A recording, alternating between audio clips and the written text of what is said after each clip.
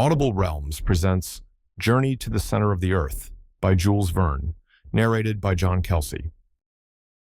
On the 24th of May, 1863, my uncle, Professor Lidenbrock, rushed into his little house, 19 Königstrasse, one of the oldest streets in the oldest portion of the city of Hamburg. Martha must have concluded that she was very much behindhand, for the dinner had only just been put into the oven.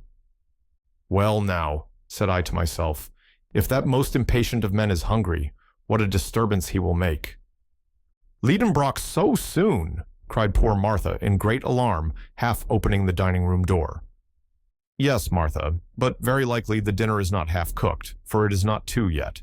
St. Michael's clock has only just struck 1:30. "Then why has the master come home so soon?" "Perhaps he will tell us that himself." "Here he is, Monsieur Axel. I will run and hide myself while you argue with him." And Martha retreated in safety into her own dominions. I was left alone.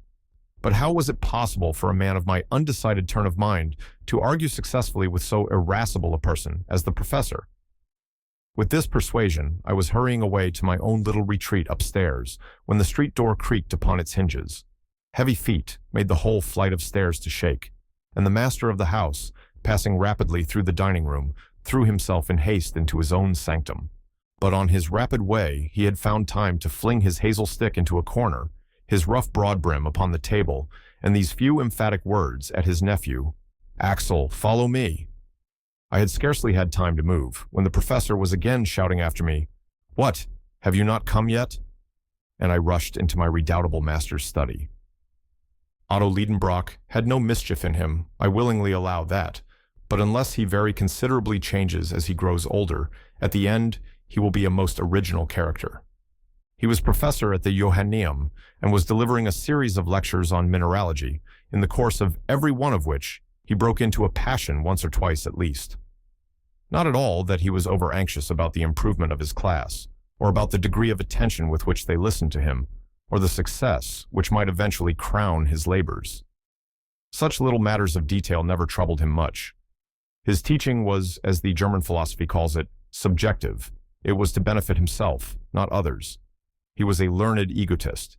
He was a well of science, and the pulleys worked uneasily when you wanted to draw anything out of it.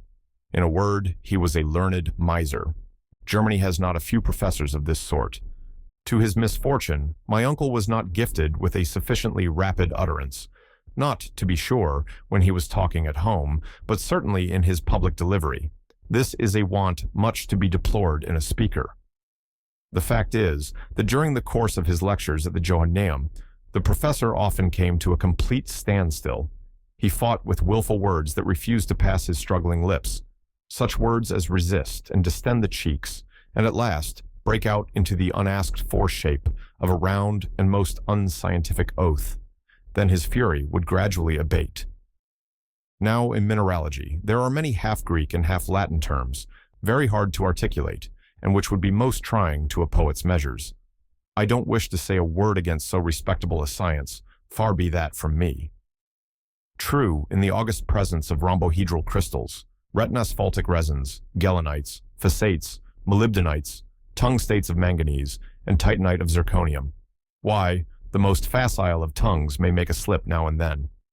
It therefore happened that this venial fault of my uncle's came to be pretty well understood in time, and an unfair advantage was taken of it. The students laid wait for him in dangerous places, and when he began to stumble, loud was the laughter, which is not in good taste, not even in Germans. And if there was always a full audience to honor the Lidenbrock courses, I should be sorry to conjecture how many came to make merry at my uncle's expense. Nevertheless, my good uncle was a man of deep learning, a fact I am most anxious to assert and reassert. Sometimes he might irretrievably injure a specimen by his too great ardor in handling it. But still, he united the genius of a true geologist with the keen eye of the mineralogist. Armed with his hammer, his steel pointer, his magnetic needles, his blowpipe, and his bottle of nitric acid, he was a powerful man of science. He would refer any mineral to its proper place among the 601 elementary substances now enumerated by its fracture, its appearance, its hardness, its fusibility, its sonorousness, its smell, and its taste. The name of Lidenbrock was honorably mentioned in colleges and learned societies. Humphrey Davy, to Humboldt, Captain Sir John Franklin, General Sabine, never failed to call upon him on their way through Hamburg.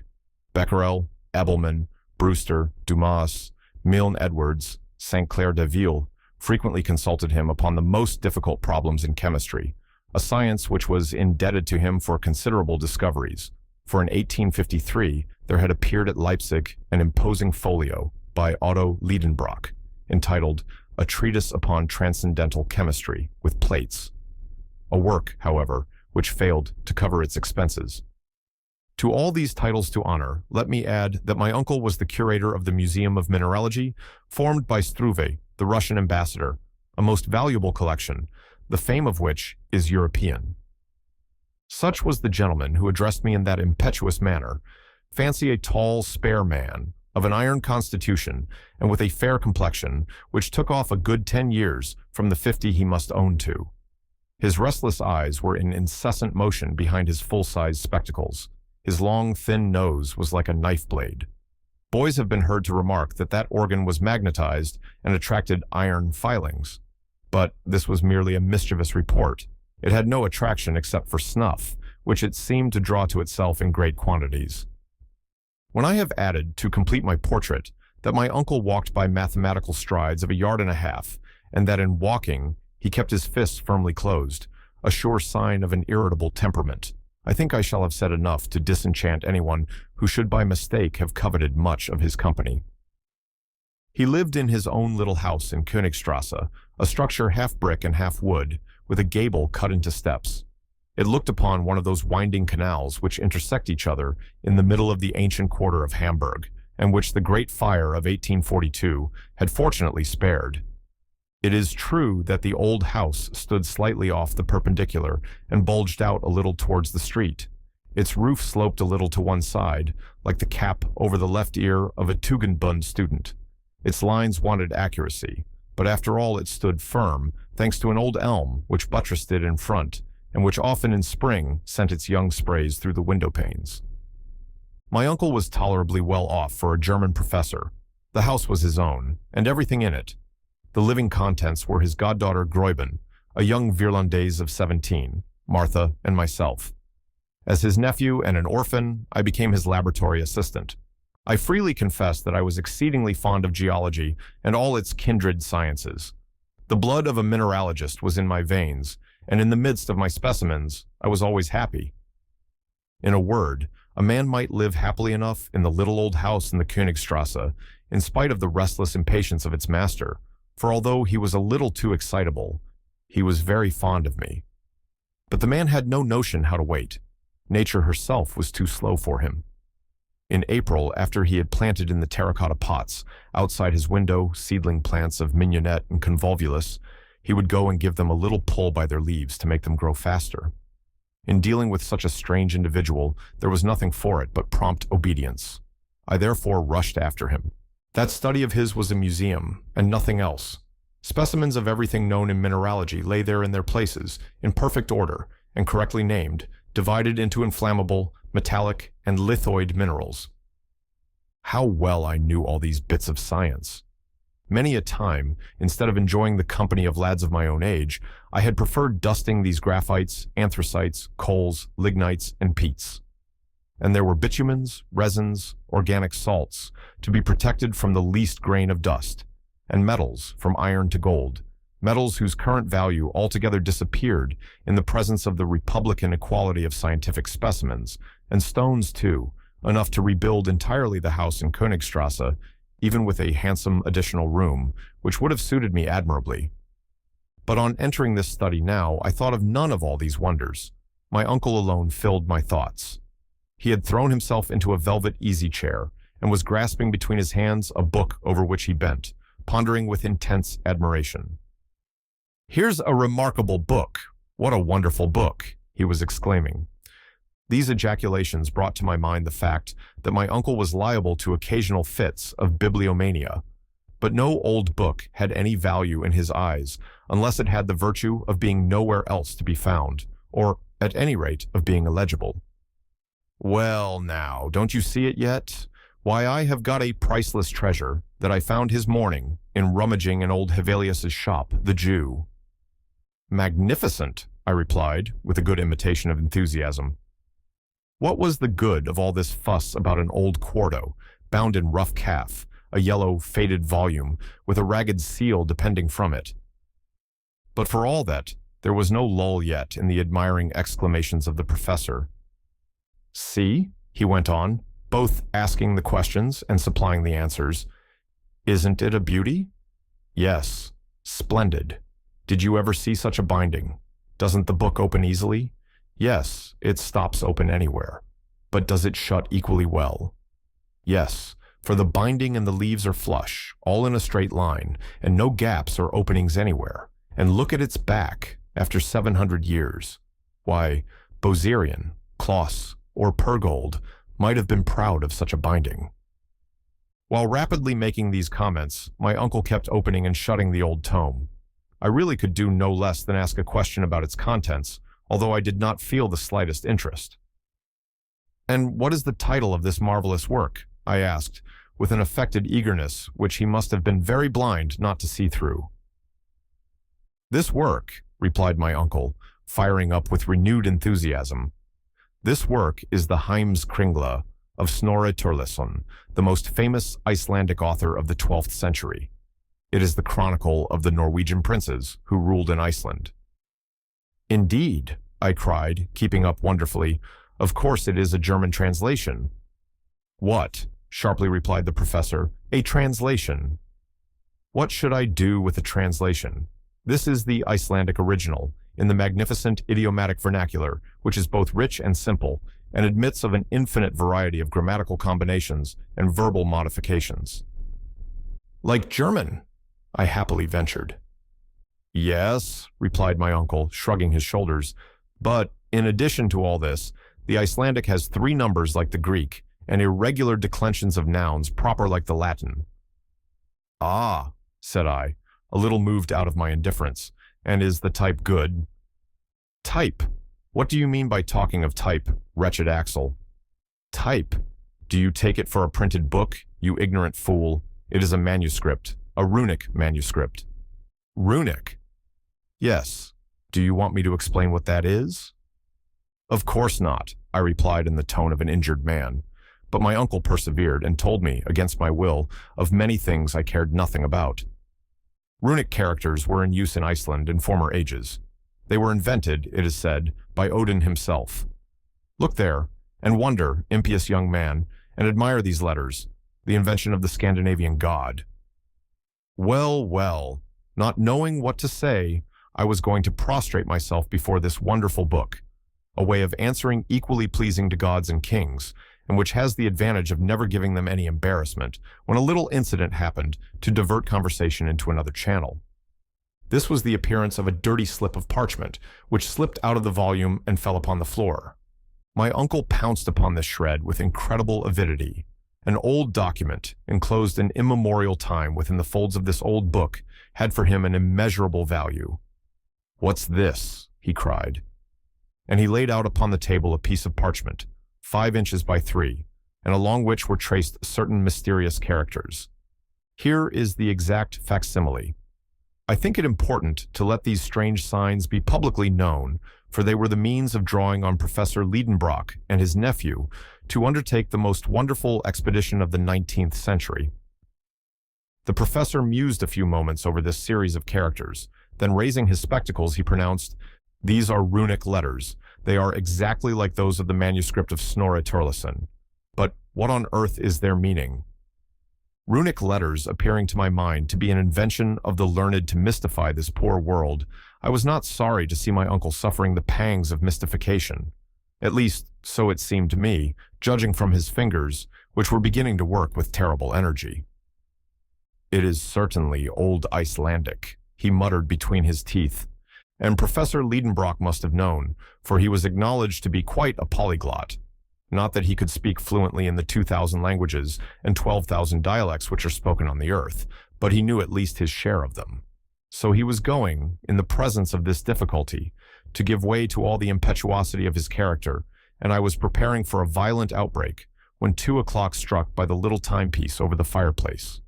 At that moment, our good housekeeper Martha opened the study door, saying, "Dinner is ready." I am afraid he sent that soup to where it would boil away to nothing, and Martha took to her heels for safety. I followed her, and hardly knowing how I got there, I found myself seated in my usual place. I waited a few minutes. No professor came. Never within my remembrance had he missed the important ceremonial of dinner. And yet, what a good dinner it was. There was parsley soup, an omelette of ham garnished with spiced sorrel, a fillet of veal with compote of prunes. For dessert, crystallized fruit, the whole washed down with sweet moselle. All this my uncle was going to sacrifice to a bit of old parchment. As an affectionate and attentive nephew, I considered it my duty to eat for him as well as for myself, which I did conscientiously. "I have never known such a thing," said Martha. "Lidenbrock is not at table." "Who could have believed it?" I said, with my mouth full. "Something serious is going to happen," said the servant, shaking her head. My opinion was that nothing more serious would happen than an awful scene when my uncle should have discovered that his dinner was devoured. I had come to the last of the fruit when a very loud voice tore me away from the pleasures of my dessert. With one spring, I bounded out of the dining room into the study. "Undoubtedly it is runic," said the professor, bending his brows, "but there is a secret in it, and I mean to discover the key." A violent gesture finished the sentence. "Sit there," he added, holding out his fist towards the table. "Sit there and write." I was seated in a trice. "Now I will dictate to you every letter of our alphabet, which corresponds with each of these Icelandic characters. We will see what that will give us. But by Michael, if you should dare to deceive me." The dictation commenced. I did my best. Every letter was given me one after the other, with the following remarkable result. Me, Reynolds, S. Revel Seaside. Skjort sem vintejef niederke, kits semnatradi saudern, imteneu einvek reelsa. Atsar NVCR Cebs, Sikjarmi evtavel farantivo, dit ja iek osebo kidi I. When this work was ended, my uncle tore the paper from me and examined it attentively for a long time. "What does it all mean?" he kept repeating mechanically. Upon my honor, I could not have enlightened him. Besides, he did not ask me, and he went on talking to himself. "This is what is called a cryptogram or cipher," he said, "in which letters are purposely thrown in confusion, which if properly arranged, would reveal their sense. Only think that under this jargon, there may lie concealed the clue to some great discovery." As for me, I was of opinion that there was nothing at all in it, though, of course, I took care not to say so. Then the professor took the book and the parchment and diligently compared them together. "These two writings are not by the same hand," he said. "The cipher is of later date than the book, an undoubted proof of which I see in a moment. The first letter is a double M, a letter which is not to be found in Turleson's book, and which was only added to the alphabet in the 14th century. Therefore, there are 200 years between the manuscript and the document." I admitted that this was a strictly logical conclusion. "I am therefore led to imagine," continued my uncle, "that some possessor of this book wrote these mysterious letters. But who was that possessor? Is his name nowhere to be found in the manuscript?" My uncle raised his spectacles, took up a strong lens, and carefully examined the blank pages of the book. On the front of the second, the title page, he noticed a sort of stain which looked like an ink blot. But in looking at it very closely, he thought he could distinguish some half-effaced letters. My uncle at once fastened upon this as the center of interest, and he labored at that blot until by the help of his microscope, he ended by making out the following runic characters, which he read without difficulty. "Arne Saknussemm," he cried in triumph. "Why, that is the name of another Icelander, a savant of the 16th century, a celebrated alchemist." I gazed at my uncle with satisfactory admiration. "Those alchemists," he resumed, "Avicenna, Bacon, Lully, Paracelsus, were the real and only savants of their time. They made discoveries at which we are astonished. Has not this Saknussemm concealed under his cryptogram some surprising invention? It is so. It must be so." The professor's imagination took fire at this hypothesis. "No doubt," I ventured to reply, But what interest would he have in thus hiding so marvelous a discovery? Why? Why? How can I tell? Did not Galileo do the same by Saturn? We shall see. I will get at the secret of this document, and I will neither sleep nor eat until I have found it out. My comment on this was a half-suppressed, "Oh." "Nor you either, Axel," he added. "The deuce," said I to myself. "Then it is lucky I have eaten 2 dinners today." First of all, we must find out the key to this cipher. That cannot be difficult. At these words, I quickly raised my head, but my uncle went on soliloquizing. "There's nothing easier. In this document, there are 132 letters, 77 consonants, and 55 vowels. This is the proportion found in southern languages, whilst northern tongues are much richer in consonants. Therefore, this is in a southern language." These were very fair conclusions, I thought. But what language is it? Here I looked for a display of learning, but I met instead with profound analysis. "This Saknussemm," he went on, "was a very well-informed man. Now, since he was not writing in his own mother tongue, he would naturally select that which was currently adopted by the choice spirits of the 16th century, I mean Latin. If I am mistaken, I can but try Spanish, French, Italian, Greek, or Hebrew, but the savants of the 16th century generally wrote in Latin. I am therefore entitled to pronounce this, a priori, to be Latin. It is Latin." I jumped up in my chair. My Latin memories rose in revolt against the notion that these barbarous words could belong to the sweet language of Virgil. "Yes, it is Latin," my uncle went on, "but it is Latin confused and in disorder." "Very well," thought I. "If you can bring order out of that confusion, my dear uncle, you are a clever man." "Let us examine carefully," said he again, taking up the leaf upon which I had written. "Here is a series of 132 letters in apparent disorder. There are words consisting of consonants only, as hurls. Others, on the other hand, in which vowels predominate, as for instance the 5th on teeth, or the last, but one, osebo.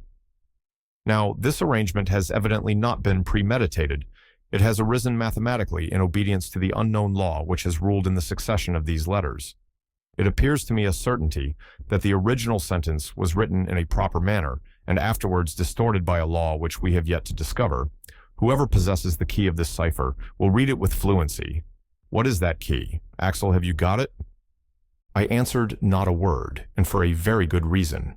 My eyes had fallen upon a charming picture, suspended against the wall, the portrait of Gräuben. My uncle's ward was at that time at Altona, staying with a relation, and in her absence I was very downhearted. For I may confess it to you now, the pretty Virlandaise and the professor's nephew loved each other with a patience and a calmness entirely German. We had become engaged, unknown to my uncle, who was too much taken up with geology to be able to enter into such feelings as ours. Gräuben was a lovely blue-eyed blonde, rather given to gravity and seriousness, but that did not prevent her from loving me very sincerely. As for me, I adored her, if there is such a word in the German language. Thus it happened that the picture of my pretty Virlandaise threw me in a moment out of the world of realities into that of memory and fancy. There looked down upon me the faithful companion of my labors and my recreations. Every day she helped me to arrange my uncle's precious specimens. She and I labeled them together. Mademoiselle Gräuben was an accomplished mineralogist. She could have taught a few things to a savant. She was fond of investigating abstruse scientific questions. What pleasant hours we have spent in study, and how often I envied the very stones which she handled with her charming fingers. Then, when our leisure hours came, we used to go out together and turn into the shady avenues by the Ulster, and went happily side by side up to the old windmill, which formed such an improvement to the landscape at the head of the lake. On the road we chatted hand in hand. I told her amusing tales at which she laughed heartily. Then we reached the banks of the Elbe, and after having bid goodbye to the Swan, sailing gracefully amidst the white water lilies, we returned to the quay by the steamer. That is just where I was in my dream, when my uncle, with a vehement thump on the table, dragged me back to the realities of life. "Come," said he, "the very first idea which would come into anyone's head to confuse the letters of a sentence would be to write the words vertically instead of horizontally." "Indeed," said I. Now we must see what would be the effect of that, Axel. Put down upon this paper any sentence you like, only instead of arranging the letters in the usual way, one after the other, place them in succession in vertical columns, so as to group them together in 5 or 6 vertical lines. I caught his meaning, and immediately produced the following literary wonder: IYLOAU, LOLWRBOUNGE, VWMDRN, EEEYEA. Good, said the professor without reading them. Now set down those words in a horizontal line. I obeyed, and with this result, Iloau lol verb u nge vomdern iya. Excellent, said my uncle, taking the paper hastily out of my hands. This begins to look just like an ancient document. The vowels and the consonants are grouped together in equal disorder. There are even capitals in the middle of words, and commas too, just as in Saknasem's parchment. I considered these remarks very clever. Now, said my uncle, looking straight at me, to read the sentence which you have just written, and with which I am wholly unacquainted, I shall only have to take the first letter of each word, then the second, the third, and so forth. And my uncle, to his great astonishment, and my much greater, read, I love you well, my own dear Gräuben. Hello, cried the professor. Yes, indeed, without knowing what I was about, like an awkward and unlucky lover, I had compromised myself by writing this unfortunate sentence. Aha, you are in love with Gräuben? He said, with the right look for a guardian. Yes, no, I stammered. You love Gräuben, he went on once or twice dreamily. Well, let us apply the process I have suggested to the document in question. My uncle, falling back into his absorbing contemplations, had already forgotten my imprudent words. I merely say imprudent, for the great mind of so learned a man, of course, had no place for love affairs, and happily the grand business of the document gained me the victory. Just as the moment of the supreme experiment arrived, the professor's eyes flashed right through his spectacles. There was a quivering in his fingers as he grasped the old parchment. He was deeply moved. At last, he gave a preliminary cough, and with profound gravity, naming in succession the first, then the second letter of each word, he dictated me the following: Mesvankasenare da ICF doke segnitum vartien. E tercerete rotai sadva ednexet sadne. Lakartni il visiratrax sarbam vutabiledmek. Meritark silvico islefen senai. I confess, I felt considerably excited in coming to the end. These letters named, one at a time, had carried no sense to my mind. I therefore waited for the professor with great pomp to unfold the magnificent but hidden Latin of this mysterious phrase. But who could have foretold the result? A violent thump made the furniture rattle and spilt some ink, and my pen dropped from between my fingers. That's not it, cried my uncle. There's no sense in it. Then darting out like a shot, bowling downstairs like an avalanche, he rushed into the Königstrasse and fled.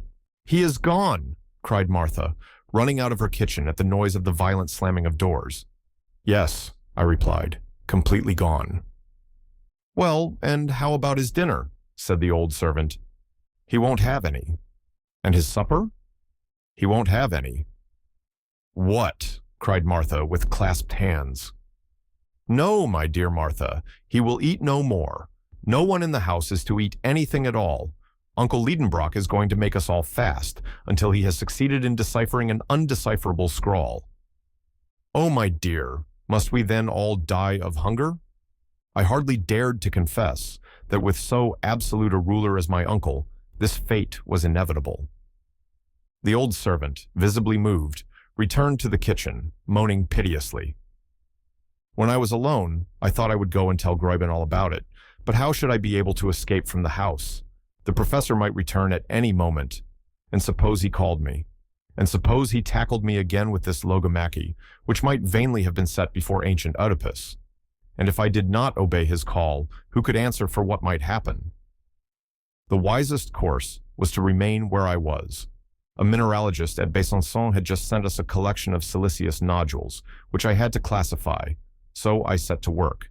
I sorted, labeled, and arranged in their own glass case all these hollow specimens, in the cavity of each of which was a nest of little crystals. But this work did not succeed in absorbing all my attention. That old document kept working in my brain. My head throbbed with excitement, and I felt an undefined uneasiness. I was possessed with a presentiment of coming evil. In an hour, my nodules were all arranged upon successive shelves.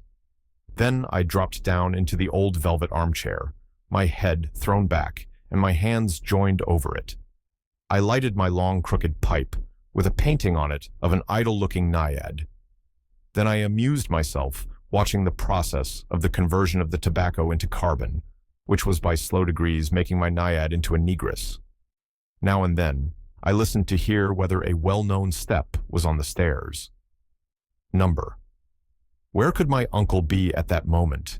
I fancied him running under the noble trees which lined the road to Altona, gesticulating, making shots with his cane, thrashing the long grass, cutting the heads off the thistles, and disturbing the contemplative storks in their peaceful solitude. Would he return in triumph or in discouragement? Which would get the upper hand, he or the secret? I was thus asking myself questions, and mechanically taking between my fingers the sheet of paper mysteriously disfigured with the incomprehensible succession of letters I had written down, and I repeated to myself, what does it all mean? I sought to group the letters so as to form words, quite impossible. When I put them together by 2s, 3s, 5s, or 6s, nothing came of it but nonsense. To be sure, the 14th, 15th, and 16th letters made the English word ice. The 83rd and 2 following made sir, and in the midst of the document, in the 2nd and 3rd lines, I observed the words rots, mutabile, ira, net, atra. Come now, I thought, these words seem to justify my uncle's view about the language of the document. In the 4th line appeared the word luco, which means a sacred wood. It is true that in the 3rd line was the word tabald, which looked like Hebrew, and in the last, the purely French words mer, arc, mir. All this was enough to drive a poor fellow crazy. 4 different languages in this ridiculous sentence. What connection could there possibly be between such words as ice, sir, anger, cruel, sacred wood, changeable, mother, bow, and sea? The first and the last might have something to do with each other. It was not at all surprising that in a document written in Iceland, there should be mention of a sea of ice, but it was quite another thing to get to the end of this cryptogram with so small a clue. So, I was struggling with an insurmountable difficulty. My brain got heated, my eyes watered over that sheet of paper. Its 132 letters seemed to flutter and fly around me like those motes of mingled light and darkness which float in the air around the head when the blood is rushing upwards with undue violence. I was a prey to a kind of hallucination. I was stifling. I wanted air. Unconsciously, I fanned myself with the bit of paper, the back and front of which successively came before my eyes. What was my surprise when, in one of those rapid revolutions, at the moment when the back was turned to me, I thought I caught sight of the Latin words craterum, terrester, and others. A sudden light burst in upon me. These hints alone gave me the first glimpse of the truth. I had discovered the key to the cipher. To read the document, it would not even be necessary to read it through the paper. Such as it was, just such as it had been dictated to me, so it might be spelt out with ease. All those ingenious professorial combinations were coming right. He was right as to the arrangement of the letters. He was right as to the language. He had been within a hair's breadth of reading this Latin document from end to end. But that hair's breadth, chance had given it to me. You may be sure I felt stirred up. My eyes were dim. I could scarcely see. I had laid the paper upon the table. At a glance, I could tell the whole secret. At last, I became more calm. I made a wise resolve to walk twice round the room quietly and settle my nerves, and then I returned into the deep gulf of the huge armchair. "Now I'll read it," I cried, after having well distended my lungs with air. I leaned over the table. I laid my fingers successively upon every letter, and without a pause, without one moment's hesitation, I read off the whole sentence aloud. Stupefaction, terror. I sat overwhelmed as if with a sudden deadly blow. What? That which I read had actually really been done. A mortal man had had the audacity to penetrate. "Ah," I cried, springing up. "But no, no, my uncle shall never know it. He would insist upon doing it too. He would want to know all about it. Ropes could not hold him, such a determined geologist as he is. He would start. He would, in spite of everything and everybody, and he would take me with him, and we should never get back. No, never, never. My overexcitement was beyond all description. No, no, it shall not be, I declared energetically, and as it is in my power to prevent the knowledge of it coming into the mind of my tyrant, I will do it. By dint of turning this document round and round, he too might discover the key. I will destroy it. There was a little fire left on the hearth. I seized not only the paper, but Saknussemm's parchment. With a feverish hand, I was about to fling it all upon the coals and utterly destroy and abolish this dangerous secret when the study door opened and my uncle appeared. I had only just time to replace the unfortunate document upon the table. Professor Lidenbrock seemed to be greatly abstracted. The ruling thought gave him no rest. Evidently, he had gone deeply into the matter, analytically and with profound scrutiny. He had brought all the resources of his mind to bear upon it during his walk, and he had come back to apply some new combination. He sat in his armchair, and pen in hand, he began what looked very much like algebraic formula. I followed with my eyes his trembling hands. I took count of every movement. Might not some unhoped-for result come of it? I trembled too, very unnecessarily, since the true key was in my hands, and no other would open the secret. For 3 long hours my uncle worked on without a word, without lifting his head, rubbing out, beginning again, then rubbing out again, and so on 100 times. I knew very well that if he succeeded in setting down these letters in every possible relative position, the sentence would come out.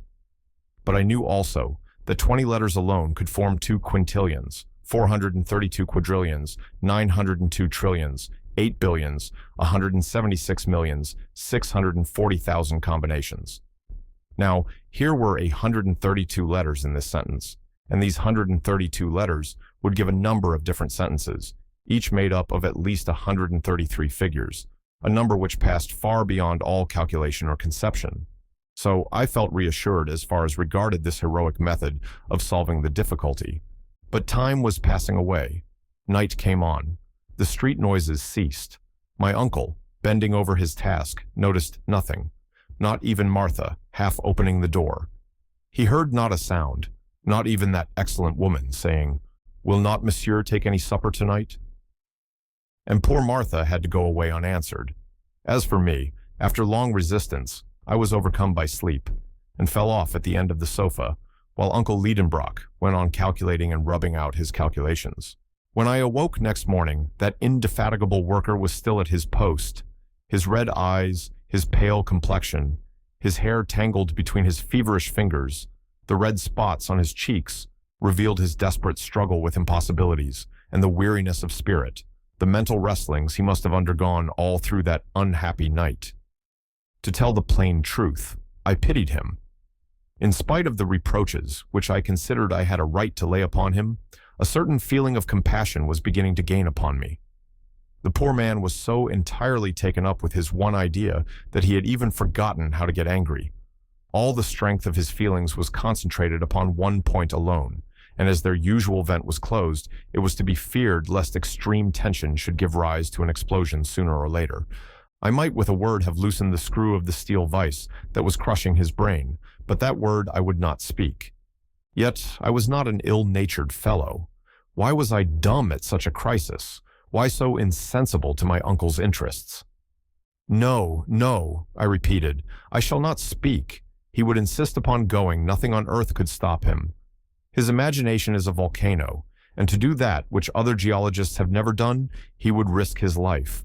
I will preserve silence. I will keep the secret which mere chance has revealed to me. To discover it would be to kill Professor Lidenbrock. Let him find it out himself if he can. I will never have it laid to my door that I led him to his destruction."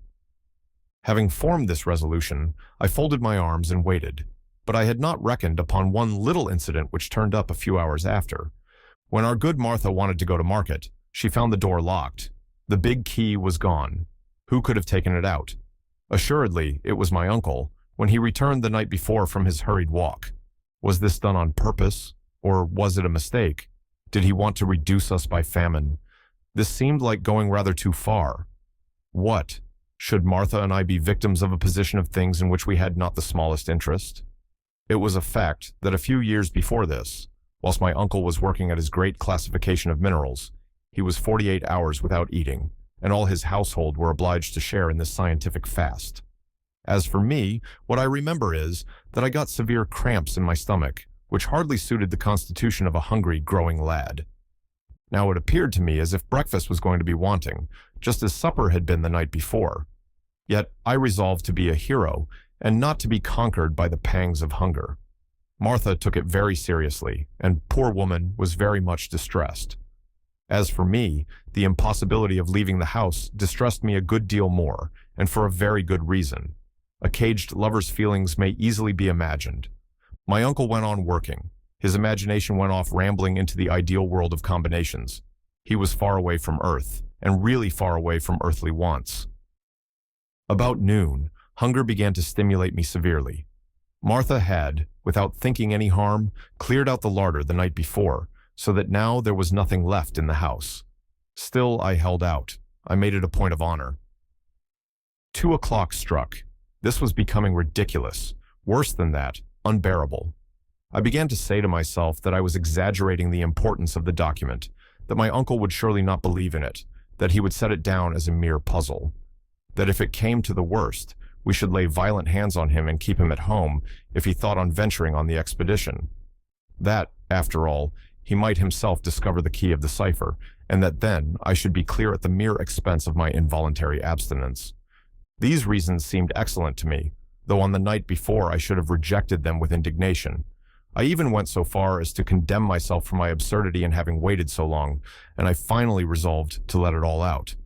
I was therefore meditating a proper introduction to the matter, so as not to seem too abrupt, when the professor jumped up, clapped on his hat, and prepared to go out. Surely he was not going out to shut us in again. No, never. "Uncle," I cried. He seemed not to hear me. "Uncle Lidenbrock," I cried, lifting up my voice. "Aye," he answered, like a man suddenly waking. "Uncle, that key." "What key?" "The door key?" "No, no," I cried. "The key of the document." The professor stared at me over his spectacles. No doubt he saw something unusual in the expression of my countenance, for he laid hold of my arm and speechlessly questioned me with his eyes. Yes, never was a question more forcibly put. I nodded my head up and down. He shook his pityingly, as if he was dealing with a lunatic. I gave a more affirmative gesture. His eyes glistened and sparkled with live fire. His hand was shaken threateningly.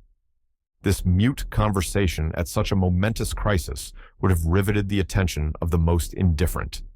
And the fact really was that I dared not speak now, so intense was the excitement, for fear lest my uncle should smother me in his first joyful embraces.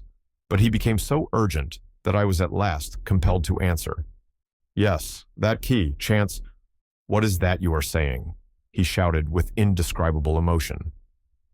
"There, read that," I said, presenting a sheet of paper on which I had written. "But there is nothing in this," he answered, crumpling up the paper. "No, nothing until you proceed to read from the end to the beginning." I had not finished my sentence when the professor broke out into a cry, nay, a roar. A new revelation burst in upon him. He was transformed.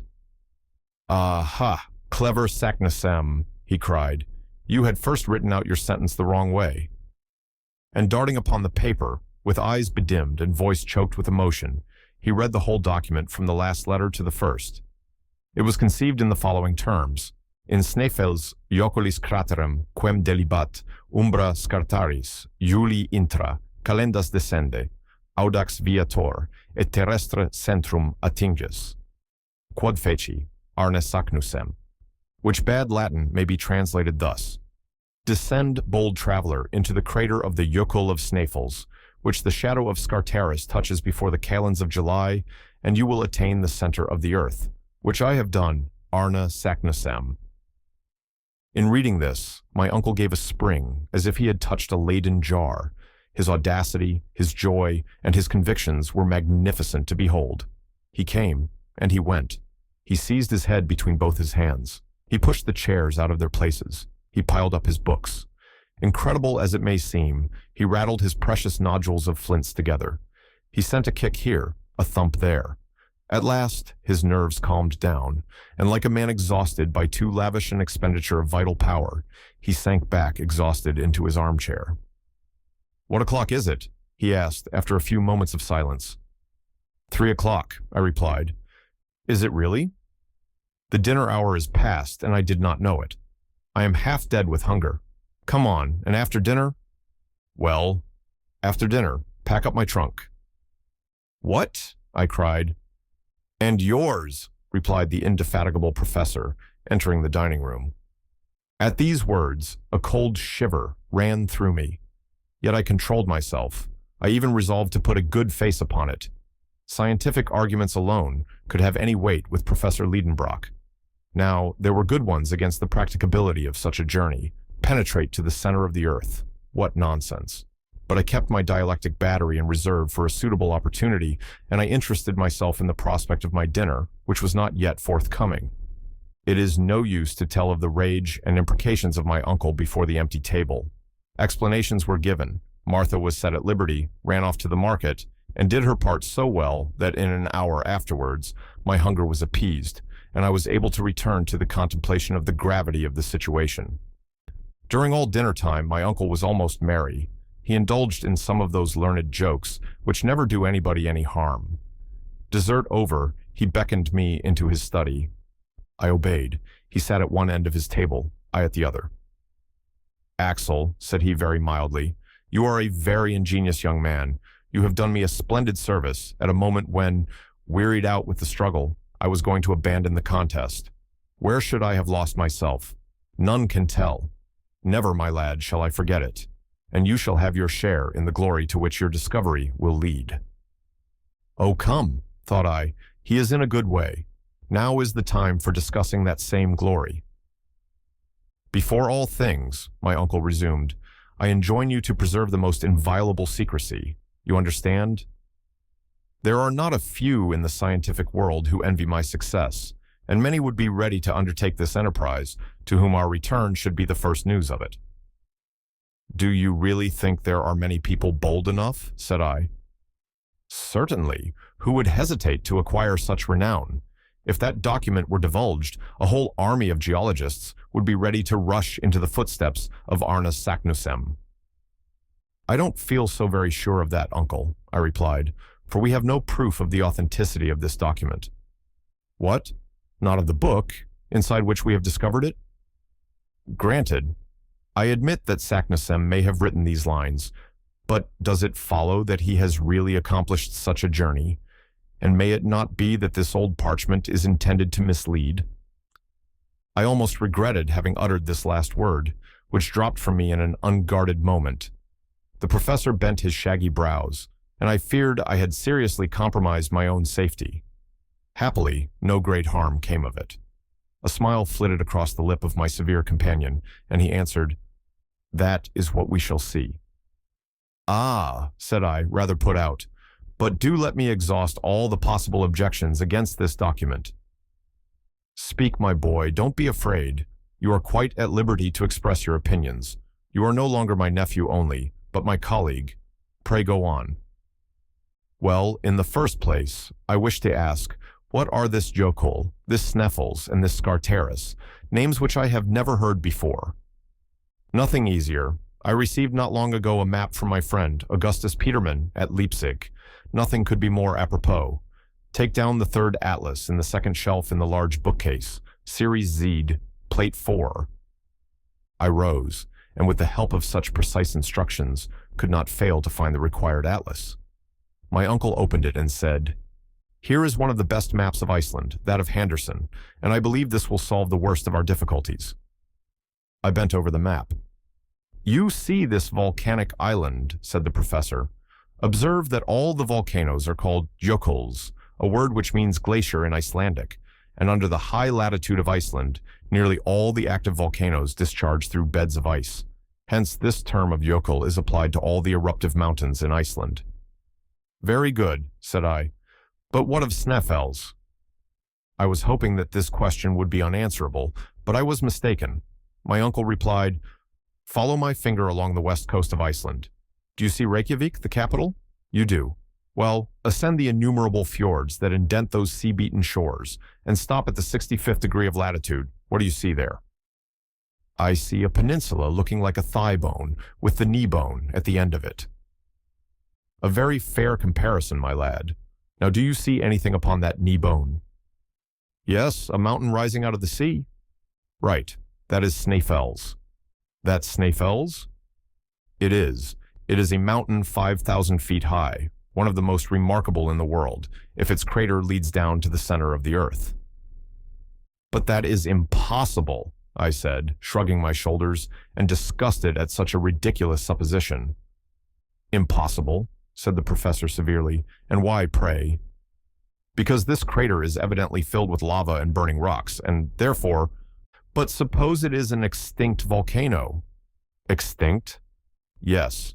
The number of active volcanoes on the surface of the globe is at the present time only about 300, but there is a very much larger number of extinct ones. Now, Snæfell's is one of these. Since historic times, there has been but one eruption of this mountain, that of 1219. From that time, it has quieted down more and more, and now it is no longer reckoned among active volcanoes." To such positive statements, I could make no reply. I therefore took refuge in other dark passages of the document. What is the meaning of this word Scartaris, and what have the calends of July to do with it? My uncle took a few minutes to consider. For one short moment I felt a ray of hope, speedily to be extinguished. For he soon answered thus: "What is darkness to you is light to me." This proves the ingenious care with which Saknussemm guarded and defined his discovery. Snæfell's has several craters. It was therefore necessary to point out which of these leads to the center of the globe. What did the Icelandic sage do? He observed that at the approach of the calends of July, that is to say in the last days of June, one of the peaks, called Scartaris, flung its shadow down the mouth of that particular crater, and he committed that fact to his document. Could there possibly have been a more exact guide? As soon as we have arrived at the summit of Snæfell's, we shall have no hesitation as to the proper road to take. Decidedly, my uncle had answered every one of my objections. I saw that his position on the old parchment was impregnable. I therefore ceased to press him upon that part of the subject, and as above all things he must be convinced, I passed on to scientific objections, which in my opinion were far more serious. "Well then," I said, "I am forced to admit that Saknussemm's sentence is clear and leaves no room for doubt. I will even allow that the document bears every mark and evidence of authenticity. That learned philosopher did get to the bottom of Snæfell's. He has seen the shadow of Scartaris touch the edge of the crater before the calends of July. He may even have heard the legendary stories told in his day about that crater reaching to the center of the world.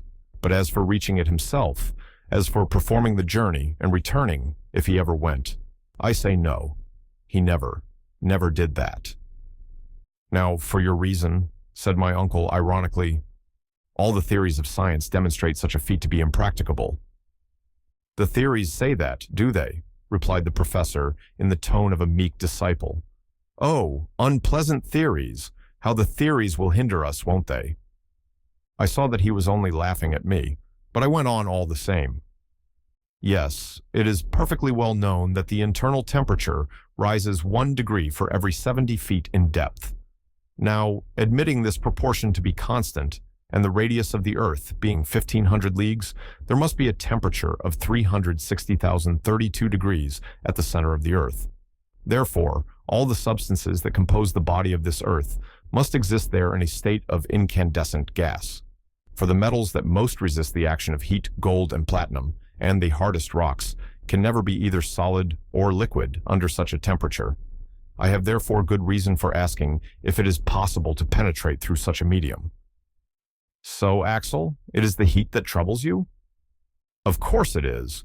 Were we to reach a depth of 30 miles, we should have arrived at the limit of the terrestrial crust, for there the temperature will be more than 2,372 degrees. "Are you afraid of being put into a state of fusion?" "I will leave you to decide that question," I answered rather sullenly.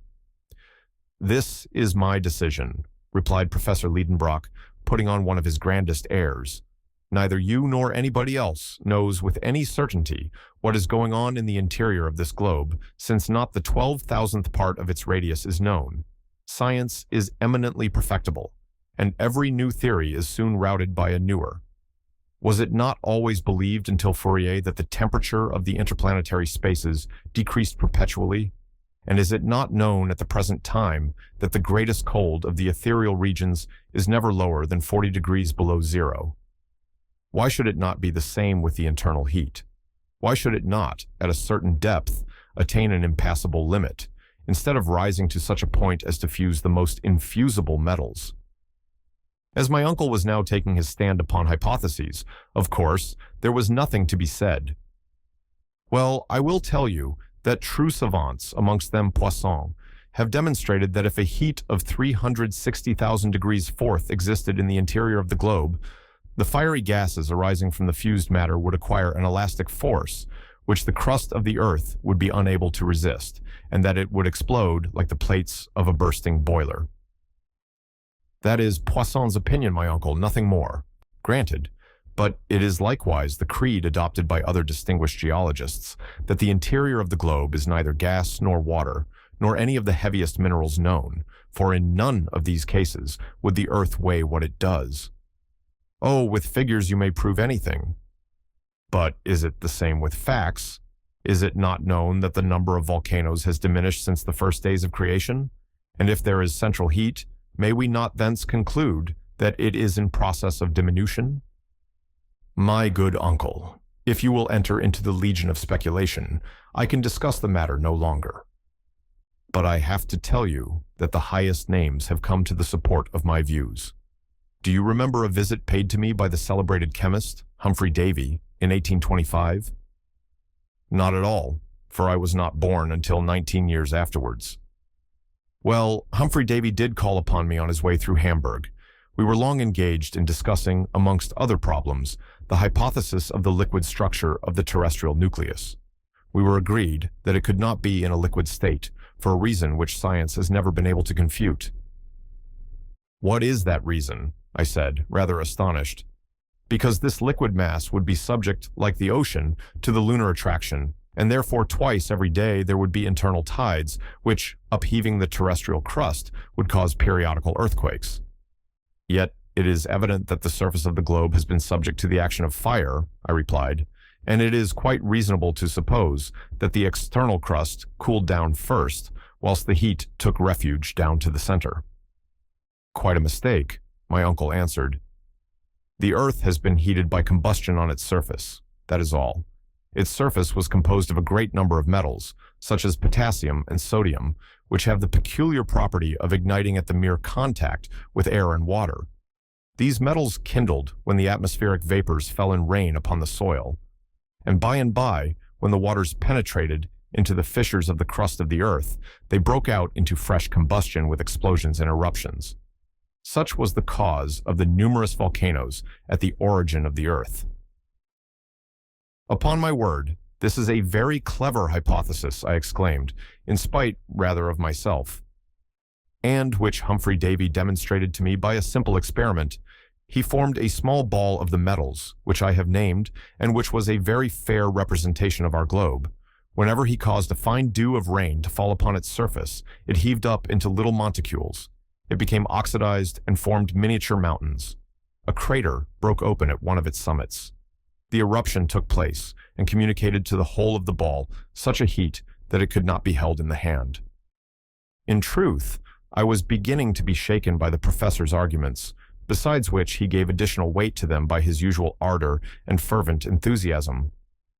You see, Axel, he added, the condition of the terrestrial nucleus has given rise to various hypotheses among geologists. There is no proof at all for this internal heat. My opinion is that there is no such thing. It cannot be. Besides, we shall see for ourselves, and, like Arne Saknussemm, we shall know exactly what to hold as truth concerning this grand question. Very well, we shall see, I replied, feeling myself carried off by his contagious enthusiasm. Yes, we shall see. That is, if it is possible to see anything there. And why not? May we not depend upon electric phenomena to give us light?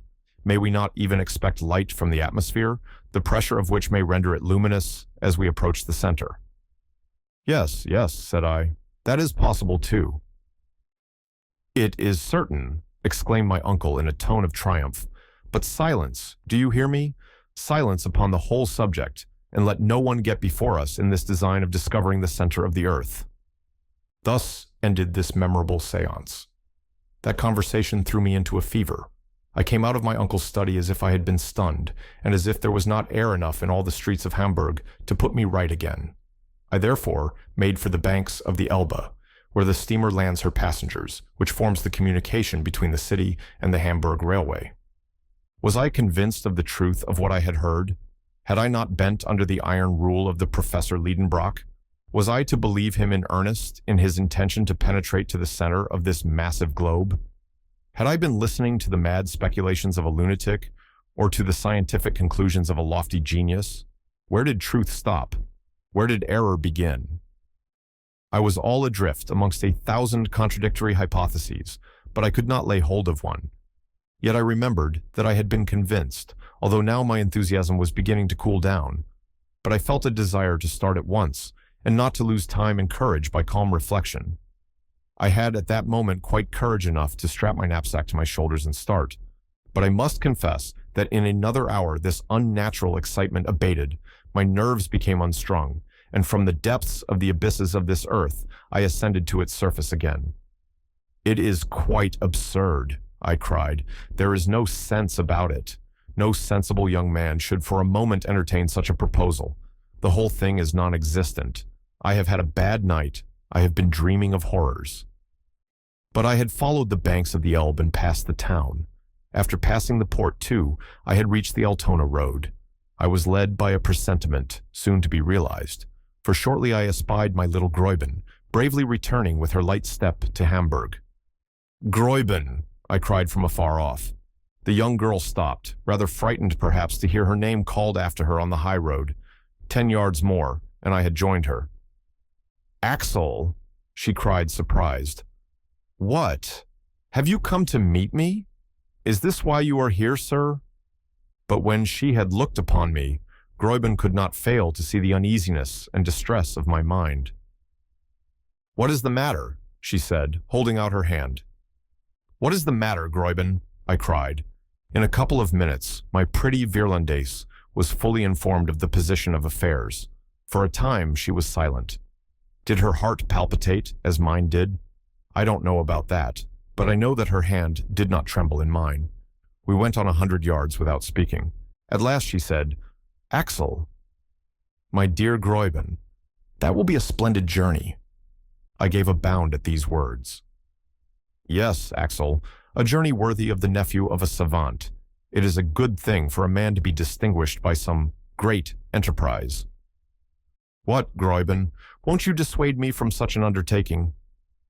"No, my dear Axel, and I would willingly go with you, but that a poor girl would only be in your way." "Is that quite true?" "It is true." "Ah, women and young girls, how incomprehensible are your feminine hearts. When you are not the timidest, you are the bravest of creatures. Reason has nothing to do with your actions." "What? Did this child encourage me in such an expedition? Would she not be afraid to join it herself? And she was driving me to it, one whom she loved." I was disconcerted, and if I must tell the whole truth, I was ashamed. "Gräuben, we will see whether you will say the same thing tomorrow." "Tomorrow, dear Axel, I will say what I say today." Gräuben and I, hand in hand, but in silence, pursued our way. The emotions of that day were breaking my heart. After all, I thought, the calends of July are a long way off, and between this and then many things may take place which will cure my uncle of his desire to travel underground. It was night when we arrived at the house in Königstrasse. I expected to find all quiet there, my uncle in bed, as was his custom, and Martha giving her last touches with the feather brush. But I had not taken into account the professor's impatience. I found him shouting and working himself up amidst a crowd of porters and messengers who were all depositing various loads in the passage. Our old servant was at her wit's end. "Come, Axel, come, you miserable wretch," my uncle cried from as far off as he could see me. Your boxes are not packed, and my papers are not arranged. Where's the key of my carpet bag? And what have you done with my gaiters?" I stood thunderstruck. My voice failed. Scarcely could my lips utter the words. "Are we really going?" "Of course, you unhappy boy. Could I have dreamed that you would have gone out for a walk instead of hurrying your preparations forward?" "Are we to go?" I asked again with sinking hopes. "Yes, the day after tomorrow, early." I could hear no more. I fled for refuge into my own little room. All hope was now at an end. My uncle had been all the morning making purchases of a part of the tools and apparatus required for this desperate undertaking. The passage was encumbered with rope ladders, knotted cords, torches, flasks, grappling irons, alpenstocks, pickaxes, iron-shod sticks, enough to load 10 men. I spent an awful night. Next morning I was called early. I had quite decided I would not open the door. But how was I to resist the sweet voice, which was always music to my ears, saying, "My dear Axel"? I came out of my room. I thought my pale countenance and my red and sleepless eyes would work upon Gräuben's sympathies and change her mind. "Ah, my dear Axel," she said, "I see you are better. A night's rest has done you good." "Done me good," I exclaimed. I rushed to the glass.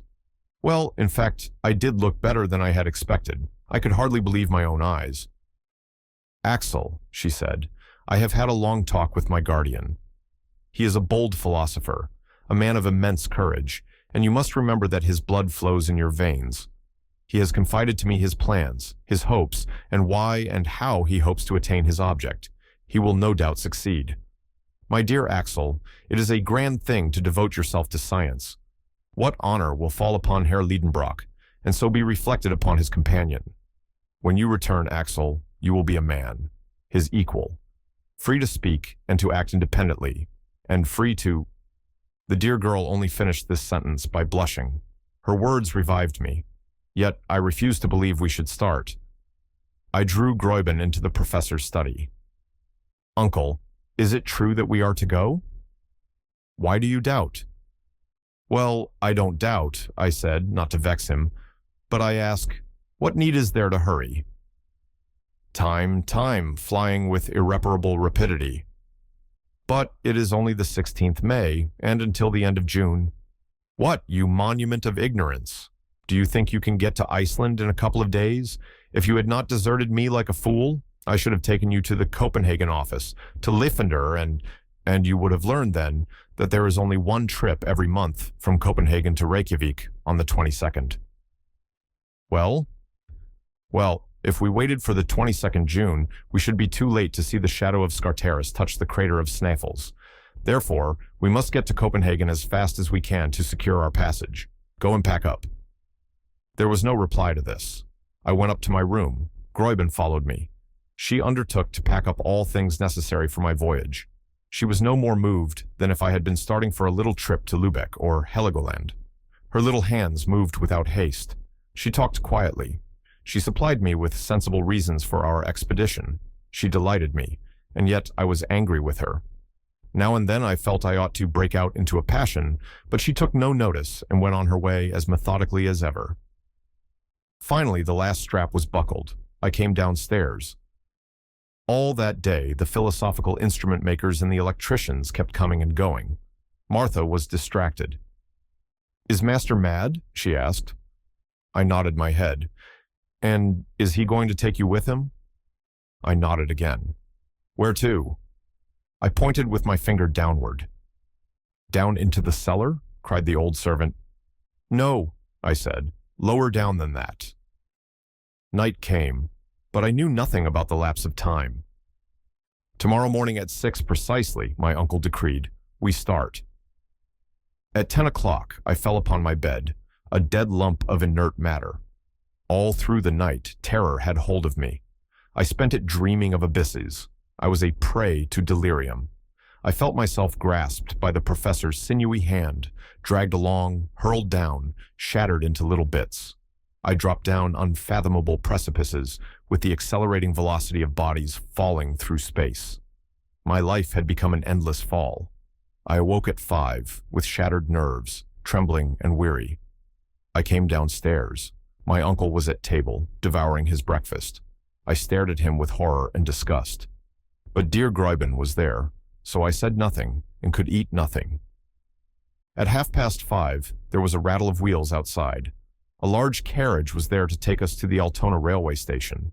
It was soon piled up with my uncle's multifarious preparations. "Where's your box?" he cried. "It is ready," I replied with faltering voice. "Then make haste down, or we shall lose the train." It was now manifestly impossible to maintain the struggle against destiny. I went up again to my room, and rolling my portmanteaus downstairs, I darted after him. At that moment, my uncle was solemnly investing Gräuben with the reins of government. My pretty Virlandaise was as calm and collected as was her wont. She kissed her guardian, but could not restrain a tear in touching my cheek with her gentle lips. "Gräuben," I murmured. "Go, my dear Axel, go. I am now your betrothed, and when you come back, I will be your wife." I pressed her in my arms and took my place in the carriage. Martha and the young girl, standing at the door, waved their last farewell. Then the horses, roused by the driver's whistling, darted off at a gallop on the road to Altona. Altona, which is but a suburb of Hamburg, is the terminus of the Kiel Railway, which was to carry us to the Belts. In 20 minutes, we were in Holstein. At 6:30, the carriage stopped at the station. My uncle's numerous packages, his voluminous impedimenta, were unloaded, removed, labeled, weighed, put into the luggage vans, and at 7, we were seated face to face in our compartment. The whistle sounded, the engine started, we were off. Was I resigned? No, not yet. Yet the cool morning air and the scenes on the road, rapidly changed by the swiftness of the train, drew me away somewhat from my sad reflections. As for the professor's reflections, they went far in advance of the swiftest express. We were alone in the carriage, but we sat in silence. My uncle examined all his pockets and his traveling bag with the minutest care. I saw that he had not forgotten the smallest matter of detail. Amongst other documents, a sheet of paper, carefully folded, bore the heading of the Danish consulate with the signature of Christiansen, consul at Hamburg and the professor's friend. With this, we possessed the proper introductions to the governor of Iceland.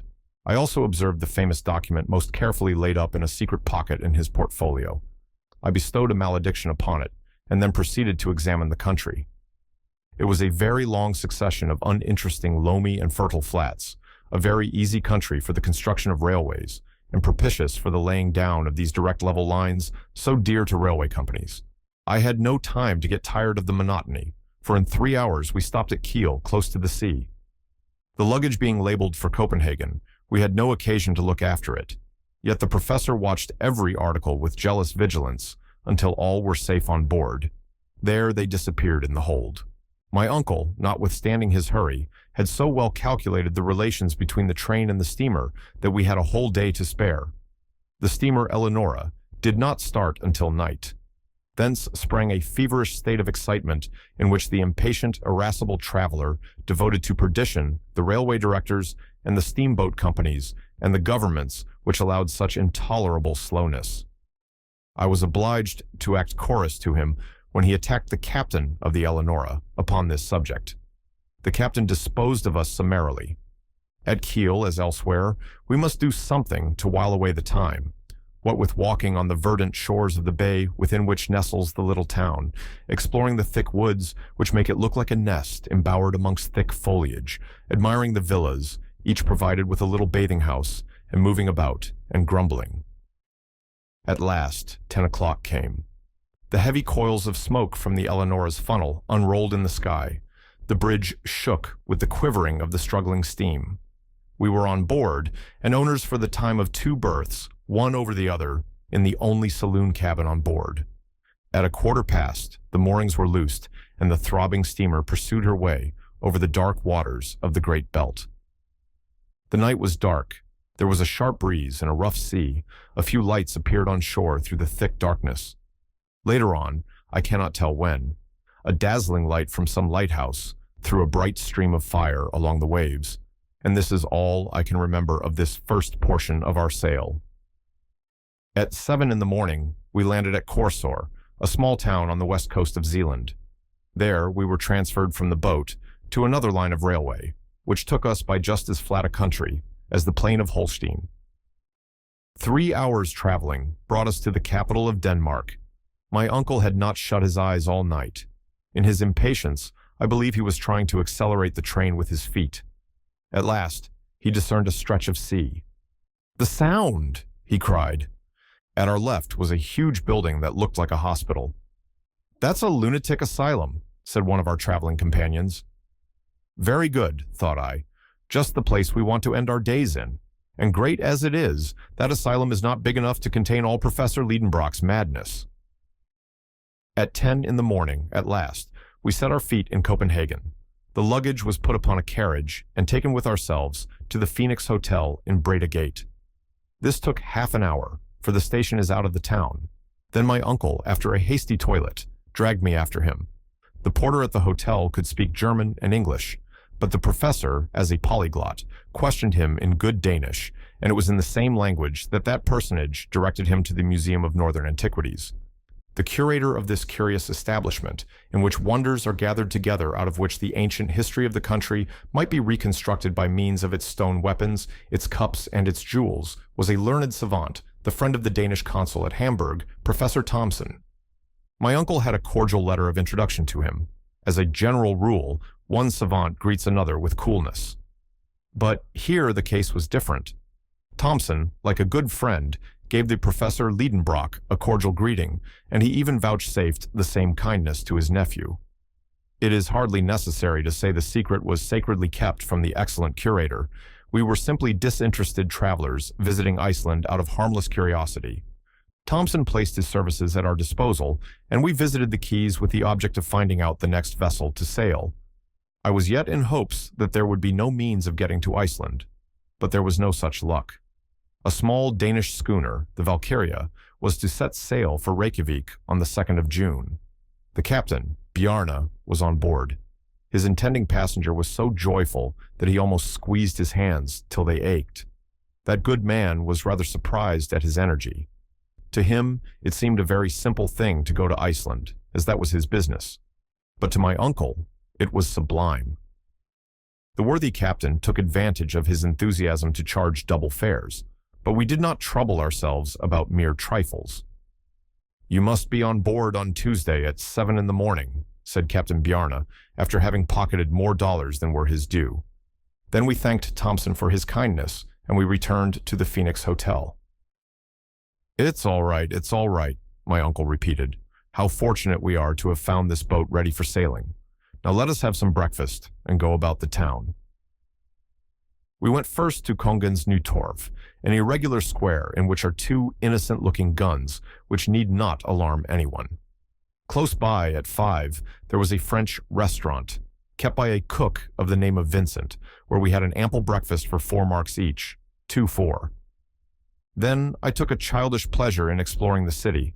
My uncle let me take him with me, but he took notice of nothing, neither the insignificant King's Palace, nor the pretty 17th century bridge, which spans the canal before the museum, nor that immense cenotaph of Thorvaldson's, adorned with horrible mural painting, and containing within it a collection of the sculptor's works, nor in a fine park the toy-like chateau of Rosenberg, nor the beautiful Renaissance edifice of the Exchange, nor its spire composed of the twisted tails of 4 bronze dragons, nor the great windmill on the ramparts, whose huge arms dilated in the sea breeze like the sails of a ship. What delicious walks we should have had together, my pretty Virlandaise and I, along the harbor where the 2-deckers and the frigate slept peaceably by the red roofing of the warehouse, by the green banks of the strait, through the deep shades of the trees amongst which the fort is half concealed, where the guns are thrusting out their black throats between branches of alder and willow. But, alas, Gräuben was far away, and I never hoped to see her again. But if my uncle felt no attraction towards these romantic scenes, he was very much struck with the aspect of a certain church spire situated in the island of Amager, which forms the southwest quarter of Copenhagen. I was ordered to direct my feet that way. I embarked on a small steamer which plies on the canals, and in a few minutes she touched the quay of the dockyard. After crossing a few narrow streets, where some convicts, in trousers half yellow and half gray, were at work under the orders of the gangers, We arrived at the Kirke. There was nothing remarkable about the church, but there was a reason why its tall spire had attracted the professor's attention. Starting from the top of the tower, an external staircase wound around the spire, the spirals circling up into the sky. "Let us get to the top," said my uncle. "I shall be dizzy," I said. "The more reason why we should go up. We must get used to it." "But, come, I tell you, don't waste our time." I had to obey. A keeper who lived at the other end of the street handed us the key, and the ascent began. My uncle went ahead with a light step. I followed him not without alarm, for my head was very apt to feel dizzy. I possessed neither the equilibrium of an eagle nor his fearless nature. As long as we were protected on the inside of the winding staircase up the tower, all was well enough. But after toiling up 150 steps, the fresh air came to salute my face, and we were on the leads of the tower. There, the aerial staircase began its gyrations, only guarded by a thin iron rail, and the narrowing steps seemed to ascend into infinite space. "Never shall I be able to do it," I said. "Don't be a coward. Come up, sir," said my uncle with the coldest cruelty. I had to follow, clutching at every step. The keen air made me giddy. I felt the spire rocking with every gust of wind. My knees began to fail. Soon I was crawling on my knees, then creeping on my stomach. I closed my eyes. I seemed to be lost in space. At last, I reached the apex, with the assistance of my uncle, dragging me up by the collar. "Look down," he cried. "Look down well. You must take a lesson in abysses." I opened my eyes. I saw houses squashed flat, as if they had all fallen down from the skies. A smoke fog seemed to drown them. Over my head, ragged clouds were drifting past, and by an optical inversion, they seemed stationary, while the steeple, the ball, and I were all spinning along with fantastic speed. Far away on one side was the green country. On the other, the sea sparkled, bathed in sunlight. The Sound stretched away to Elsinore, dotted with a few white sails like seagulls' wings, and in the misty east and away to the northeast lay outstretched the faintly shadowed shores of Sweden. All this immensity of space whirled and wavered, fluctuating beneath my eyes. But I was compelled to rise, to stand up, to look. My first lesson in dizziness lasted an hour. When I got permission to come down and feel the solid street pavements, I was afflicted with severe lumbago. "Tomorrow we will do it again," said the professor. And it was so. For 5 days in succession, I was obliged to undergo this anti-vertiginous exercise, and whether I would or not, I made some improvement in the art of lofty contemplations. The day for our departure arrived. The day before it, our kind friend Thomson brought us letters of introduction to Count Tramp, the governor of Iceland, Picturson, the bishop Suffragan, and Finson, mayor of Reykjavik. My uncle expressed his gratitude by tremendous compressions of both his hands. On the 2nd, at 6 in the evening, all our precious baggage being safely on board the Valkyria, the captain took us into a very narrow cabin. "Is the wind favorable?" my uncle asked. "Excellent," replied Captain Bjarne. "A sou'easter. We shall pass down the Sound full speed, with all sails set." In a few minutes, the schooner, under her mizzen, brigantine, topsail, and topgallant sail, loosed from her moorings and made full sail through the straits. In an hour, the capital of Denmark seemed to sink below the distant waves, and the Valkyria was skirting the coast by Elsinore. In my nervous frame of mind, I expected to see the ghost of Hamlet wandering on the legendary castle terrace. "Sublime madman," I said, "no doubt you would approve of our expedition. Perhaps you would keep us company to the center of the globe, to find the solution of your eternal doubts." But there was no ghostly shape upon the ancient walls. Indeed, the castle is much younger than the heroic Prince of Denmark. It now answers the purpose of a sumptuous lodge for the doorkeeper of the Straits of the Sound, before which every year there pass 15,000 ships of all nations. The castle of Kronborg soon disappeared in the mist, as well as the tower of Helsingborg, built on the Swedish coast, and the schooner passed lightly on her way, urged by the breezes of the Kattegat. The Valkyria was a splendid sailor, but on a sailing vessel you can place no dependence. She was taking to Reykjavik coal, household goods, earthenware, woolen clothing, and a cargo of wheat. The crew consisted of 5 men, all Danes. "How long will the passage take?" my uncle asked. 10 days, the captain replied, "if we don't meet a nor'wester in passing the Faroes." "But are you not subject to considerable delays?" "No, Lidenbrock, don't be uneasy. We shall get there in very good time." At evening, the schooner doubled the Skaw at the northern point of Denmark, in the night passed the Skagerrak, skirted Norway by Cape Linden, and entered the North Sea. In 2 days more, we sighted the coast of Scotland near Peterhead, and the Valkyria turned her lead towards the Faroe Islands, passing between the Orkneys and Shetlands. Soon the schooner encountered the great Atlantic swell. She had to tack against the north wind, and reached the Faroes only with some difficulty. On the 8th, the captain made out Mykines, the southernmost of these islands, and from that moment took a straight course for Cape Portland, the most southerly point of Iceland. The passage was marked by nothing unusual. I bore the troubles of the sea pretty well. My uncle, to his own intense disgust, and his greater shame, was ill all through the voyage. He therefore was unable to converse with the captain about snaffles, the way to get to it, the facilities for transport. He was obliged to put off these inquiries until his arrival, and spent all his time at full length in his cabin, of which the timbers creaked and shook with every pitch she took. It must be confessed he was not undeserving of his punishment. On the 11th, we reached Cape Portland. The clear open weather gave us a good view of Myrdals Jökull, which overhangs it. The cape is merely a low hill with steep sides, standing lonely by the beach. The Valkyria kept at some distance from the coast, taking a westerly course amidst great shoals of whales and sharks. Soon we came in sight of an enormous perforated rock, through which the sea dashed furiously. The Westman Islets seemed to rise out of the ocean like a group of rocks in a liquid plain. From that time, the schooner took a wide berth and swept at a great distance round Cape Reykjanes, which forms the western point of Iceland. The rough sea prevented my uncle from coming on deck to admire these shattered and surf-beaten coasts. 48 hours after, coming out of a storm, which forced the schooner to scud under bare poles, we sighted east of us the beacon on Cape Skagen, where dangerous rocks extend far away seaward.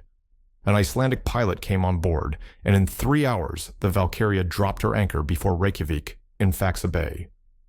The professor at last emerged from his cabin, rather pale and wretched-looking, but still full of enthusiasm and with ardent satisfaction shining in his eyes.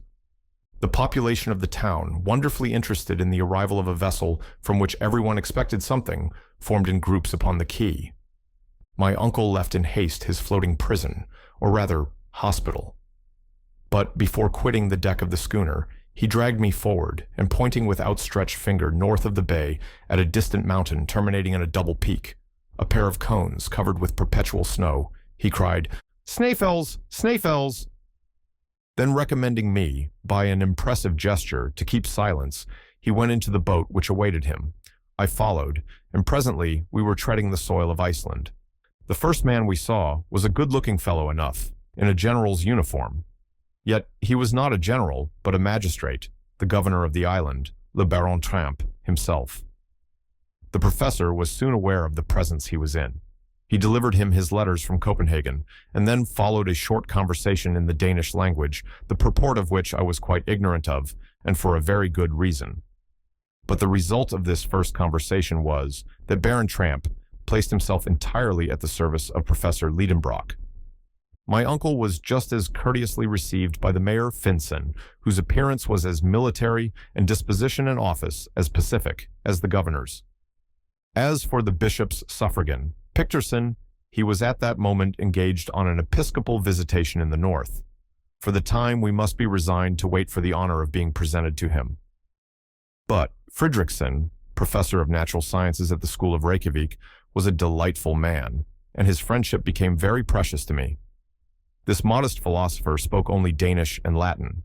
He came to proffer me his good offices in the language of Horace, and I felt that we were made to understand each other.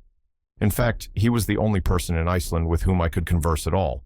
This good-natured gentleman made over to us 2 of the 3 rooms which his house contained, and we were soon installed in it with all our luggage, the abundance of which rather astonished the good people of Reykjavik. "Well, Axel," said my uncle, We are getting on, and now the worst is over. The worst, I said, astonished. To be sure, now we have nothing to do but go down. Oh, if that is all, you are quite right. But, after all, when we have gone down, we shall have to get up again, I suppose. Oh, I don't trouble myself about that. Come, there's no time to lose. I am going to the library. Perhaps there is some manuscript of Saknussemm's there, and I should be glad to consult it. Well, while you are there, I will go into the town, won't you? Oh, that is very uninteresting to me. It is not what is upon this island, but what is underneath, that interests me. I went out and wandered wherever chance took me. It would not be easy to lose your way in Reykjavik. I was therefore under no necessity to inquire the road, which exposes one to mistakes when the only medium of intercourse is gesture. The town extends along a low and marshy level, between two hills. An immense bed of lava bounds it on one side and falls gently towards the sea. On the other extends the vast bay of Faxa, shut in at the north by the enormous glacier of the Snaefells, and of which the Valkyria was for the time the only occupant. Usually the English and French conservators of fisheries moor in this bay, but just then they were cruising about the western coasts of the island. The longest of the only two streets that Reykjavik possesses was parallel with the beach. Here lived the merchants and traders in wooden cabins made of red planks set horizontally. The other street, running west, ends at the little lake between the house of the bishop and other non-commercial people. I had soon explored these melancholy ways.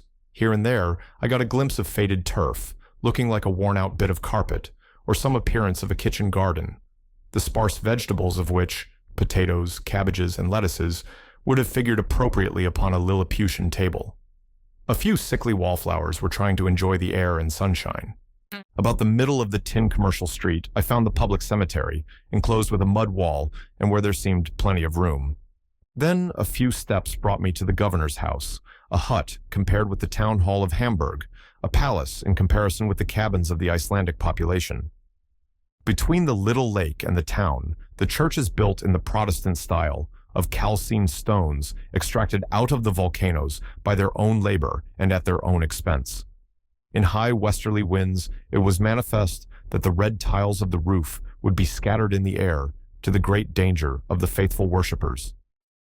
On a neighboring hill, I perceived the national school where, as I was informed later by our host, were taught Hebrew, English, French, and Danish, 4 languages of which, with shame I confess it, I don't know a single word. After an examination, I should have had to stand last of the 40 scholars educated at this little college, and I should have been held unworthy to sleep along with them in one of those little double closets where more delicate youths would have died of suffocation the very first night. In 3 hours, I had seen not only the town, but its environs. The general aspect was wonderfully dull. No trees and scarcely any vegetation. Everywhere bare rocks, signs of volcanic action. The Icelandic huts are made of earth and turf, and the walls slope inward. They rather resemble roofs placed on the ground. But then these roofs are meadows of comparative fertility. Thanks to the internal heat, the grass grows on them to some degree of perfection. It is carefully mown in the hay season. If it were not, the horses would come to pasture on these green abodes. In my excursion, I met but few people.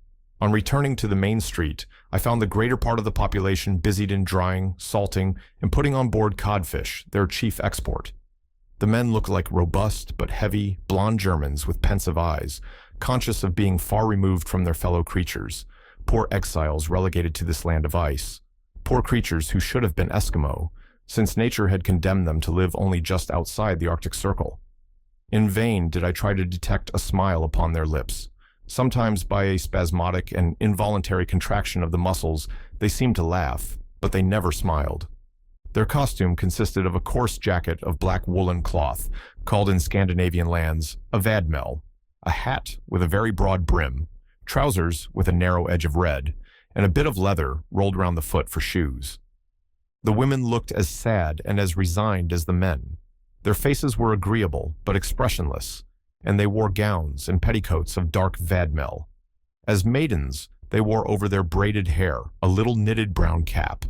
When married, they put around their heads a colored handkerchief, crowned with a peak of white linen. After a good walk, I returned to Fridrikson's house, where I found my uncle already in his host's company. Dinner was ready. Professor Lidenbrock devoured his portion voraciously, for his compulsory fast on board had converted his stomach into a vast, unfathomable gulf. There was nothing remarkable in the meal itself, but the hospitality of our host, more Danish than Icelandic, reminded me of the heroes of old.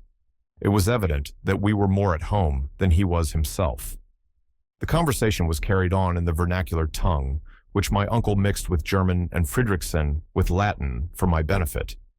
It turned upon scientific questions as befits philosophers, but Professor Lidenbrock was excessively reserved, and at every sentence spoke to me with his eyes, enjoining the most absolute silence upon our plans. In the first place, Fridrikson wanted to know what success my uncle had had at the library. "Your library? Why, there is nothing but a few tattered books upon almost deserted shelves." "Indeed," replied Fridrikson, "why, we possess 8,000 volumes, many of them valuable and scarce, works in the old Scandinavian language, and we have all the novelties that Copenhagen sends us every year." "Where do you keep your 8,000 volumes? For my part—" "Oh, Lidenbrock, they are all over the country. In this icy region, we are fond of study. There is not a farmer nor a fisherman that cannot read and does not read. Our principle is that books, instead of growing moldy behind an iron grating, should be worn out under the eyes of many readers. Therefore, these volumes are passed from one to another, read over and over, referred to again and again. And it often happens that they find their way back to their shelves only after an absence of a year or two." "And in the meantime," said my uncle rather spitefully, "strangers—" "Well, what would you have? Foreigners have their libraries at home, and the first essential for laboring people is that they should be educated. I repeat to you, the love of reading runs in Icelandic blood. In 1816, we founded a prosperous literary society. Learned strangers think themselves honored in becoming members of it. It publishes books which educate our fellow countrymen and do the country great service. If you will consent to be a corresponding member, Herr Lidenbrock, you will be giving us great pleasure." My uncle, who had already joined about 100 learned societies, accepted with a grace which evidently touched Fridrikson. "Now," said he, "will you be kind enough to tell me what books you hope to find in our library, and I may perhaps enable you to consult them?" My uncle's eyes and mine met. He hesitated. This direct question went to the root of the matter, but after a moment's reflection, he decided on speaking. "Monsieur Fridrikson, I wish to know if amongst your ancient books you possessed any of the works of Arne Saknussemm." "Arne Saknussemm," replied the Reykjavik professor. "You mean that learned 16th century savant, a naturalist, a chemist, and a traveler?" "Just so." "One of the glories of Icelandic literature and science?" "That's the man." "An illustrious man anywhere." "Quite so." "And whose courage was equal to his genius." "I see that you know him well." My uncle was bathed in delight at hearing his hero thus described. He feasted his eyes upon Fridrikson's face. "Well," he cried, "where are his works?" "His works? We have them not." "What, not in Iceland?" "They are neither in Iceland nor anywhere else." "Why is that?" "Because Arne Saknussemm was persecuted for heresy, and in 1573 his books were burned by the hands of the common hangman." "Very good, excellent," cried my uncle, to the great scandal of the professor of natural history. "What?" he cried. "Yes, yes, now it is all clear, now it is all unraveled, and I see why Saknussemm, put into the Index Expurgatorius and compelled to hide the discoveries made by his genius, was obliged to bury in an incomprehensible cryptogram the secret—" "What secret?" asked Fridrikson, starting. "Oh, just a secret which—" my uncle stammered. "Have you some private document in your possession?" asked our host. "No, I was only supposing a case." "Oh, very well," answered Fridrikson, who was kind enough not to pursue the subject when he had noticed the embarrassment of his friend. "I hope you will not leave our island until you have seen some of its mineralogical wealth." "Certainly," replied my uncle, "but I am rather late, or have not others been here before me?" "Yes, Herr Lidenbrock. The labors of Olafsson and Povelson, pursued by order of the king, the researches of Troyle, the scientific mission of Gaimard, and Robert on the French corvette La Recherche, and lately the observations of scientific men who came in the reign Hortense have added materially to our knowledge of Iceland, but I assure you there is plenty left. "Do you think so?" said my uncle, pretending to look very modest, and trying to hide the curiosity was flashing out of his eyes. "Oh yes, how many mountains, glaciers, and volcanoes there are to study, which are as yet but imperfectly known. Then, without going any further, that mountain in the horizon. That is Snæfell's." "Ah," said my uncle as coolly as he was able, "is that Snæfell's?" "Yes, one of the most curious volcanoes, and the crater of which has scarcely ever been visited." "Is it extinct?" "Oh yes, more than 500 years. "Well," replied my uncle, who was frantically locking his legs together to keep himself from jumping up in the air, "that is where I mean to begin my geological studies. There on that Fessel, what do you call it?" "Snæfell's," replied the excellent Fridriksson. This part of the conversation was in Latin. I had understood every word of it, and I could hardly conceal my amusement at seeing my uncle trying to keep down the excitement and satisfaction which were brimming over in every limb and every feature. He tried hard to put on an innocent little expression of simplicity, but it looked like a diabolical grin. "Yes," said he, "your words decide me. We will try to scale that Snæfell's. Perhaps even we may pursue our studies in its crater." "I am very sorry," said Fridriksson, "that my engagements will not allow me to absent myself, or I would have accompanied you myself with both pleasure and profit." "Oh, no, no," replied my uncle with great animation. "We would not disturb anyone for the world, Fridriksson. Still, I thank you with all my heart. The company of such a talented man would have been very serviceable, but the duties of your profession—" I am glad to think that our host, in the innocence of his Icelandic soul, was blind to the transparent artifices of my uncle. "I very much approve of your beginning with that volcano, Lidenbrock. You will gather a harvest of interesting observations. But tell me, how do you expect to get to the peninsula of Snæfell's?" "By sea, crossing the bay. That's the most direct way." "No doubt, but it is impossible." "Why?" "Because we don't possess a single boat at Reykjavik." "You don't mean to say so?" "You will have to go by land, following the shore. It will be longer, but more interesting." "Very well, then. And now I shall have to see about a guide. I have one to offer you. A safe, intelligent man. Yes, an inhabitant of that peninsula. He is an eiderdown hunter and very clever. He speaks Danish perfectly." "When can I see him?" "Tomorrow, if you like." "Why not today?" "Because he won't be here till tomorrow." "Tomorrow, then," added my uncle with a sigh. This momentous conversation ended in a few minutes with warm acknowledgments paid by the German to the Icelandic professor. At this dinner, my uncle had just elicited important facts, amongst others, the history of Saknussemm, the reason of the mysterious document, that his host would not accompany him in his expedition, and that the very next day a guide would be waiting upon him. In the evening, I took a short walk on the beach and returned at night to my plank bed, where I slept soundly all night. When I awoke, I heard my uncle talking at a great rate in the next room. I immediately dressed and joined him. He was conversing in the Danish language with a tall man of robust build. This fine fellow must have been possessed of great strength. His eyes, set in a large and ingenuous face, seemed to me very intelligent. They were of a dreamy sea blue.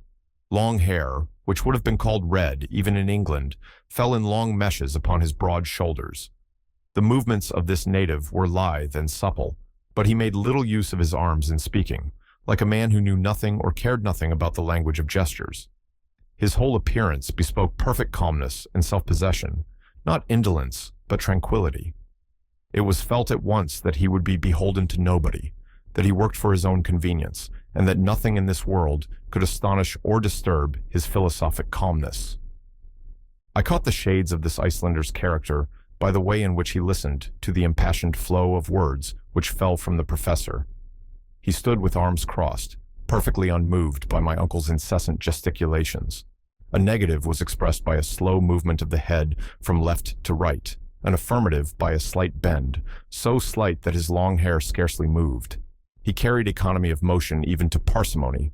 Certainly I should never have dreamt in looking at this man that he was a hunter. He did not look likely to frighten his game, nor did he seem as if he would even get near it. But the mystery was explained when Fridriksson informed me that this tranquil personage was only a hunter of the eiderduck, whose underplumage constitutes the chief wealth of the island. This is the celebrated eider down, and it requires no great rapidity of movement to get it. Early in summer, the female, a very pretty bird, goes to build her nest among the rocks of the fjords with which the coast is fringed. After building the nest, she feathers it with down plucked from her own breast. Immediately, the hunter, or rather the trader, comes and robs the nest, and the female recommences her work. This goes on as long as she has any down left. When she has stripped herself bare, the male takes his turn to pluck himself. But as the coarse and hard plumage of the male has no commercial value, the hunter does not take the trouble to rob the nest of this. The female, therefore, lays her eggs in the spoils of her mate. The young are hatched, and next year the harvest begins again. Now, as the eiderduck does not select steep cliffs for her nest, but rather the smooth terraced rocks which slope to the sea, the Icelandic hunter might exercise his calling without any inconvenient exertion.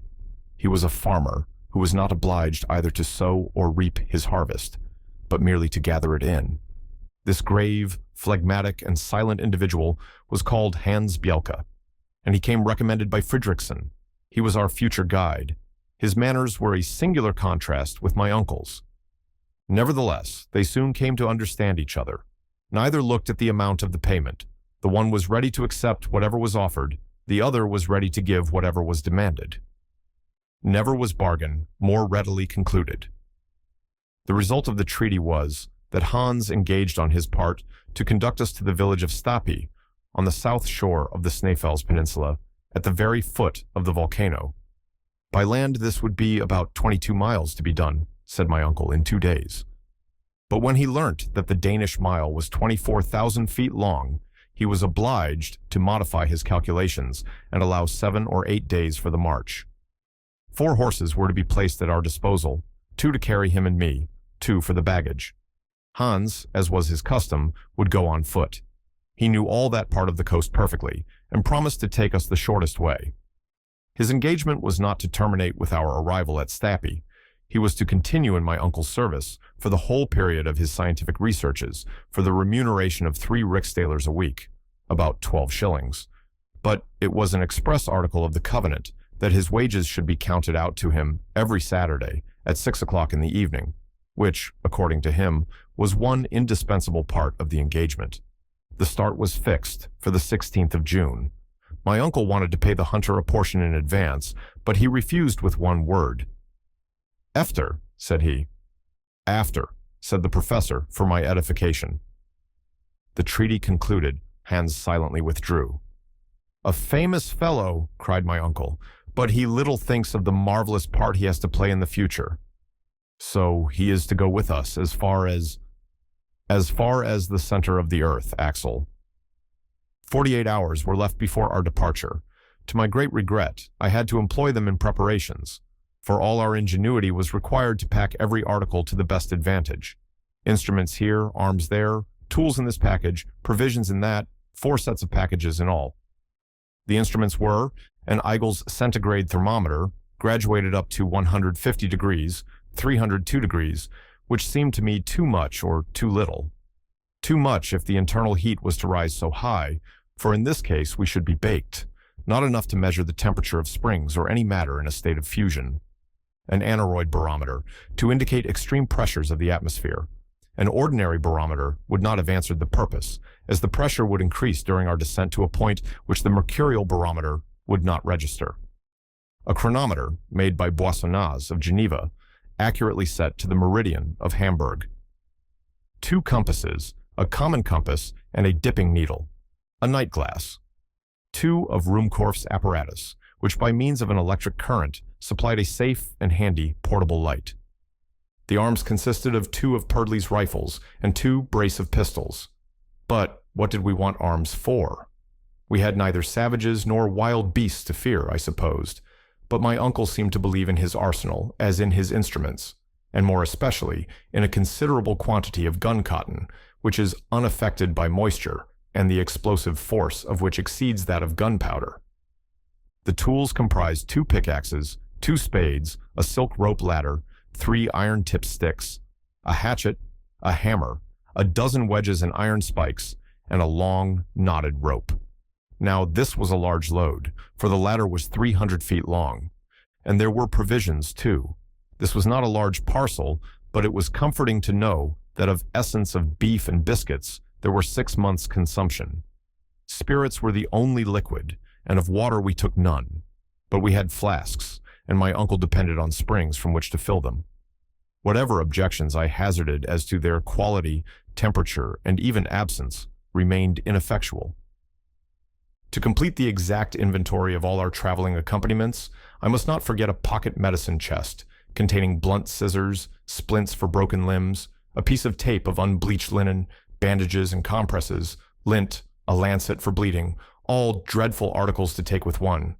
Then there was a row of phials containing dextrine, alcoholic ether, liquid acetate of lead, vinegar, and ammonia drugs which afforded me no comfort. Finally, all the articles needful to supply Ruhmkorff's apparatus. My uncle did not forget a supply of tobacco, coarse-grained powder, and amadu, nor a leathern belt in which he carried a sufficient quantity of gold, silver, and paper money. 6 pairs of boots and shoes, made waterproof with a composition of India rubber and naphtha, were packed amongst the tools. Clothed, shod, and equipped like this, said my uncle, there is no telling how far we may go. The 14th was wholly spent in arranging all our different articles. In the evening we dined with Baron Tramps, the mayor of Reykjavik, and Hyaltalin, the first medical man of the place, being of the party. Fridriksson was not there. I learned afterwards that he and the governor disagreed upon some question of administration and did not speak to each other. I therefore knew not a single word of all that was said at this semi-official dinner, but I could not help noticing that my uncle talked the whole time. On the 15th, our preparations were all made. Our host gave the professor very great pleasure by presenting him with a map of Iceland, far more complete than that of Henderson. It was the map of Olaf Nicholas Olsen, in the proportion of 1 to 480,000 of the actual size of the island, and published by the Icelandic Literary Society. It was a precious document for a mineralogist. Our last evening was spent in intimate conversation with Fridriksson, with whom I felt the liveliest sympathy. Then, after the talk, succeeded, for me, at any rate, a disturbed and restless night. At 5 in the morning, I was awoke by the neighing and pawing of 4 horses under my window. I dressed hastily and came down into the street. Hans was finishing our packing, almost as it were without moving a limb, and yet he did his work cleverly. My uncle made more noise than execution, and the guide seemed to pay very little attention to his energetic directions. At 6 o'clock, our preparations were over. Fridriksson shook hands with us. My uncle thanked him heartily for his extreme kindness. I constructed a few fine Latin sentences to express my cordial farewell. Then we bestrode our steeds, and with his last adieu, Fridriksson treated me to a line of Virgil eminently applicable to such uncertain wanderers as we were likely to be. Et quacumque viam dedent fortuna sequamur. Therever fortune clears away, thither our ready footsteps stray. We had started under a sky overcast, but calm. There was no fear of heat, none of disastrous rain. It was just the weather for tourists. The pleasure of riding on horseback over an unknown country made me easy to be pleased at our first start. I threw myself wholly into the pleasure of the trip and enjoyed the feeling of freedom and satisfied desire. I was beginning to take a real share in the enterprise. Besides, I said to myself, where's the risk? Here we are traveling all through a most interesting country. We are about to climb a very remarkable mountain. At the worst, we are going to scramble down an extinct crater. It is evident that Saknussemm did nothing more than this. As for a passage leading to the center of the globe, it is mere rubbish, perfectly impossible.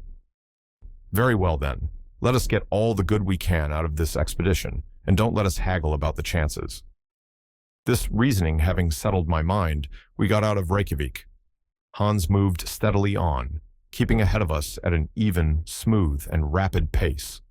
The baggage horses followed him without giving any trouble. Then came my uncle and myself, looking not so very ill-mounted on our small but hardy animals. Iceland is one of the largest islands in Europe. Its surface is 14,000 square miles, and it contains but 16,000 inhabitants. Geographers have divided it into 4 quarters, and we were crossing diagonally the southwest quarter, called the Sudvester Fjordungur. On leaving Reykjavik, Hans took us by the seashore. We passed lean pastures, which were trying very hard, but in vain, to look green. Yellow came out best. The rugged peaks of the trachyte rocks presented faint outlines on the eastern horizon. At times, a few patches of snow, concentrating the vague light, glittered upon the slopes of the distant mountains. Certain peaks, boldly uprising, passed through the gray clouds and reappeared above the moving mists, like breakers emerging in the heavens. Often these chains of barren rocks made a dip towards the sea and encroached upon the scanty pasturage, but there was always enough room to pass. Besides, our horses instinctively chose the easiest places without ever slackening their pace. My uncle was refused even the satisfaction of stirring up his beast with whip or voice. He had no excuse for being impatient. I could not help smiling to see so tall a man on so small a pony, and as his long legs nearly touched the ground, he looked like a 6-legged centaur. Good horse, he kept saying. You will see, Axel, that there is no more sagacious animal than the Icelandic horse. He is stopped by neither snow, nor storm, nor impassable roads, nor rocks, glaciers, or anything. He is courageous, sober, and sure-footed. He never makes a false step, never shies. If there is a river or fjord to cross, and we shall meet with many, you will see him plunge in at once, just as if he were amphibious, and gain the opposite bank. But we must not hurry him. We must let him have his way, and we shall get on at the rate of 30 miles a day. We may, but how about our guide? Oh, never mind him. People like him get over the ground without a thought. There is so little action in this man that he will never get tired. And besides, if he wants it, he shall have my horse. I shall get cramped if I don't have a little action. The arms are all right, but the legs want exercise. We were advancing at a rapid pace. The country was already almost a desert. Here and there was a lonely farm called a boer, built either of wood or of sods, or of pieces of lava, looking like a poor beggar by the wayside. These ruinous huts seemed to solicit charity from passers-by, and on very small provocation, we should have given alms for the relief of the poor inmates. In this country, there were no roads and paths, and the poor vegetation, however slow, would soon efface the rare traveler's footsteps. Yet this part of the province, at a very small distance from the capital, is reckoned among the inhabited and cultivated portions of Iceland. What, then, must other tracts be, more desert than this desert? In the first half-mile, we had not seen one farmer standing before his cabin door, nor one shepherd tending a flock less wild than himself, nothing but a few cows and sheep left to themselves. What then would be those convulsed regions upon which we were advancing, regions subject to the dire phenomena of eruptions, the offspring of volcanic explosions and subterranean convulsions? We were to know them before long, but on consulting Olsen's map, I saw that they would be avoided by winding along the seashore. In fact, the great plutonic action is confined to the central portion of the island. There, rocks of the trappean and volcanic class, including trachyte, basalt, and tuffs and agglomerates associated with streams of lava, have made this a land of supernatural horrors. I had no idea of the spectacle which was awaiting us in the peninsula of Snæfellsnes, where these ruins of a fiery nature have formed a frightful chaos. In 2 hours from Reykjavik, we arrived at the burg of Gufunes, called Adalkirkja, or principal church. There was nothing remarkable here but a few houses, scarcely enough for a German hamlet. Hans stopped here half an hour. He shared with us our frugal breakfast, answering my uncle's questions about the road and our resting place that night with merely yes or no, except when he said, Gardar. I consulted the map to see where Gardar was. I saw there was a small town of that name on the banks of the Hvalfjord, 4 miles from Reykjavik. I showed it to my uncle. 4 miles only, he exclaimed. 4 miles out of 28. What a nice little walk. He was about to make an observation to the guide, who without answering resumed his place at the head and went on his way. 3 hours later, still treading on the colorless grass of the pasture land. We had to work round the Kola fjord, a longer way, but an easier one than across that inlet. We soon entered into a pingstair or parish called Edgelberg, from whose steeple 12 o'clock would have struck if Icelandic churches were rich enough to possess clocks. But they are like the parishioners who have no watches and do without. There our horses were baited, then taking the narrow path to left between a chain of hills and the sea, they carried us to our next stage, the Adalkirkja of Brantair, and 1 mile farther on to Saurbor Annexia, a chapel of ease built on the south shore of the Valfjord. It was now 4 o'clock, and we had gone 4 Icelandic miles, or 24 English miles. In that place, the fjord was at least 3 English miles wide. The waves rolled with a rushing din upon the sharp-pointed rocks. This inlet was confined between walls of rock, precipices crowned by sharp peaks 2,000 feet high, and remarkable for the brown strata which separated the beds of reddish tuff. However much I might respect the intelligence of our quadrupeds, I hardly cared to put it to the test by trusting myself to it on horseback across an arm of the sea. If they are as intelligent as they are said to be, I thought, they won't try it. In any case, I will tax my intelligence to direct theirs. But my uncle would not wait. He spurred on to the edge. His steed lowered his head to examine the nearest waves, and stopped. My uncle, who had an instinct of his own too, applied pressure, and was again refused by the animal significantly shaking his head. Then followed strong language and the whip, but the brute answered these arguments with kicks and endeavors to throw his rider. At last, the clever little pony, with a bend of his knees, started from under the professor's legs, and left him standing upon 2 boulders on the shore, just like the Colossus of Rhodes. "Confounded brute!" cried the unhorsed horseman, suddenly degraded into a pedestrian, just as ashamed as a cavalry officer degraded to a foot soldier. "Feria," said the guide, touching his shoulder. "What, a boat?" "Dare," replied Hans, pointing to one. "Yes," I cried, "there is a boat." "Why did not you say so then?" "Well, let us go on." "Tidvatten," said the guide. "What is he saying?" "He says tide," said my uncle, translating the Danish word. "No doubt we must wait for the tide." "Forbida," said my uncle. "Ja," replied Hans. My uncle stamped with his foot, while the horses went on to the boat. I perfectly understood the necessity of abiding a particular moment of the tide to undertake the crossing of the fjord, when, the sea having reached its greatest height, it should be slack water. Then the ebb and flow have no sensible effect, and the boat does not risk being carried either to the bottom or out to sea. That favorable moment arrived only with 6 o'clock, when my uncle, myself, the guide, 2 other passengers, and the 4 horses trusted ourselves to a somewhat fragile raft. Accustomed as I was to the swift and sure steamers on the Elbe, I found the oars of the rowers rather a slow means of propulsion. It took us more than an hour to cross the fjord, but the passage was effected without any mishap. In another half-hour we had reached the Adalkirkja of Gardair. It ought to have been night-time, but under the 65th parallel there was nothing surprising in the nocturnal polar light. In Iceland, during the months of June and July, the sun does not set, but the temperature was much lower. I was cold, and more hungry than cold. Welcome was the sight of the bower, which was hospitably opened to receive us. It was a peasant's house, but in point of hospitality, it was equal to a king's. On our arrival, the master came with outstretched hands, and without more ceremony, he beckoned us to follow him. To accompany him down the long, narrow, dark passage would have been impossible. Therefore we followed, as he bid us. The building was constructed of roughly squared timbers, with rooms on both sides, 4 in number, all opening out into the one passage. These were the kitchen, the weaving shop, the badstofa, or family sleeping room, and the visitor's room, which was the best of all. My uncle, whose height had not been thought of in building the house, of course hit his head several times against the beams that projected from the ceilings.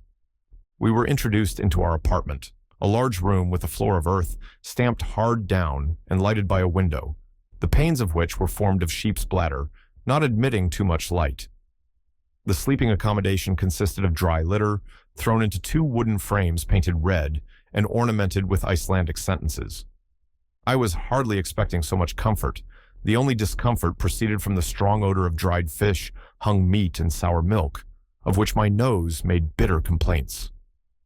When we had laid aside our traveling wraps, the voice of the host was heard inviting us to the kitchen, the only room where a fire was lighted, even in the severest cold.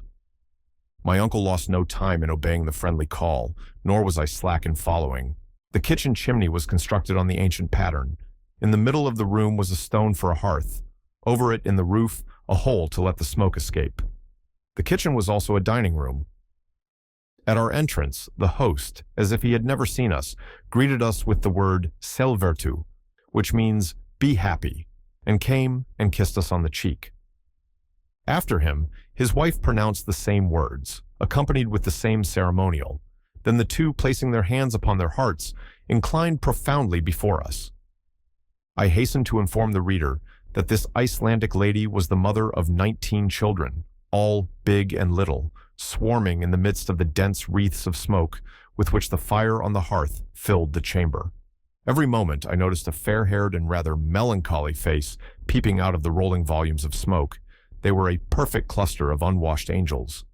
My uncle and I treated this little tribe with kindness, and in a very short time we each had 3 or 4 of these brats on our shoulders, as many on our laps, and the rest between our knees. Those who could speak kept repeating "selvertu" in every conceivable tone. Those that could not speak made up for that want by shrill cries. This concert was brought to a close by the announcement of dinner. At that moment our hunter returned, who had been seeing his horses provided for.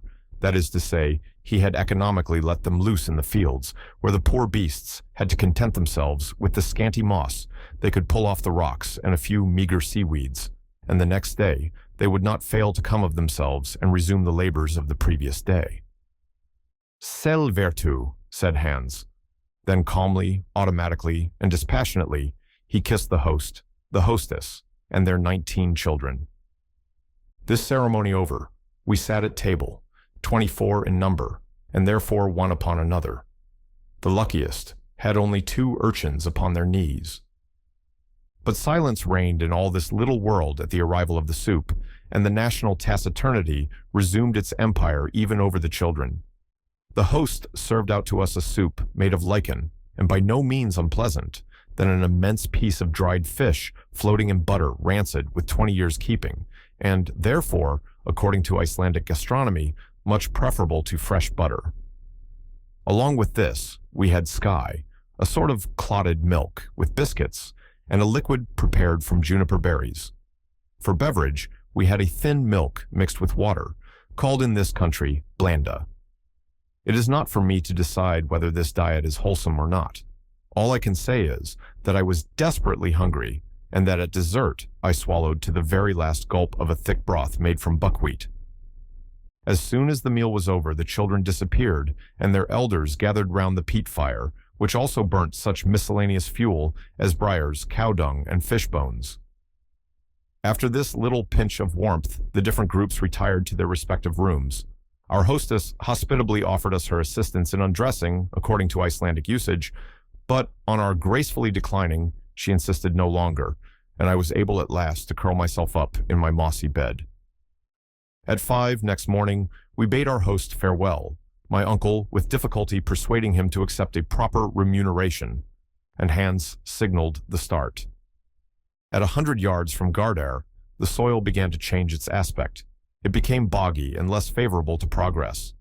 On our right, the chain of mountains was indefinitely prolonged like an immense system of natural fortifications, of which we were following the counterscarp or lesser steep.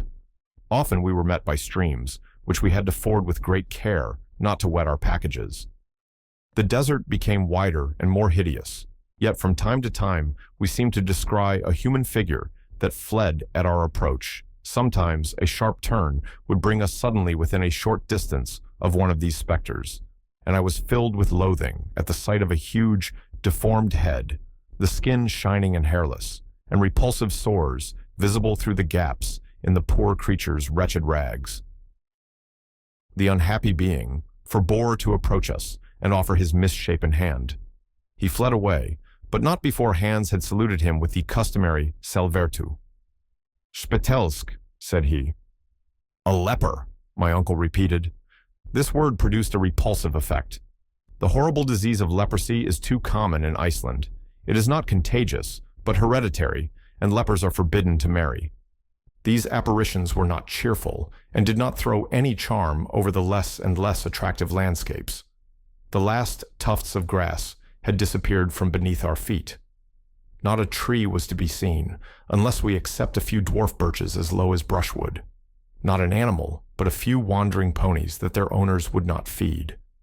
Sometimes we could see a hawk balancing himself on his wings under the gray cloud, and then darting away south with rapid flight. I felt melancholy under this savage aspect of nature, and my thoughts went away to the cheerful scenes I had left in the far south. We had to cross a few narrow fjords, and at last quite a wide gulf. The tide, then high, allowed us to pass over without delay and to reach the hamlet of Elftanes, 1 mile beyond. That evening, after having forded 2 rivers full of trout and pike, called Alpha and Hetta, we were obliged to spend the night in a deserted building worthy to be haunted by all the elfins of Scandinavia. The Ice King certainly held court here and gave us all night-long samples of what he could do. No particular event marked the next day. Bogs, dead levels, melancholy desert tracks, wherever we traveled. By nightfall, we had accomplished half our journey, and we lay at Krösulpt. On the 19th of June, for about a mile, that is an Icelandic mile, we walked upon hardened lava. This ground is called in the country hraun.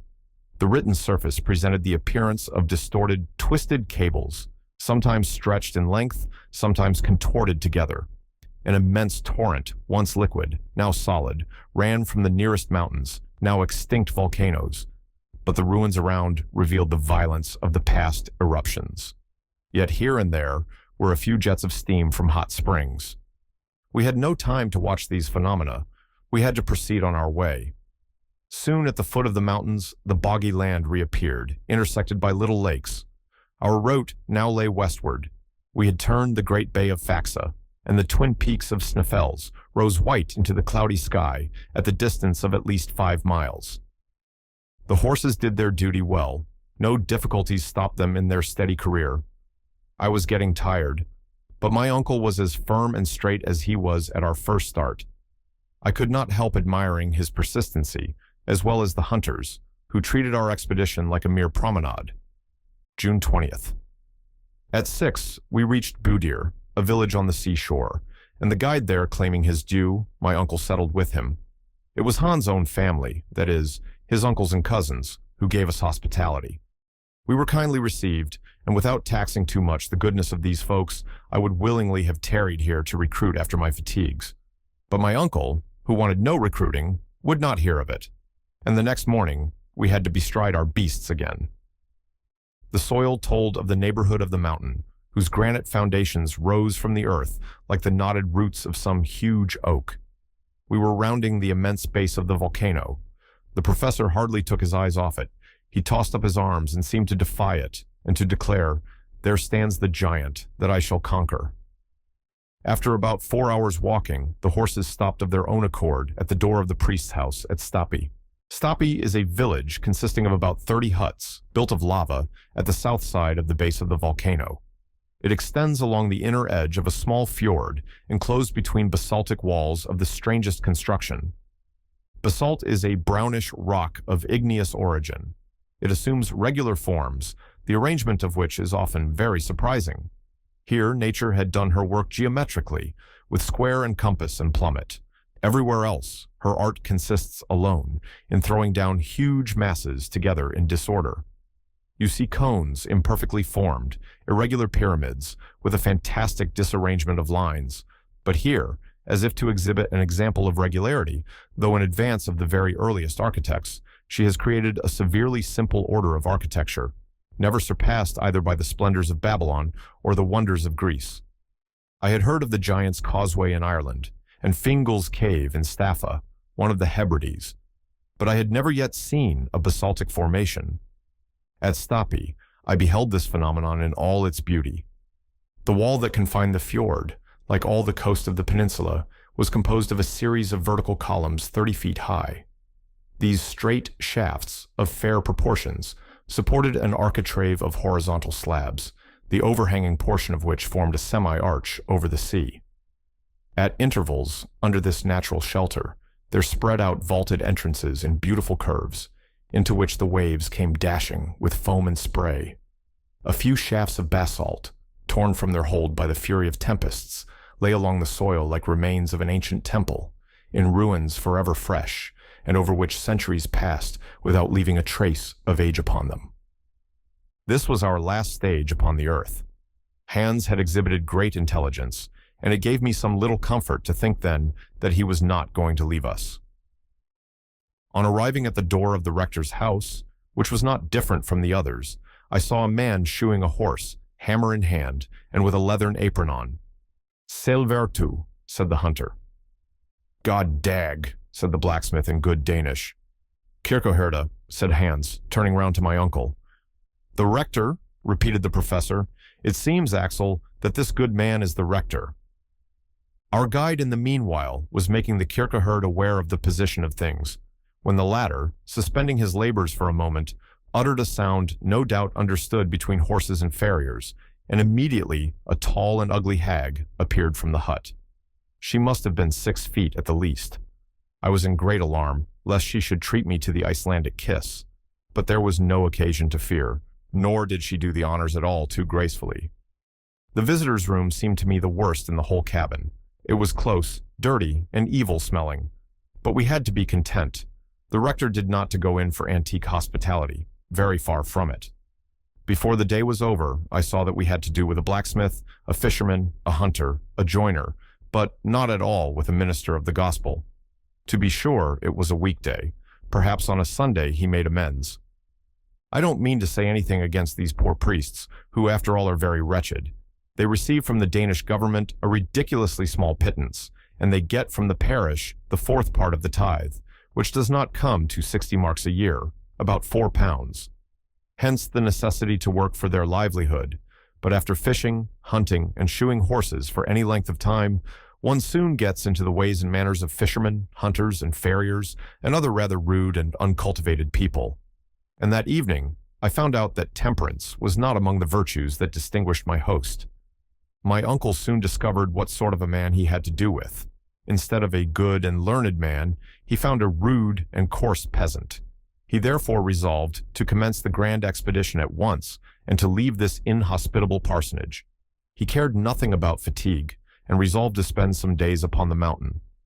The preparations for our departure were therefore made the very day after our arrival at Stapi.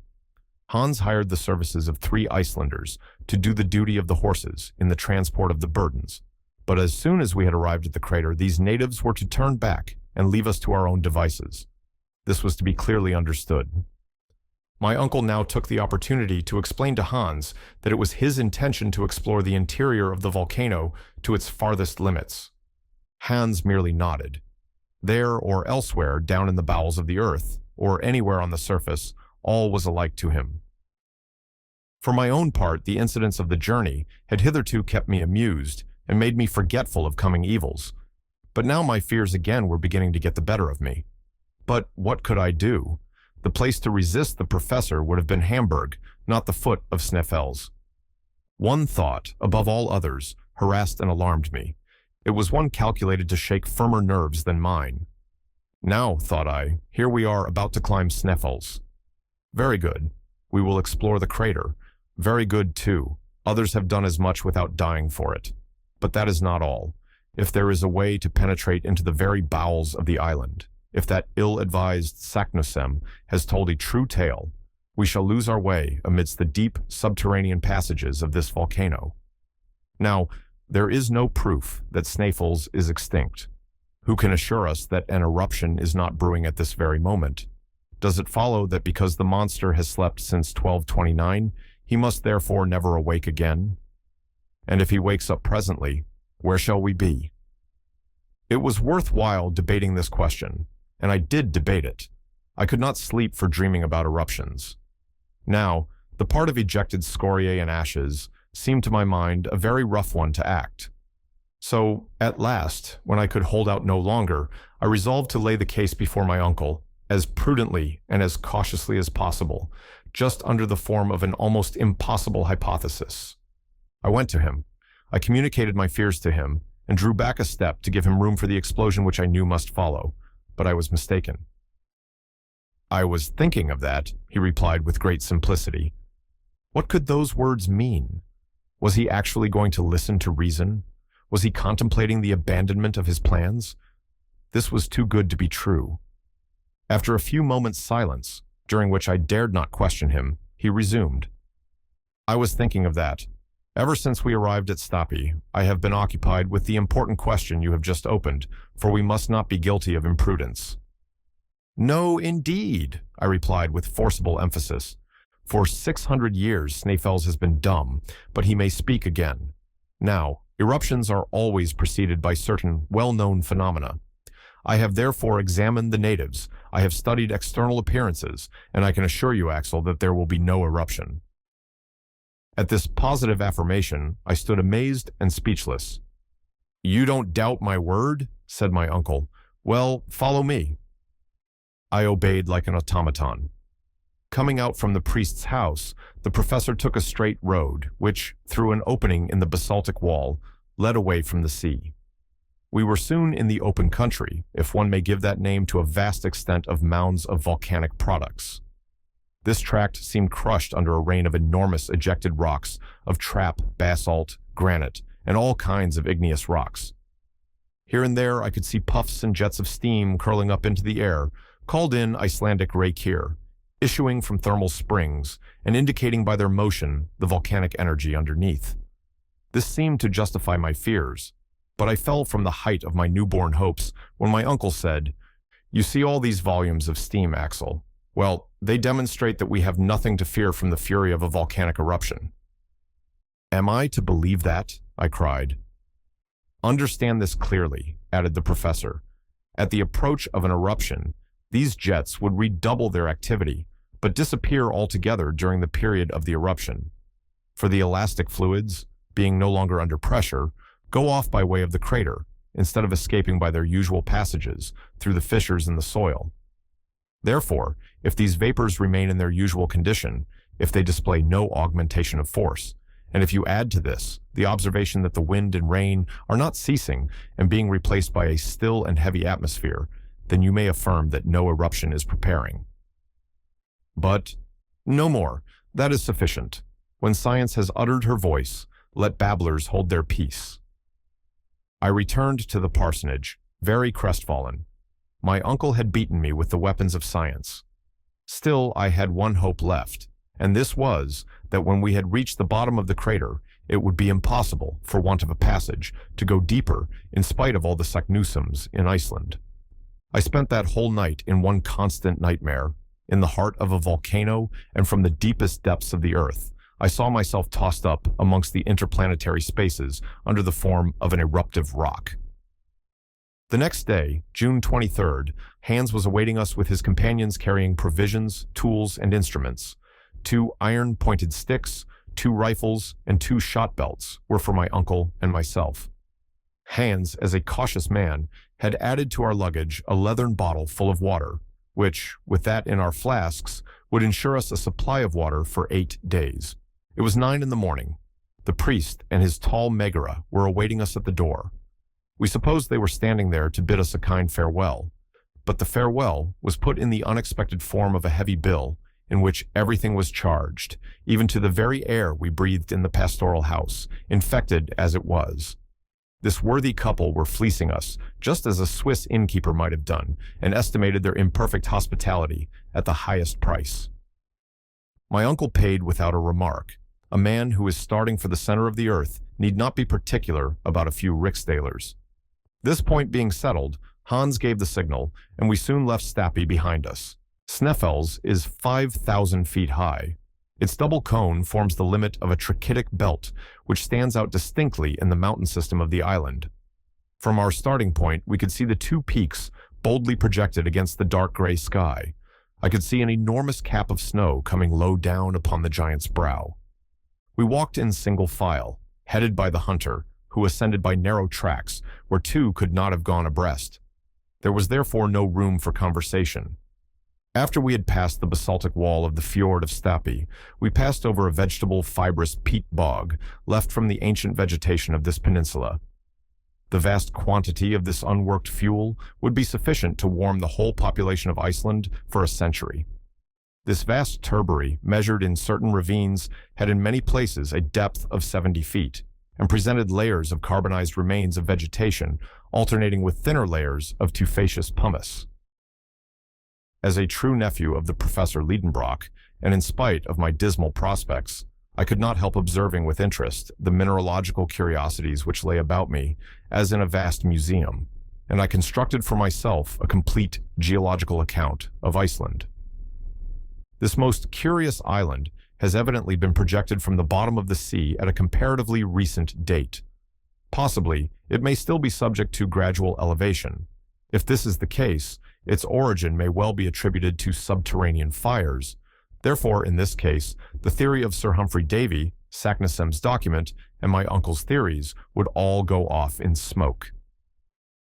This hypothesis led me to examine with more attention the appearance of the surface, and I soon arrived at a conclusion as to the nature of the forces which presided at its birth. Iceland, which is entirely devoid of alluvial soil, is wholly composed of volcanic tufa, that is to say, an agglomeration of porous rocks and stones. Before the volcanoes broke out, it consisted of trap rocks slowly upraised to the level of the sea by the action of central forces. The internal fires had not yet forced their way through. But at a later period, a wide chasm formed diagonally from southwest to northeast, through which was gradually forced out the trachyte, which was to form a mountain chain.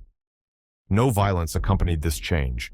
The matter thrown out was in vast quantities, and the liquid material oozing out from the abysses of the earth slowly spread in extensive plains or in hillocky masses. To this period belong the feldspar, syenites, and porphyries. But with the help of this outflow, the thickness of the crust of the island increased materially, and therefore also its powers of resistance. It may easily be conceived what vast quantities of elastic gases, what masses of molten matter accumulated beneath its solid surface, whilst no exit was practicable after the cooling of the trachytic crust. Therefore, a time would come when the elastic and explosive forces of the imprisoned gases would upheave this ponderous cover and drive out for themselves openings through tall chimneys.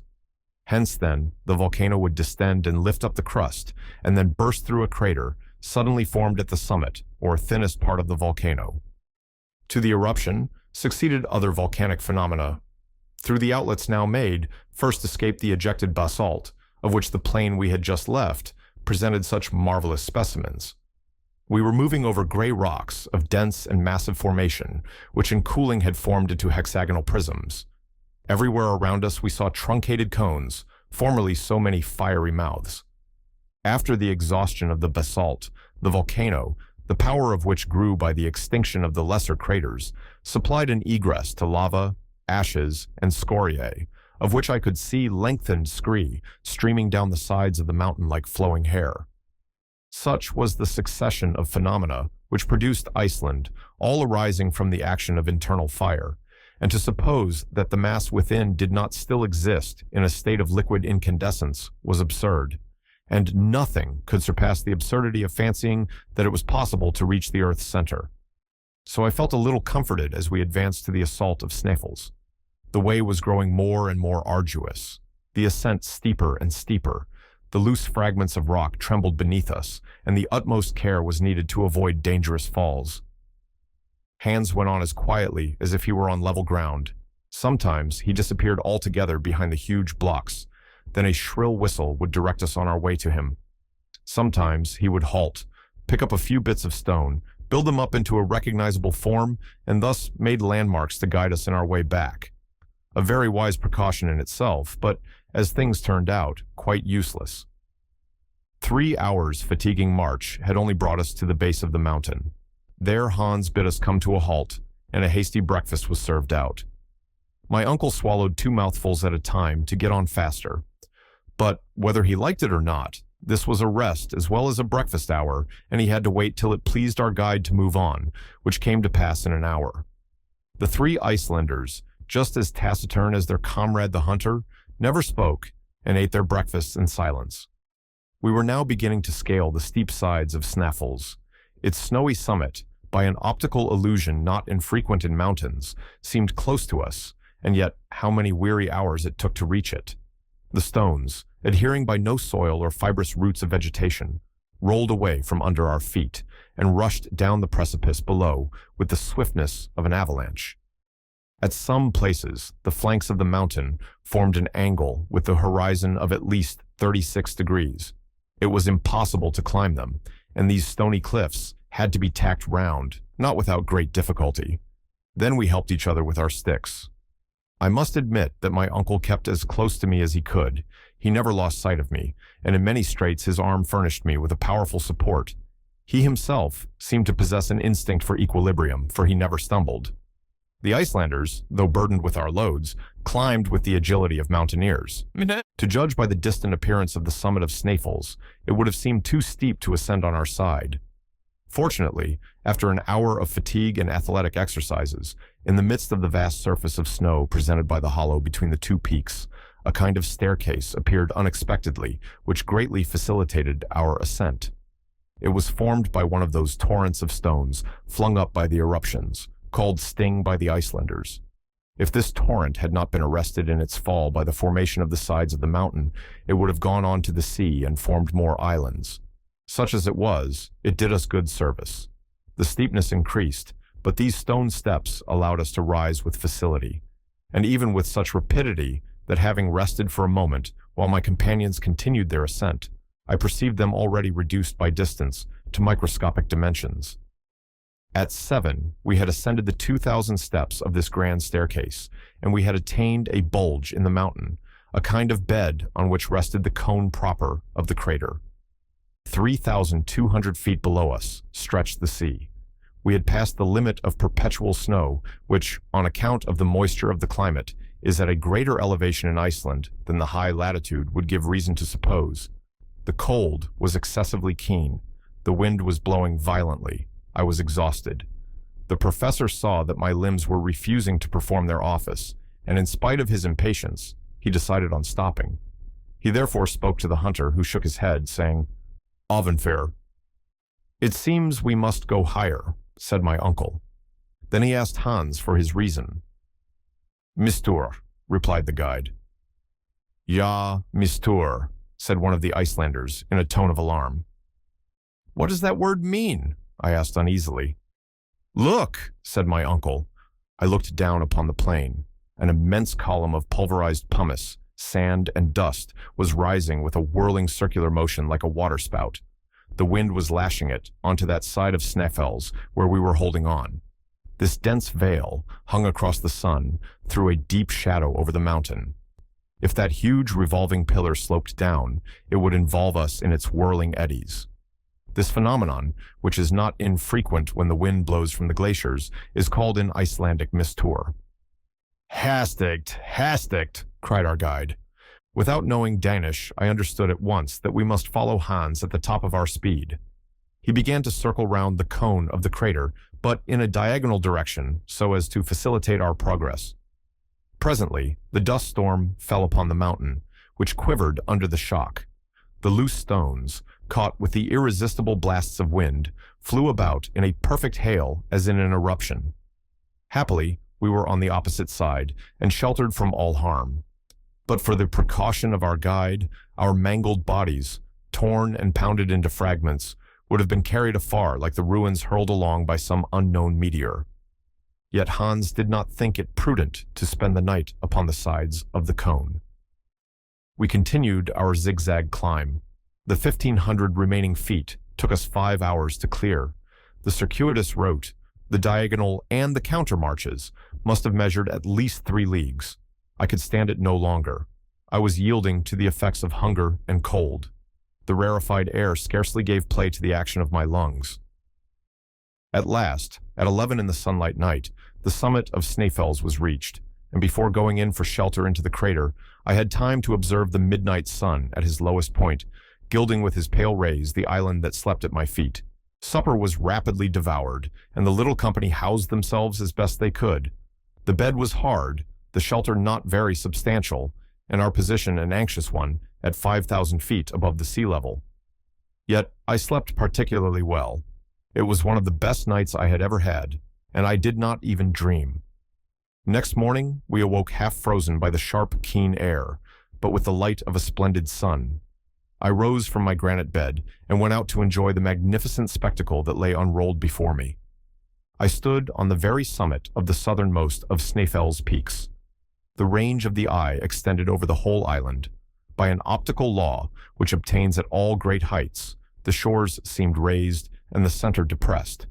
It seemed as if one of Helbesmer's raised maps lay at my feet.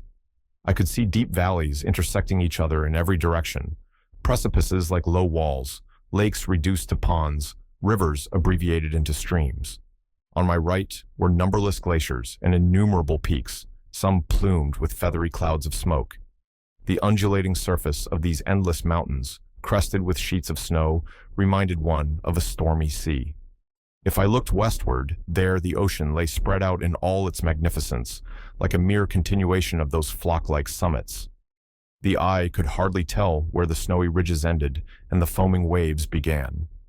I was thus steeped in the marvelous ecstasy which all high summits develop in the mind, and now, without giddiness, for I was beginning to be accustomed to these sublime aspects of nature, my dazzled eyes were bathed in the bright flood of the solar rays.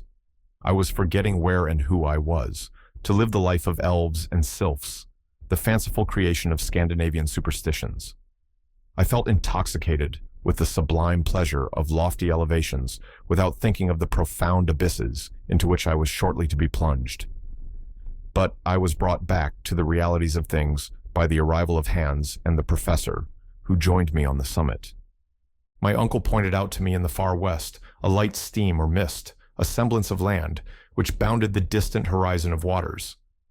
"Greenland," said he. "Greenland?" I cried. "Yes, we are only 35 leagues from it, and during thaws the white bears, borne by the ice fields from the north, are carried even into Iceland. But never mind that. Here we are at the top of Snæfell's, and here are two peaks, one north and one south. Hans will tell us the name of that on which we are now standing." The question being put, Hans replied, "Scartaris." My uncle shot a triumphant glance at me. "Now for the crater," he cried. The crater of Snæfell's resembled an inverted cone, the opening of which might be half a league in diameter. Its depth appeared to be about 2,000 feet. Imagine the aspect of such a reservoir, brim full and running over with liquid fire amid the rolling thunder. The bottom of the funnel was about 250 feet in circuit, so that the gentle slope allowed its lower brim to be reached without much difficulty. Involuntarily, I compared the whole crater to an enormous erected mortar, and the comparison put me in a terrible fright. What madness, I thought, to go down into a mortar, perhaps a loaded mortar, to be shot up into the air at a moment's notice. But I did not try to back out of it. Hans, with perfect coolness, resumed the lead, and I followed him without a word. In order to facilitate the descent, Hans wound his way down the cone by a spiral path. Our route lay amidst eruptive rocks, some of which, shaken out of their loosened beds, rushed bounding down the abyss, and in their fall awoke echoes remarkable for their loud and well-defined sharpness. In certain parts of the cone there were glaciers. Here Hans advanced only with extreme precaution, sounding his way with his iron-pointed pole to discover any crevasses in it. At particularly dubious passages, we were obliged to connect ourselves with each other by a long cord in order that any man who missed his footing might be held up by his companions. This solid formation was prudent, but did not remove all danger. Yet, notwithstanding the difficulties of the descent down steeps unknown to the guide, the journey was accomplished without accidents, except the loss of a coil of rope, which escaped from the hands of an Icelander and took the shortest way to the bottom of the abyss. At midday we arrived. I raised my head and saw straight above me the upper aperture of the cone, framing a bit of sky of very small circumference, but almost perfectly round. Just upon the edge appeared the snowy peak of Saris, standing out sharp and clear against endless space. At the bottom of the crater were 3 chimneys, through which, in its eruptions, Snæfell's had driven forth fire and lava from its central furnace. Each of these chimneys was 100 feet in diameter. They gaped before us right in our path. I had not the courage to look down either of them, but Professor Lidenbrock had hastily surveyed all three. He was panting, running from one to the other, gesticulating and uttering incoherent expressions. Hans and his comrades, seated upon loose lava rocks, looked at him with as much wonder as they knew how to express, and perhaps taking him for an escaped lunatic. Suddenly, my uncle uttered a cry. I thought his foot must have slipped, and that he had fallen down one of the holes. But no, I saw him, with arms outstretched and legs straddling wide apart, erect before a granite rock that stood in the center of the crater, just like a pedestal made ready to receive a statue of Pluto. He stood like a man stupefied, but the stupefaction soon gave way to delirious rapture. "Axel! Axel!" he cried. "Come! Come!" I ran. Hans and the Icelanders never stirred. "Look!" cried the professor, and sharing his astonishment, but I think not his joy, I read on the western face of the block, in runic characters, half mouldered away with lapse of ages, this thrice accursed name. "Arna Saknusem," replied my uncle. "Do you yet doubt?" I made no answer, and I returned in silence to my lava seat in a state of utter speechless consternation. Here was crushing evidence. How long I remained, plunged in agonizing reflections, I cannot tell. All that I know is that on raising my head again, I saw only my uncle and Hans at the bottom of the crater. The Icelanders had been dismissed, and they were now descending the outer slopes of Sneffels to return to Stapi. Hans slept peaceably at the foot of a rock, in a lava bed, where he had found a suitable couch for himself. But my uncle was pacing around the bottom of the crater like a wild beast in a cage. I had neither the wish nor the strength to rise, and following the guide's example, I went off into an unhappy slumber, fancying I could hear ominous noises or feel tremblings within the recesses of the mountain. Thus the first night in the crater passed away. The next morning, a gray, heavy, cloudy sky seemed to droop over the summit of the cone. I did not know this first from the appearances of nature, but I found it out by my uncle's impetuous wrath. I soon found out the cause, and hope dawned again in my heart, for this reason. Of the three ways open before us, one had been taken by Saknussemm. The indications of the learned Icelander hinted at in the cryptogram pointed to this fact that the shadow of Scartaris came to touch that particular way during the latter days of the month of June. That sharp peak might hence be considered as the gnomon of a vast sundial, the shadow projected from which on a certain day would point out the road to the center of the earth. Now, no sun, no shadow, and therefore no guide. Here was June 25th. If the sun was clouded for 6 days, we must postpone our visit till next year. My limited powers of description would fail were I to attempt a picture of the professor's angry impatience. The day wore on, and no shadow came to lay itself along the bottom of the crater. Hans did not move from the spot he had selected. Yet he must be asking himself, what were we waiting for, if he asked himself anything at all? My uncle spoke not a word to me. His gaze, ever directed upwards, was lost in the gray and misty space beyond. On the 26th, nothing yet. Rain mingled with snow was falling all day long. Hans built a hut of pieces of lava. I felt a malicious pleasure in watching the thousand rills and cascades that came tumbling down the sides of the cone, and the deafening continuous din awaked by every stone against which they bounded. My uncle's rage knew no bounds. It was enough to irritate a meeker man than he, for it was foundering almost within the port.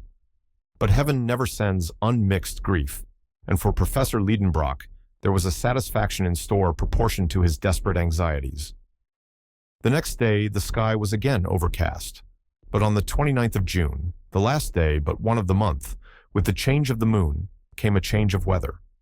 The sun poured a flood of light down the crater.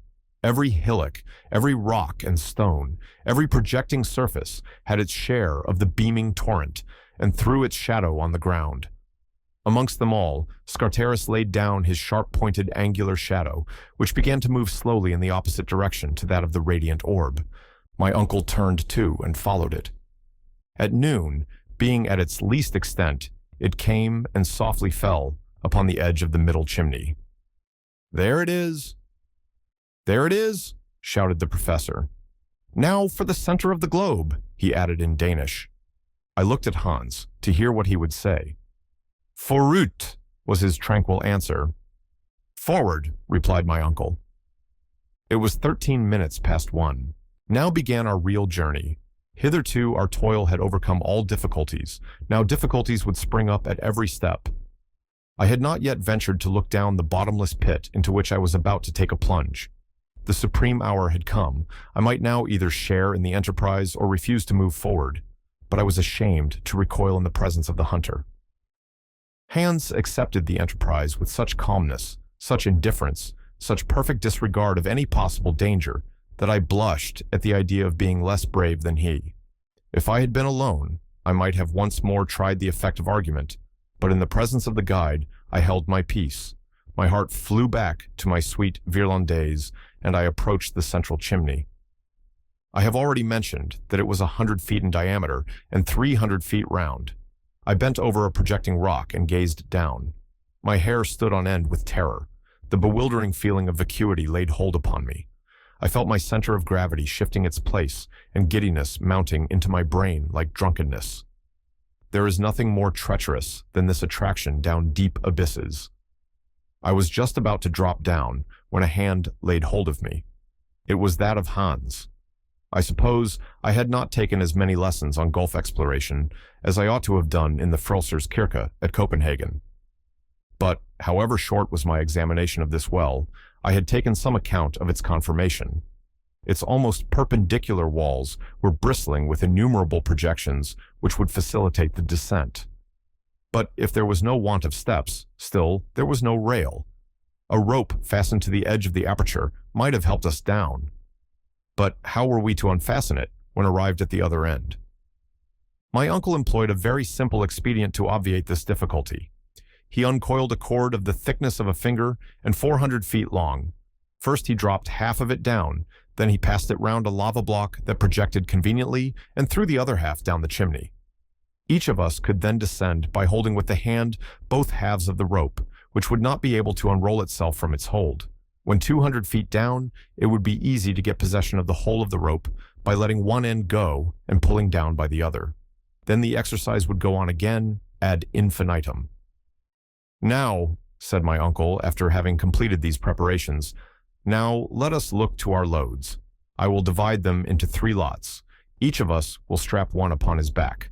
I mean only fragile articles." Of course, we were not included under that head.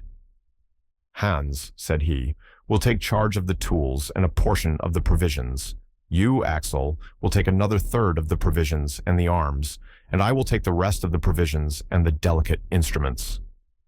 "But," said I, "the clothes and that mass of ladders and ropes, what is to become of them?" "They will go down by themselves." "How so?" I asked. "You will see presently." My uncle was always willing to employ magnificent resources.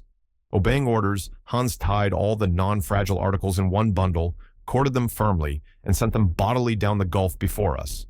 I listened to the dull thuds of the descending bale. My uncle, leaning over the abyss, followed the descent of the luggage with a satisfied nod, and only rose erect when he had quite lost sight of it. "Very well, now it is our turn." Now, I ask any sensible man if it was possible to hear those words without a shudder. The professor fastened his package of instruments upon his shoulders. Hans took the tools, I took the arms, and the descent commenced in the following order: Hans, my uncle, and myself. It was effected in profound silence, broken only by the descent of loosened stones down the dark gulf. I dropped, as it were, frantically clutching the double cord with one hand and buttressing myself from the wall with the other by means of my stick. One idea overpowered me almost: fear lest the rock should give way from which I was hanging. This cord seemed a fragile thing for 3 persons to be suspended from. I made as little use of it as possible, performing wonderful feats of equilibrium upon the lava projections, which my foot seemed to catch hold of like a hand. When one of these slippery steps shook under the heavier form of Hans, he said in his tranquil voice, "Give act." "Attention," repeated my uncle. In half an hour we were standing upon the surface of a rock, jammed in across the chimney from one side to the other. Hans pulled the rope by one of its ends. The other rose in the air. After passing the higher rock, it came down again, bringing with it a rather dangerous shower of bits of stone and lava. Leaning over the edge of our narrow standing ground, I observed that the bottom of the hole was still invisible. The same maneuver was repeated with the cord, and half an hour after we had descended another 200 feet.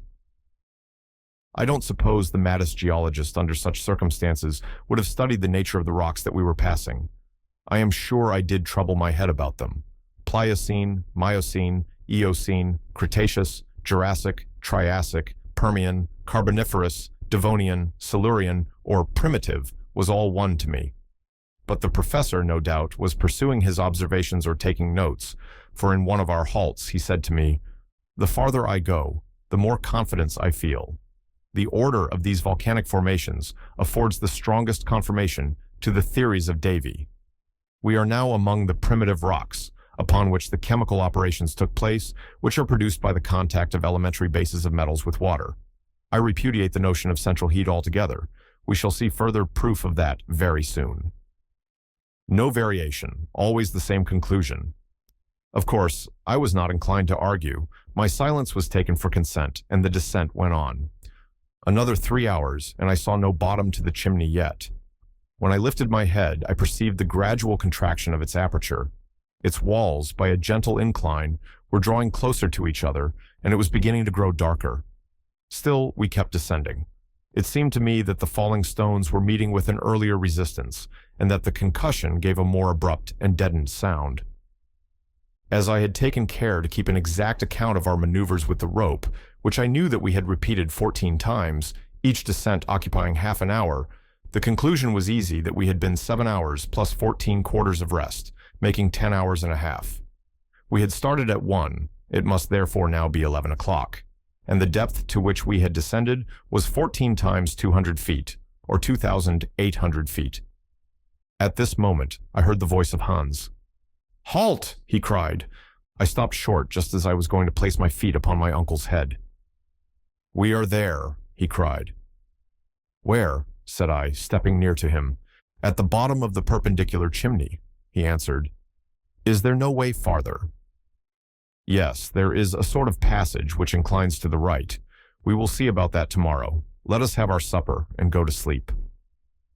The darkness was not yet complete. The provision case was opened. We refreshed ourselves and went to sleep as well as we could upon a bed of stones and lava fragments. When lying on my back, I opened my eyes and saw a bright, sparkling point of light at the extremity of the gigantic tube, 3,000 feet long, now a vast telescope. It was a star which, seen from this depth, had lost all scintillation, and which by my computation should be 46, Ursa Minor. Then I fell fast asleep. At 8 in the morning, a ray of daylight came to wake us up.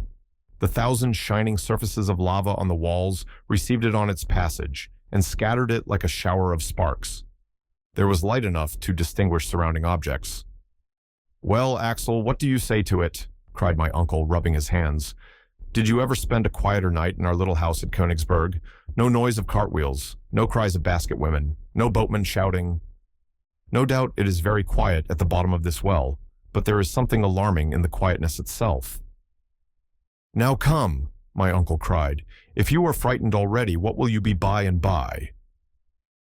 "We have not gone a single inch yet into the bowels of the earth." "What do you mean?" "I mean that we have only reached the level of the island, long vertical tube, which terminates at the mouth of the crater, has its lower end only at the level of the sea." "Are you sure of that?" "Quite sure. Consult the barometer." In fact, the mercury, which had risen in the instrument as fast as we descended, had stopped at 29 inches. "You see," said the professor, "we have now only the pressure of our atmosphere, and I shall be glad when the aneroid takes the place of the barometer." And in truth, this instrument would become useless as soon as the weight of the atmosphere should exceed the pressure ascertained at the level of the sea. "But," I said, "is there not reason to fear that this ever-increasing pressure will become at last very painful to bear?" "No, we shall descend at a slow rate, and our lungs will become inured to a denser atmosphere. Aeronauts find the want of air as they rise to high elevations, but we shall perhaps have too much. Of the two, this is what I should prefer. Don't let us lose a moment. Where is the bundle we sent down before us?" I then remembered that we had searched for it in vain the evening before. My uncle questioned Hans, who, after having examined attentively with the eye of a huntsman, replied, "Der Huppe!" Up there. And so it was. The bundle had been caught by a projection 100 feet above us. Immediately, the Icelander climbed up like a cat, and in a few minutes, the package was in our possession. "Now," said my uncle, "let us breakfast, but we must lay in a good stock, for we don't know how long we may have to go on." The biscuit and extract of meat were washed down with a draught of water, mingled with a little gin. Breakfast over, my uncle drew from his pocket a small notebook, intended for scientific observations. He consulted his instruments and recorded, Monday, July 1st, chronometer 8:17, barometer 297, thermometer 6 degrees, 43 degrees Fahrenheit. Direction. This last observation applied to the dark gallery and was indicated by the compass.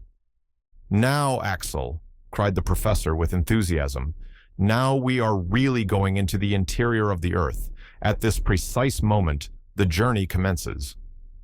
So saying, my uncle took in one hand Ruhmkorff's apparatus, which was hanging from his neck, and with the other, he formed an electric communication with the coil in the lantern, and a sufficiently bright light dispersed the darkness of the passage. Hans carried the other apparatus, which was also put into action. This ingenious application of electricity would enable us to go on for a long time by creating an artificial light even in the midst of the most inflammable gases. "Now march," cried my uncle. Each shouldered his package. Hans drove before him the load of cords and clothes, and myself walking last, we entered the gallery. At the moment of becoming engulfed in this dark gallery, I raised my head and saw for the last time, through the length of that vast tube, the sky of Iceland, which I was never to behold again. The lava, in the last eruption of 1229, had forced a passage through this tunnel. It still lined the walls with a thick and glistening coat. The electric light was here intensified 100-fold by reflection. The only difficulty in proceeding lay in not sliding too fast down an incline of about 45 degrees. Happily, certain asperities and a few blisterings here and there formed steps, and we descended, letting our baggage slip before us from the end of a long rope. But that which formed steps under our feet became stalactites overhead.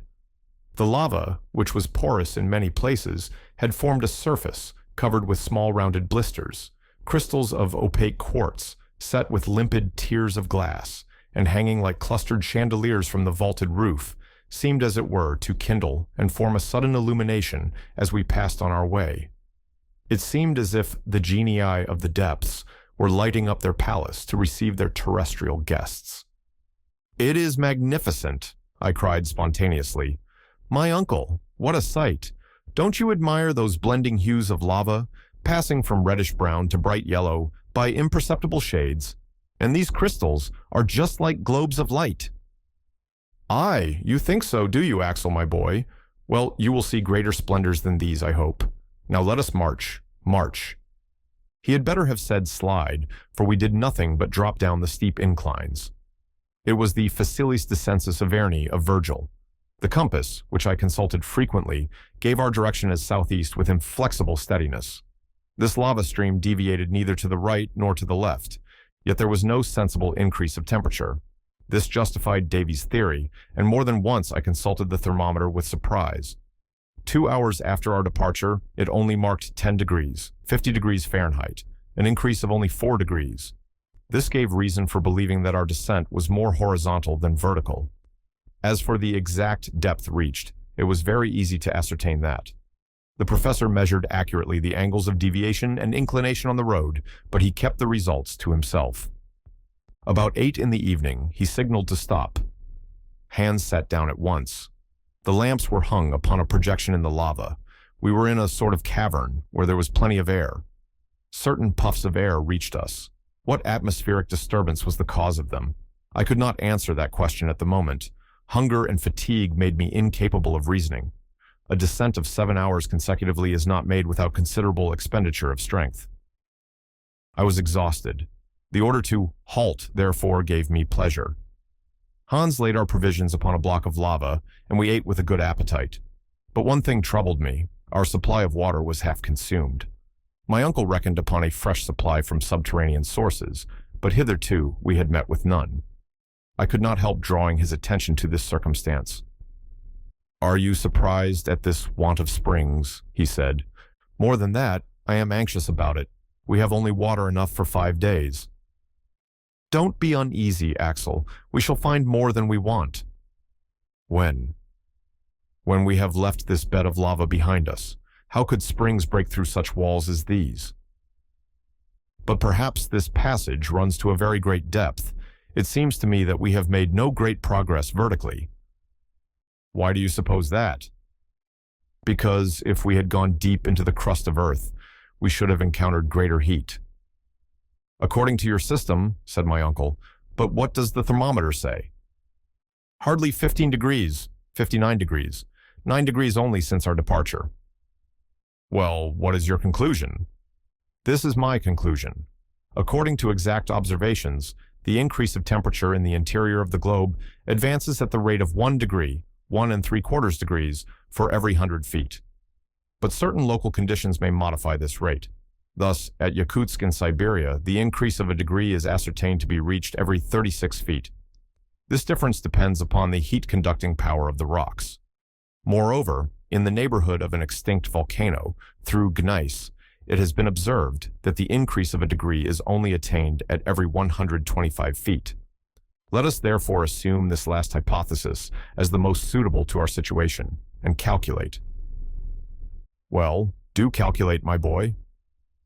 "Nothing is easier," said I, putting down figures in my notebook. 9 times 125 feet gives a depth of 1,125 feet. "Very accurate indeed." "Well?" "By my observation, we are at 10,000 feet below the level of the sea." "Is that possible?" "Yes, or figures are of no use." The professor's calculations were quite correct. We had already attained a depth of 6,000 feet beyond that hitherto reached by the foot of man, such as the mines of Kitzbühel in Tyrol and those of Württemberg in Bohemia. The temperature, which ought to have been 81 degrees, 178 degrees Fahrenheit, was scarcely 15 degrees, 59 degrees Fahrenheit. Here was cause for reflection. Next day, Tuesday, June 30th at 6, the descent began again. We were still following the gallery of lava, a real natural staircase, and as gently sloping as those inclined planes which in some old houses are still found instead of flights of steps. And so we went on until 12:17, the precise moment when we overtook Hans, who had stopped. "Ah, here we are," exclaimed my uncle, "at the very end of the chimney." I looked around me. We were standing at the intersection of 2 roads, both dark and narrow. Which were we to take? This was a difficulty. Still my uncle refused to admit an appearance of hesitation, either before me or the guide. He pointed out the eastern tunnel, and we were soon all 3 in it. Besides, there would have been interminable hesitation before this choice of roads, for since there was no indication whatever to guide our choice, we were obliged to trust to chance. The slope of this gallery was scarcely perceptible, and its sections very unequal. Sometimes we passed a series of arches, succeeding each other like the majestic arcades of a Gothic cathedral. Here the architects of the Middle Ages might have found studies for every form of the sacred art which sprang from the development of the pointed arch. A mile farther, we had to bow our heads under corniced elliptic arches in the Romanesque style, and massive pillars standing out from the wall bent under the spring of the vault that rested heavily upon them. In other places, this magnificence gave way to narrow channels between low structures which looked like beavers' huts, and we had to creep along through extremely narrow passages. The heat was perfectly bearable. Involuntarily, I began to think of its heat when the lava thrown out by Snæfell's was boiling and working through this now silent road. I imagined the torrents of fire hurled back at every angle in the gallery, and the accumulation of intensely heated vapors in the midst of this confined channel. I only hope, thought I, that this so-called extinct volcano won't take a fancy in his old age to begin his sports again. I abstained from communicating these fears to Professor Lidenbrock. He would never have understood them at all. He had but one idea: forward. He walked, he slid, he scrambled, he tumbled, with a persistency which one could not but admire. By 6 in the evening, after a not very fatiguing walk, we had gone 2 leagues south, but scarcely a quarter of a mile down. My uncle said it was time to go to sleep. We ate without talking, and went to sleep without reflection. Our arrangements for the night were very simple. A railway rug each, into which we rolled ourselves, was our sole covering. We had neither cold nor intrusive visits to fear. Travelers who penetrate into the wilds of Central Africa and into the pathless forests of the New World are obliged to watch over each other by night. But we enjoyed absolute safety and utter seclusion. No savages or wild beasts infested these silent depths. Next morning, we awoke fresh and in good spirits. The road was resumed. As the day before, we followed the path of the lava. It was impossible to tell what rocks we were passing. The tunnel, instead of tending lower, approached more and more nearly to a horizontal direction. I even fancied a slight rise. But about 10, this upward tendency became so evident and therefore so fatiguing that I was obliged to slacken my pace. "Well, Axel?" demanded the professor impatiently. "Well, I cannot stand it any longer," I replied. "What, after 3 hours' walk over such easy ground?" "It may be easy, but it is tiring all the same." "What, when we have nothing to do but keep going down?" "Going up, if you please." "Going up," said my uncle with a shrug. "No doubt. For the last half hour, the inclines have gone the other way, and at this rate, we shall soon arrive upon the level soil of Iceland." The professor nodded slowly and uneasily, like a man that declines to be convinced. I tried to resume the conversation. He answered not a word, and gave the signal for a start. I saw that his silence was nothing but ill humor. Still, I had courageously shouldered my burden again, and was rapidly following Hans, whom my uncle preceded. I was anxious not to be left behind. My greatest care was not to lose sight of my companions. I shuddered at the thought of being lost in the mazes of this vast, subterranean labyrinth. Besides, if the ascending road did become steeper, I was comforted with the thought that it was bringing us nearer to the surface. There was hope in this. Every step confirmed me in it, and I was rejoicing at the thought of meeting my little Gräuben again. By midday there was a change in the appearance of this wall of the gallery. I noticed it by a diminution of the amount of light reflected from the sides. Solid rock was appearing in the place of the lava coating. The mass was composed of inclined and sometimes vertical strata. We were passing through rocks of the transition or Silurian 8 system. "It is evident," I cried, "the marine deposits formed in the second period, these shales, limestones, and sandstones.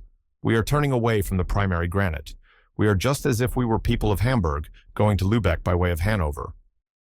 I had better have kept my observations to myself, but my geological instinct was stronger than my prudence, and Uncle Lidenbrock heard my exclamation. "What's that you are saying?" he asked. "See," I said, pointing to the varied series of sandstones and limestones and the first indication of slate. "Well?" "We are at the period when the first plants and animals appeared." "Do you think so?" "Look close and examine." I obliged the professor to move his lamp over the walls of the gallery. I expected some signs of astonishment, but he spoke not a word and went on. Had he understood me or not? Did he refuse to admit, out of self-love as an uncle and a philosopher, that he had mistaken his way when he chose the eastern tunnel? Or was he determined to examine this passage to its farthest extremity? It was evident that we had left the lava path, and that this road could not possibly lead to the extinct furnace of Sneffels. Yet I asked myself if I was not depending too much on this change in the rock. Might I not myself be mistaken? Were we really crossing the layers of rock which overlie the granite foundation? If I am right, I thought, I must soon find some fossil remains of primitive life, and then we must yield to evidence. I will look. I had not gone 100 paces before incontestable proofs presented themselves. It could not be otherwise, for in the Silurian age, the seas contained at least 1,500 vegetable and animal species. My feet, which had become accustomed to the indurated lava floor, suddenly rested upon a dust composed of the debris of plants and shells. In the walls were distinct impressions of fucoids and lycopodites. Professor Lidenbrock could not be mistaken, I thought, and yet he pushed on with, I suppose, his eyes resolutely shut. This was only invincible obstinacy. I could hold out no longer. I picked up a perfectly formed shell, which had belonged to an animal not unlike the woodlouse. Then, joining my uncle, I said, "Look at this." "Very well," said he quietly. "It is the shell of a crustacean, of an extinct species called a trilobite, nothing more." "But don't you conclude?" "Just what you conclude yourself. Yes, I do, perfectly. We have left the granite and the lava. It is possible that I may be mistaken, but I cannot be sure of that until I have reached the very end of this gallery." "You are right in doing this, my uncle, and I should quite approve of your determination if there were not a danger threatening us nearer and nearer." "What danger?" "The want of water." "Well, Axel, we will put ourselves upon rations. In fact, we had to ration ourselves. Our provision of water could not last more than 3 days. I found that out for certain when supper time came. And to our sorrow, we had little reason to expect to find a spring in these transition beds. The whole of the next day, the gallery opened before us its endless arcades. We moved on almost without a word. Hans's silence seemed to be infecting us. The road was now not ascending, at least not perceptibly. Sometimes even, it seemed to have a slight fall. But this tendency, which was very trifling, could not do anything to reassure the professor, for there was no change in the beds, and the transitional characteristics became more and more decided. The electric light was reflected in sparkling splendor from the schist, limestone, and old red sandstone of the walls. It might have been thought that we were passing through a section of Wales, of which an ancient people gave its name to this system. Specimens of magnificent marbles clothed the walls, some of a grayish agate fantastically veined with white, others of rich crimson or yellow, dashed with splotches of red. Then came dark cherry-colored marbles, relieved by the lighter tints of limestone. The greater part of these bore impressions of primitive organisms. Creation had evidently advanced since the day before. Instead of rudimentary trilobites, I noticed remains of a more perfect order of beings, amongst others ganoid fishes and some of those sauroids in which paleontologists have discovered the earliest reptile forms. The Devonian seas were peopled by animals of these species, and deposited them by thousands in the rocks of the newer formation. It was evident that we were ascending that scale of animal life in which man fills the highest place. But Professor Lidenbrock seemed not to notice it. He was awaiting one of two events, either the appearance of a vertical well opening before his feet, down which our descent might be resumed, or that of some obstacle which should effectually turn us back on our own footsteps. But evening came and neither wish was gratified. On Friday, after a night during which I felt pangs of thirst, our little troop again plunged into the winding passages of the gallery. After 10 hours walking, I observed a singular deadening of the reflection of our lamps from the side walls. The marble, the schist, the limestone, and the sandstone were giving way to a dark and lusterless lining. At one moment, the tunnel becoming very narrow, I leaned against the wall. When I removed my hand, it was black.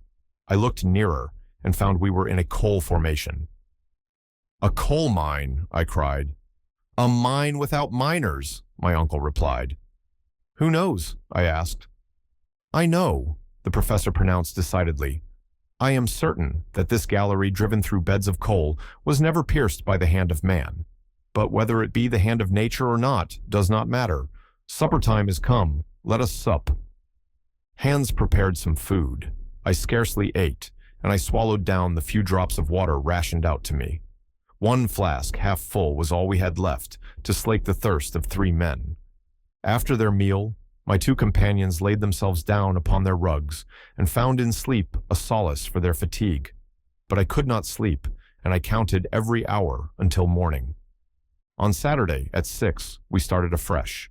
In 20 minutes, we reached a vast open space. I then knew that the hand of man had not hollowed out this mine.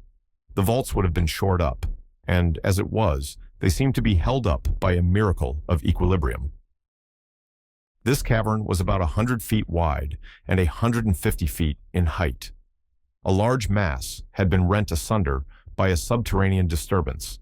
Yielding to some vast power from below, it had broken asunder, leaving this great hollow into which human beings were now penetrating for the first time. The whole history of the Carboniferous period was written upon these gloomy walls, and a geologist might with ease trace all its diverse phases. The beds of coal were separated by strata of sandstone or compact clays, and appeared crushed under the weight of overlying strata. At the age of the world which preceded the secondary period, the earth was clothed with immense vegetable forms, the product of the double influence of tropical heat and constant moisture. A vapory atmosphere surrounded the earth, still veiling the direct rays of the sun. Thence arises the conclusion that the high temperature then existing was due to some other source than the heat of the sun. Perhaps even the orb of day may not have been ready yet to play the splendid part he now acts. There were no climates as yet, and a torrid heat, equal from pole to equator, was spread over the whole surface of the globe. Whence this heat? Was it from the interior of the earth? Notwithstanding the theories of Professor Lidenbrock, a violent heat did at that time brood within the body of the spheroid. Its action was felt to the very last coats of the terrestrial crust. The plants, unacquainted with the beneficent influences of the sun, yielded neither flowers nor scent, but their roots drew vigorous life from the burning soil of the early days of this planet. There were but few trees. Herbaceous plants alone existed. There were tall grasses, ferns, lycopods, besides sigillaria, asterophyllites, now scarce plants. But then the species might be counted by thousands. The coal measures owe their origin to this period of profuse vegetation. The yet elastic and yielding crust of the earth obeyed the fluid forces beneath. Thence innumerable fissures and depressions. The plants, sunk underneath the waters, formed by degrees into vast accumulated masses. Then came the chemical action of nature. In the depths of the seas, the vegetable accumulations first became peat. Then, acted upon by generated gases in the heat of fermentation, they underwent a process of complete mineralization. Thus were formed those immense coal fields, which nevertheless are not inexhaustible, and which 3 centuries at the present accelerated rate of consumption will exhaust, unless the industrial world will devise a remedy. These reflections came into my mind whilst I was contemplating the mineral wealth stored up in this portion of the globe. These, no doubt, I thought, will never be discovered. The working of such deep mines would involve too large an outlay, and where would be the use as long as coal is yet spread far and wide near the surface? Such as my eyes behold these virgin stores, such they will be when this world comes to an end. But still we marched on, and I alone was forgetting the length of the way by losing myself in the midst of geological contemplations. The temperature remained what it had been during our passage through the lava and schists. Only my sense of smell was forcibly affected by an odor of protocarbide of hydrogen. I immediately recognized in this gallery the presence of a considerable quantity of the dangerous gas called by miners fire damp, the explosion of which has often occasioned such dreadful catastrophes.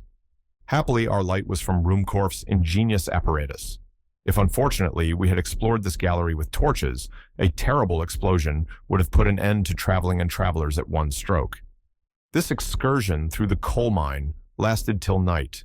My uncle scarcely could restrain his impatience at the horizontal road. The darkness, always deep 20 yards before us, prevented us from estimating the length of the gallery, and I was beginning to think it must be endless, when suddenly at 6 o'clock a wall very unexpectedly stood before us. Right or left, top or bottom, there was no road farther. We were at the end of a blind alley. "Very well, it's all right," cried my uncle. "Now, at any rate, we shall know what we are about.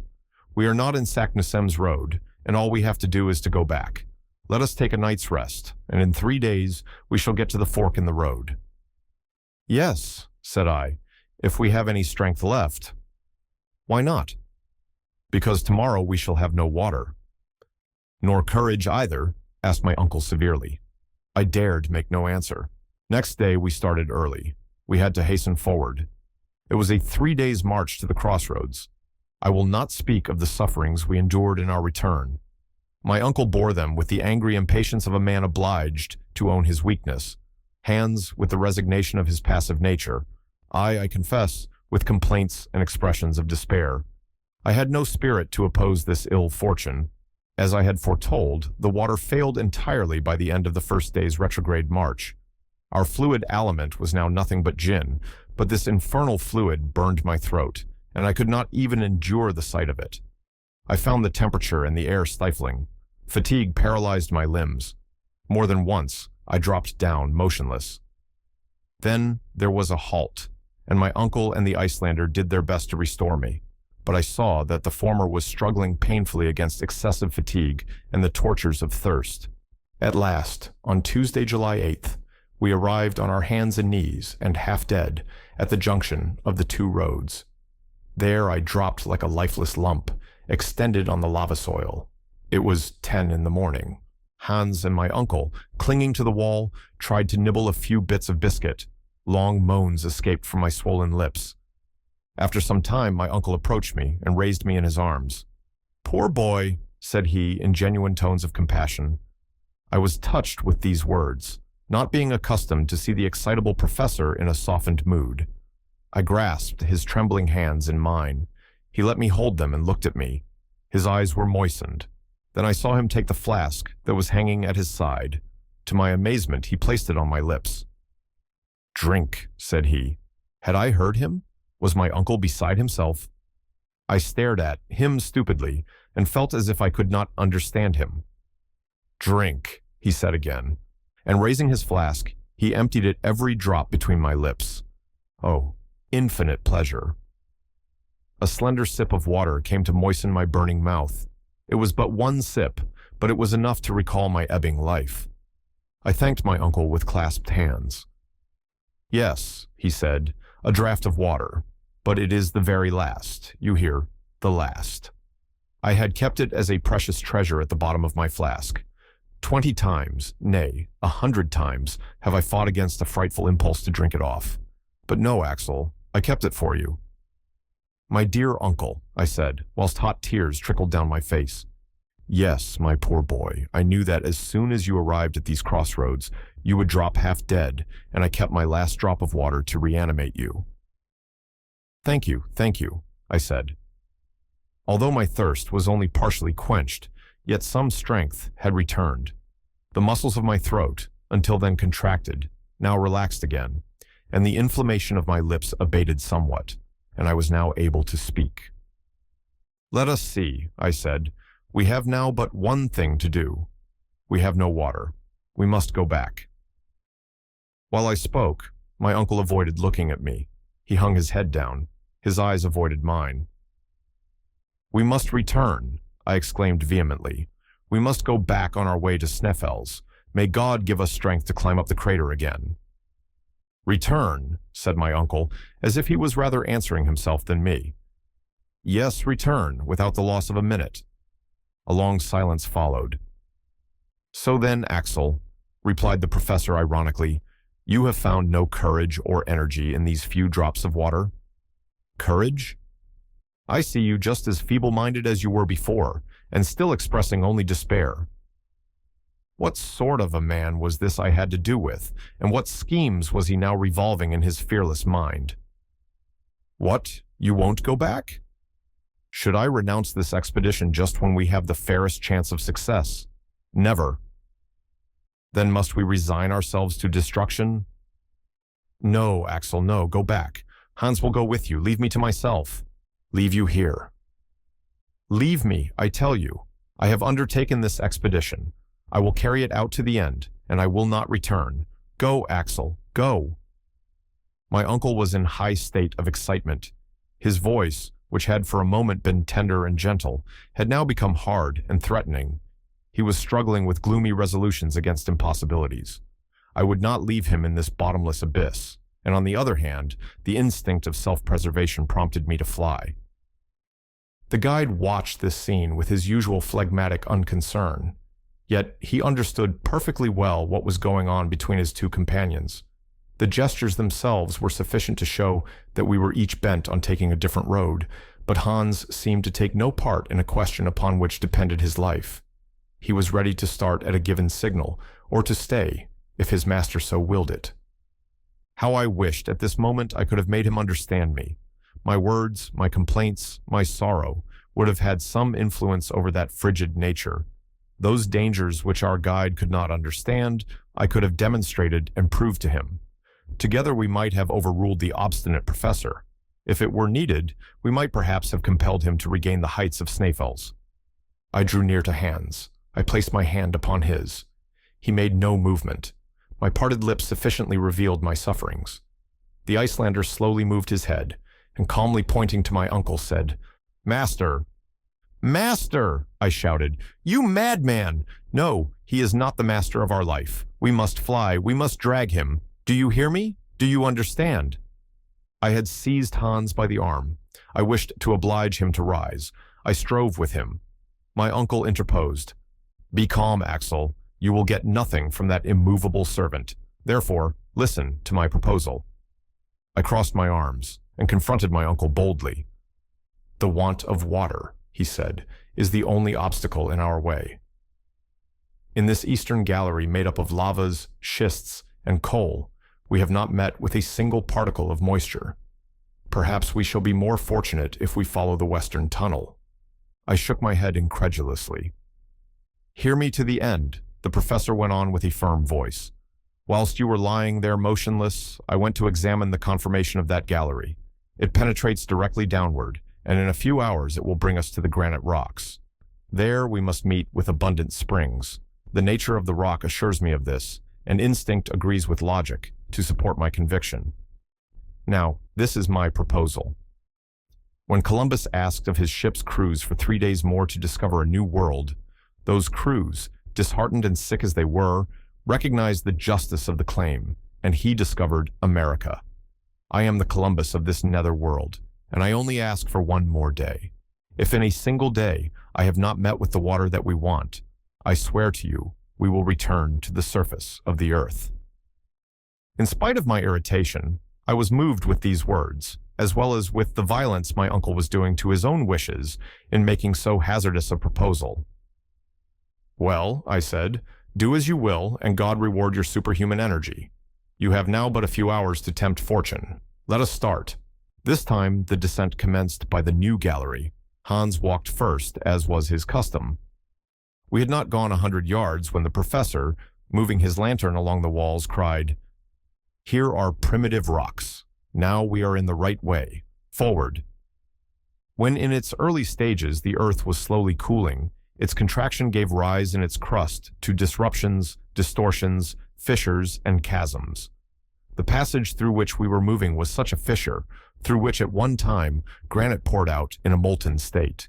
Its thousands of windings formed an inextricable labyrinth through the primeval mass. As fast as we descended, the succession of beds forming the primitive foundation came out with increasing distinctness.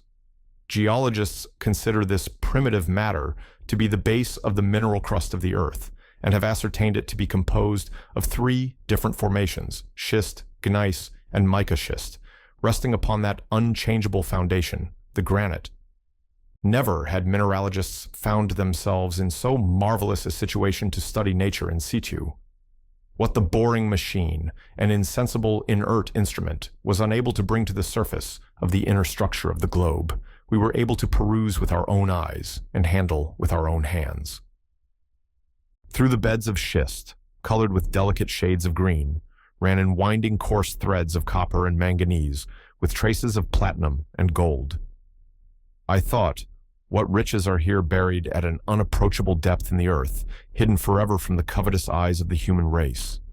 These treasures have been buried at such a profound depth by the convulsions of primeval times that they run no chance of ever being molested by the pickaxe or the spade.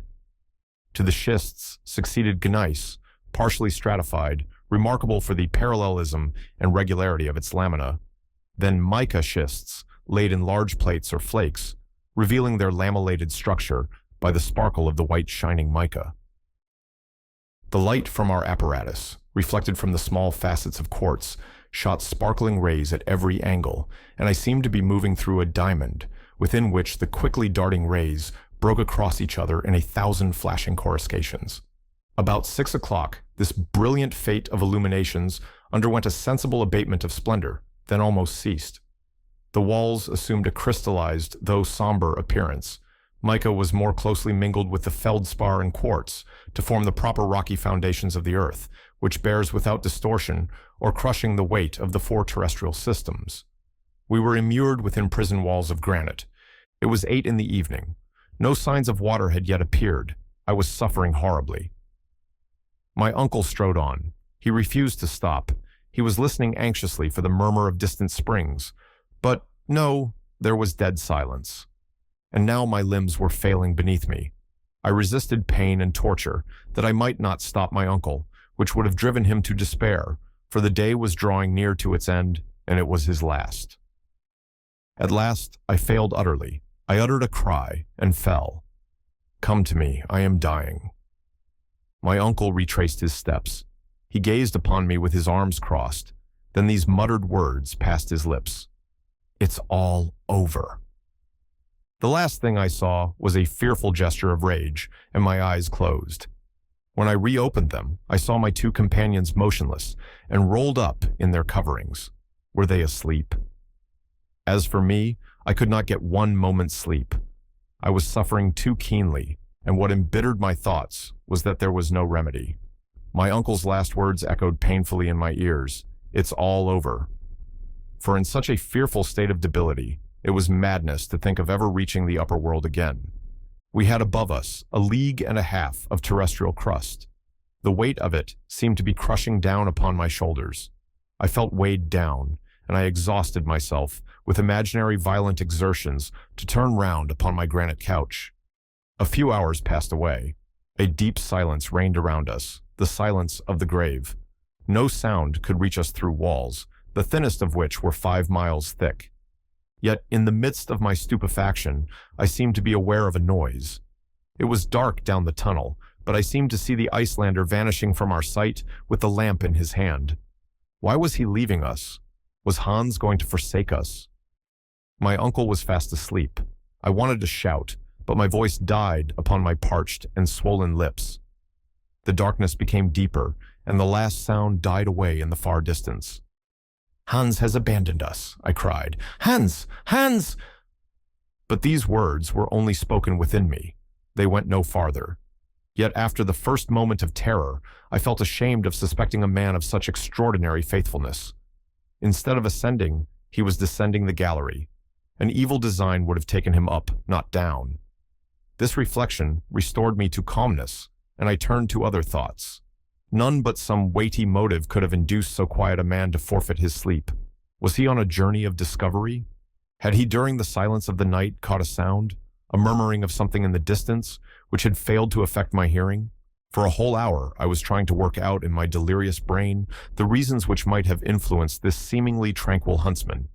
The absurdest notions ran in utter confusion through my mind. I thought madness was coming on. But at last, a noise of footsteps was heard in the dark abyss. Hans was approaching.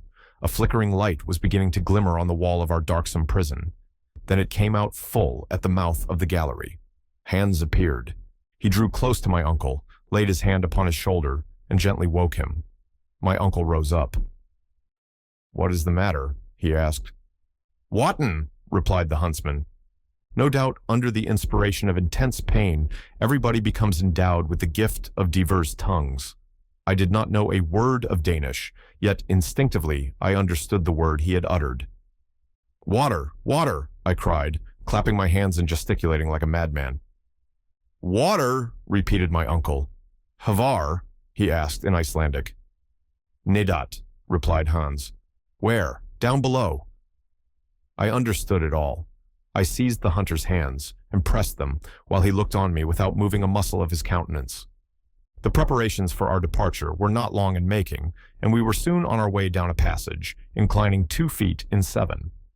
In an hour, we had gone 1.25 miles and descended 2,000 feet. Then I began to hear distinctly quite a new sound of something running within the thickness of the granite wall, a kind of dull, dead rumbling, like distant thunder. During the first part of our walk, not meeting with the promised spring, I felt my agony returning. But then my uncle acquainted me with the cause of the strange noise.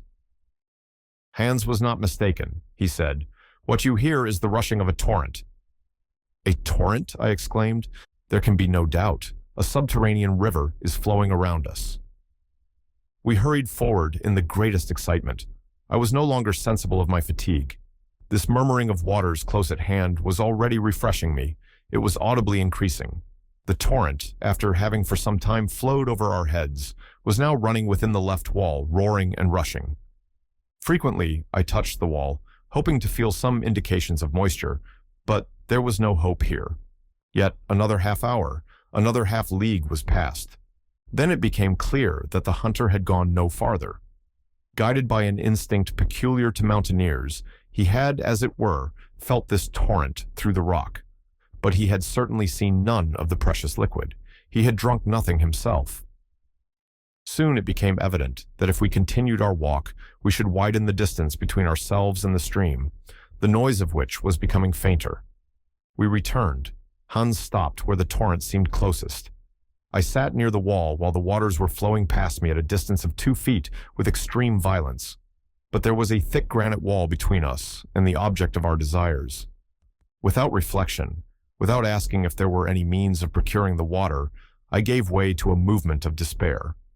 Hans glanced at me with, I thought, a smile of compassion. He rose and took the lamp. I followed him. He moved towards the wall. I looked on. He applied his ear against the dry stone and moved it slowly to and fro, listening intently. I perceived at once that he was examining to find the exact place where the torrent could be heard the loudest. He met with that point on the left side of the tunnel, at 3 feet from the ground. I was stirred up with excitement. I hardly dared guess what the hunter was about to do, but I could not but understand and applaud and cheer him on when I saw him lay hold of the pickaxe to make an attack upon the rock. "We are saved," I cried. "Yes," cried my uncle, almost frantic with excitement.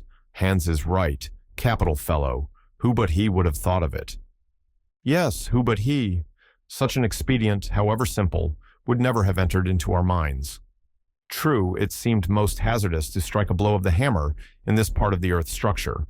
Suppose some displacement should occur and crush us all. Suppose the torrent bursting through should drown us in a sudden flood.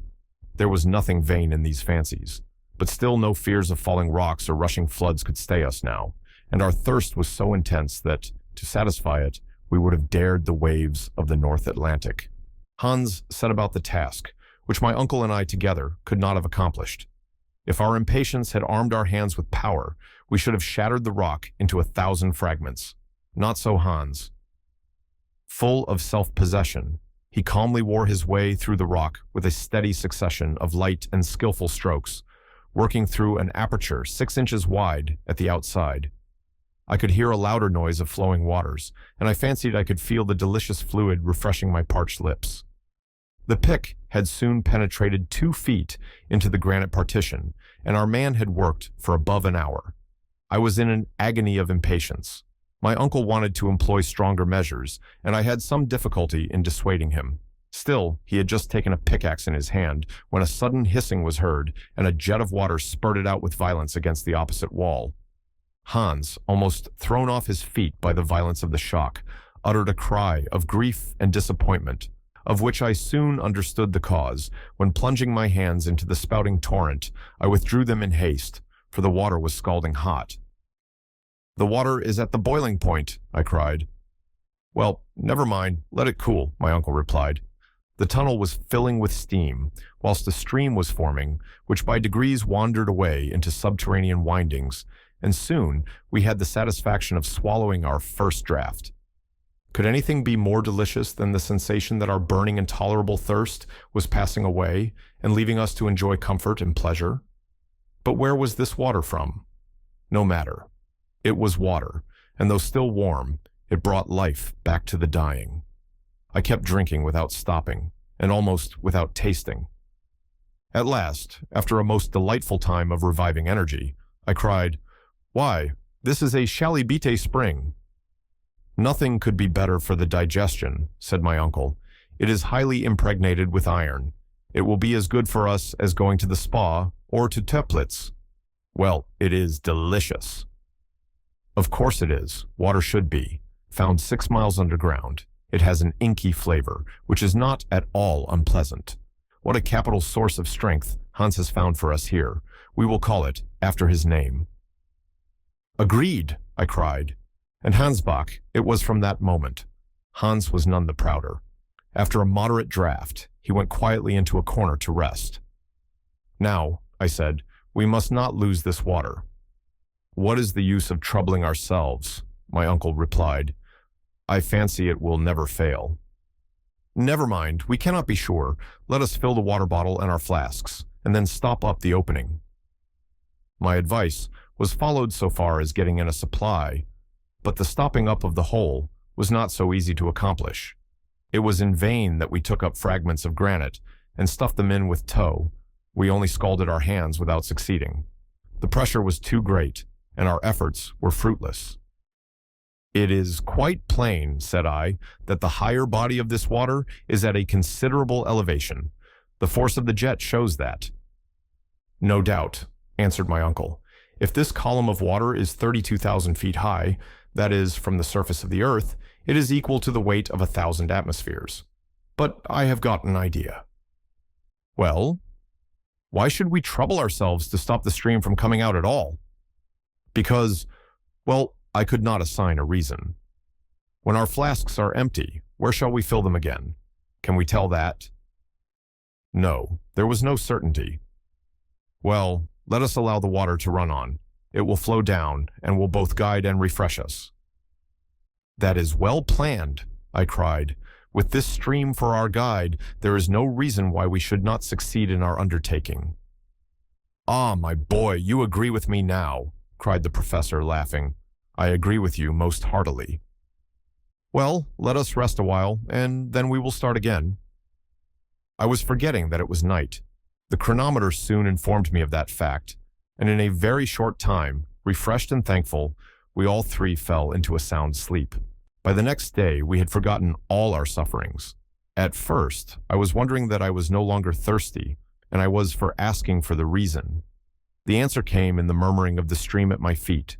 We breakfasted and drank of this excellent chalybeate water.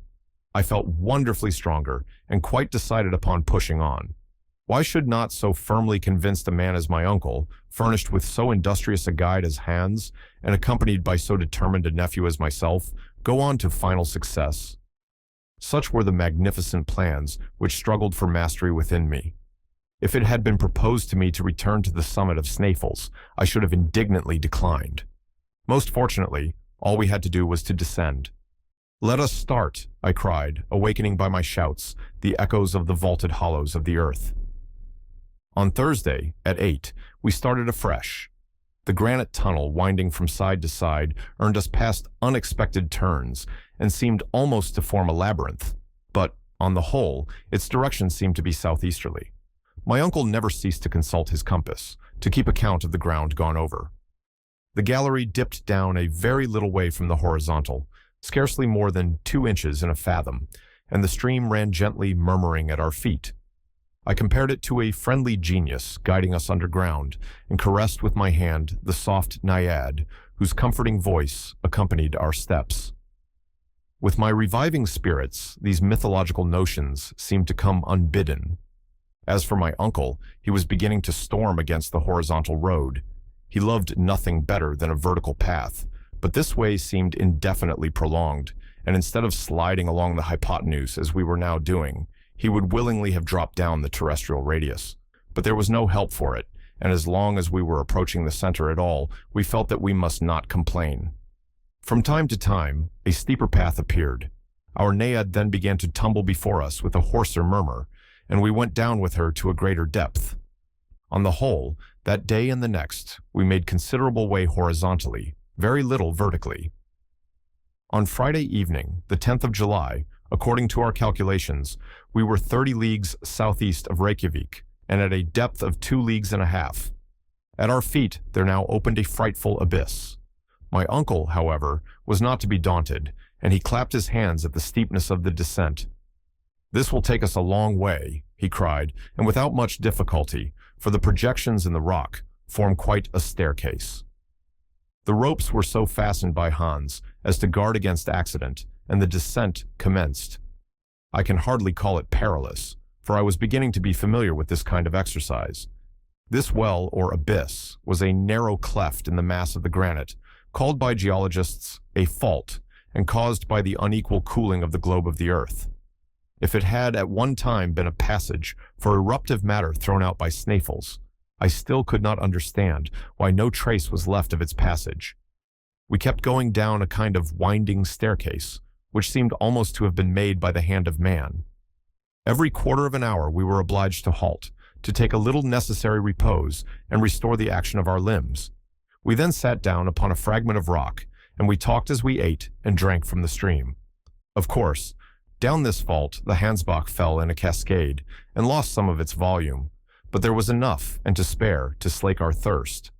Besides, when the incline became more gentle, it would of course resume its peaceable course. At this moment it reminded me of my worthy uncle, in his frequent fits of impatience and anger, while below it ran with the calmness of the Icelandic hunter. On the 6th and 7th of July, we kept following the spiral curves of this singular well, penetrating an actual distance no more than 2 leagues, but being carried to a depth of 5 leagues below the level of the sea. But on the 8th, about noon, the fault took, towards the southeast, a much gentler slope, one of about 45 degrees. Then the road became monotonously easy. It could not be otherwise, for there was no landscape to vary the stages of our journey. On Wednesday, the 15th, we were 7 leagues underground and had traveled 50 leagues away from Snæfell's. Although we were tired, our health was perfect, and the medicine chest had not yet had occasion to be opened. My uncle noted every hour the indications of the compass, the chronometer, the aneroid, and the thermometer, the very same which he has published in his scientific report of our journey. It was therefore not difficult to know exactly our whereabouts. When he told me that we had gone 50 leagues horizontally, I could not repress an exclamation of astonishment at the thought that we had now long left Iceland behind us. "What is the matter?" he cried. "I was reflecting that if your calculations are correct, we are no longer under Iceland." "Do you think so?" "I am not mistaken," I said, and examining the map, I added, "We have passed Cape Portland, and those 50 leagues bring us under the wide expanse of ocean." "Under the sea," my uncle repeated, rubbing his hands with delight. "Can it be?" I said. "Is the ocean spread above our heads?" "Of course, Axel. What can be more natural? At Newcastle, are there not coal mines extending far under the sea?" It was all very well for the professor to call this so simple, but I could not feel quite easy at the thought that the boundless ocean was rolling over my head. And yet it really mattered very little, whether it was the plains and mountains that covered our heads or the Atlantic waves, as long as we were arched over by solid granite. And besides, I was getting used to this idea, for the tunnel, now running straight, now winding as capriciously in its inclines as in its turnings, but constantly preserving its southeasterly direction and always running deeper, was gradually carrying us to very great depths indeed. 4 days later, Saturday the 18th of July in the evening, we arrived at a kind of vast grotto, and here my uncle paid Hans his weekly wages, and it was settled that the next day, Sunday, should be a day of rest. I therefore awoke next day, relieved from the preoccupation of an immediate start. Although we were in the very deepest of known depths, there was something not unpleasant about it, and besides, we were beginning to get accustomed to this troglodyte life. I no longer thought of sun, moon, and stars, trees, houses, and towns, nor of any of those terrestrial superfluities which are necessaries of men who live upon the earth's surface. Being fossils, we looked upon all those things as mere jokes. The grotto was an immense apartment. Along its granite floor ran our faithful stream. At this distance from its spring, the water was scarcely tepid, and we drank of it with pleasure. After breakfast, the professor gave a few hours to the arrangement of his daily notes.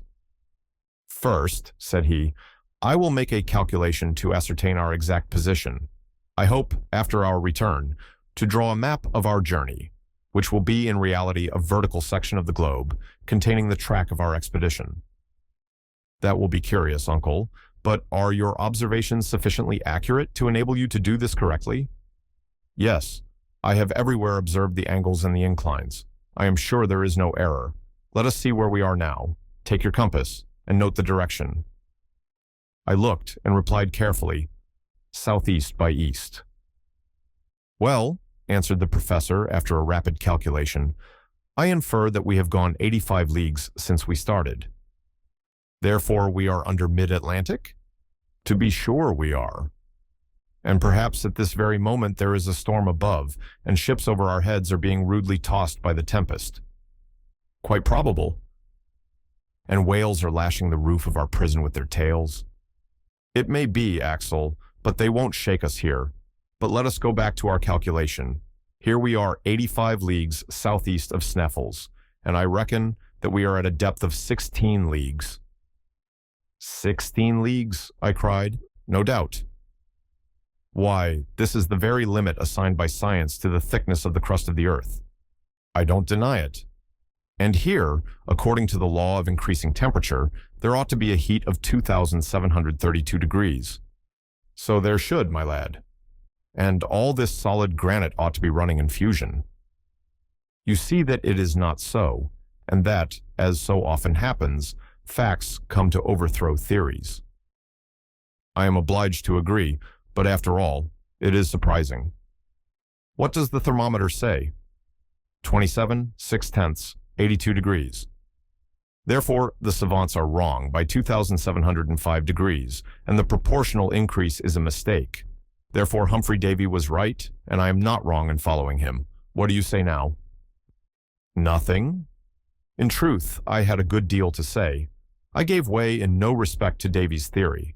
I still held to the central heat, although I did not feel its effects.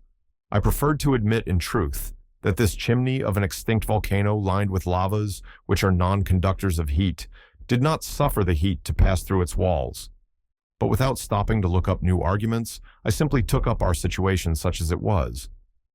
Well, admitting all your calculations to be quite correct, you must allow me to draw one rigid result therefrom." "What is it? Speak freely." "At the latitude of Iceland, where we now are, the radius of the earth, the distance from the center to the surface is about 1,583 leagues. Let us say, in round numbers, 1,600 leagues, or 4,800 miles. Out of 1,600 leagues, we have gone 12. "So you say. And these 12 at a cost of 85 leagues diagonally?" "Exactly so." "In 20 days?" "Yes." "Now, 16 leagues are the 100th part of the Earth's radius. At this rate, we shall be 2,000 days, or nearly 5 years and a half, in getting to the center." No answer was vouchsafed to this rational conclusion. Without reckoning, too, that if a vertical depth of 16 leagues can be attained only by a diagonal descent of 84, it follows that we must go 8,000 miles in a southeasterly direction, so that we shall emerge from some point in the Earth's circumference instead of getting to the center. "Confusion to all your figures, and all your hypotheses besides," shouted my uncle in a sudden rage. "What is the basis of them all? How do you know that this passage does not run straight to our destination? Besides, there is a precedent. What one man has done, another may do." "I hope so. But still, I may be permitted—" "You shall have my leave to hold your tongue, Axel, but not to talk in that irrational way." I could see the awful professor bursting through my uncle's skin, and I took timely warning. "Now, look at your aneroid. What does that say?" "It says we are under considerable pressure." "Very good. So you see that by going gradually down and getting accustomed to the density of the atmosphere, we don't suffer at all." "Nothing, except a little pain in the ears." "That's nothing, and you may get rid of even that by quick breathing whenever you feel the pain." "Exactly so," I said, determined not to say a word that might cross my uncle's prejudices. "There is even positive pleasure in living in this dense atmosphere. Have you observed how intense sound is down here?" "No doubt it is. A deaf man would soon learn to hear perfectly." "But won't this density augment?" "Yes, according to a rather obscure law. It is well known that the weight of bodies diminishes as fast as we descend.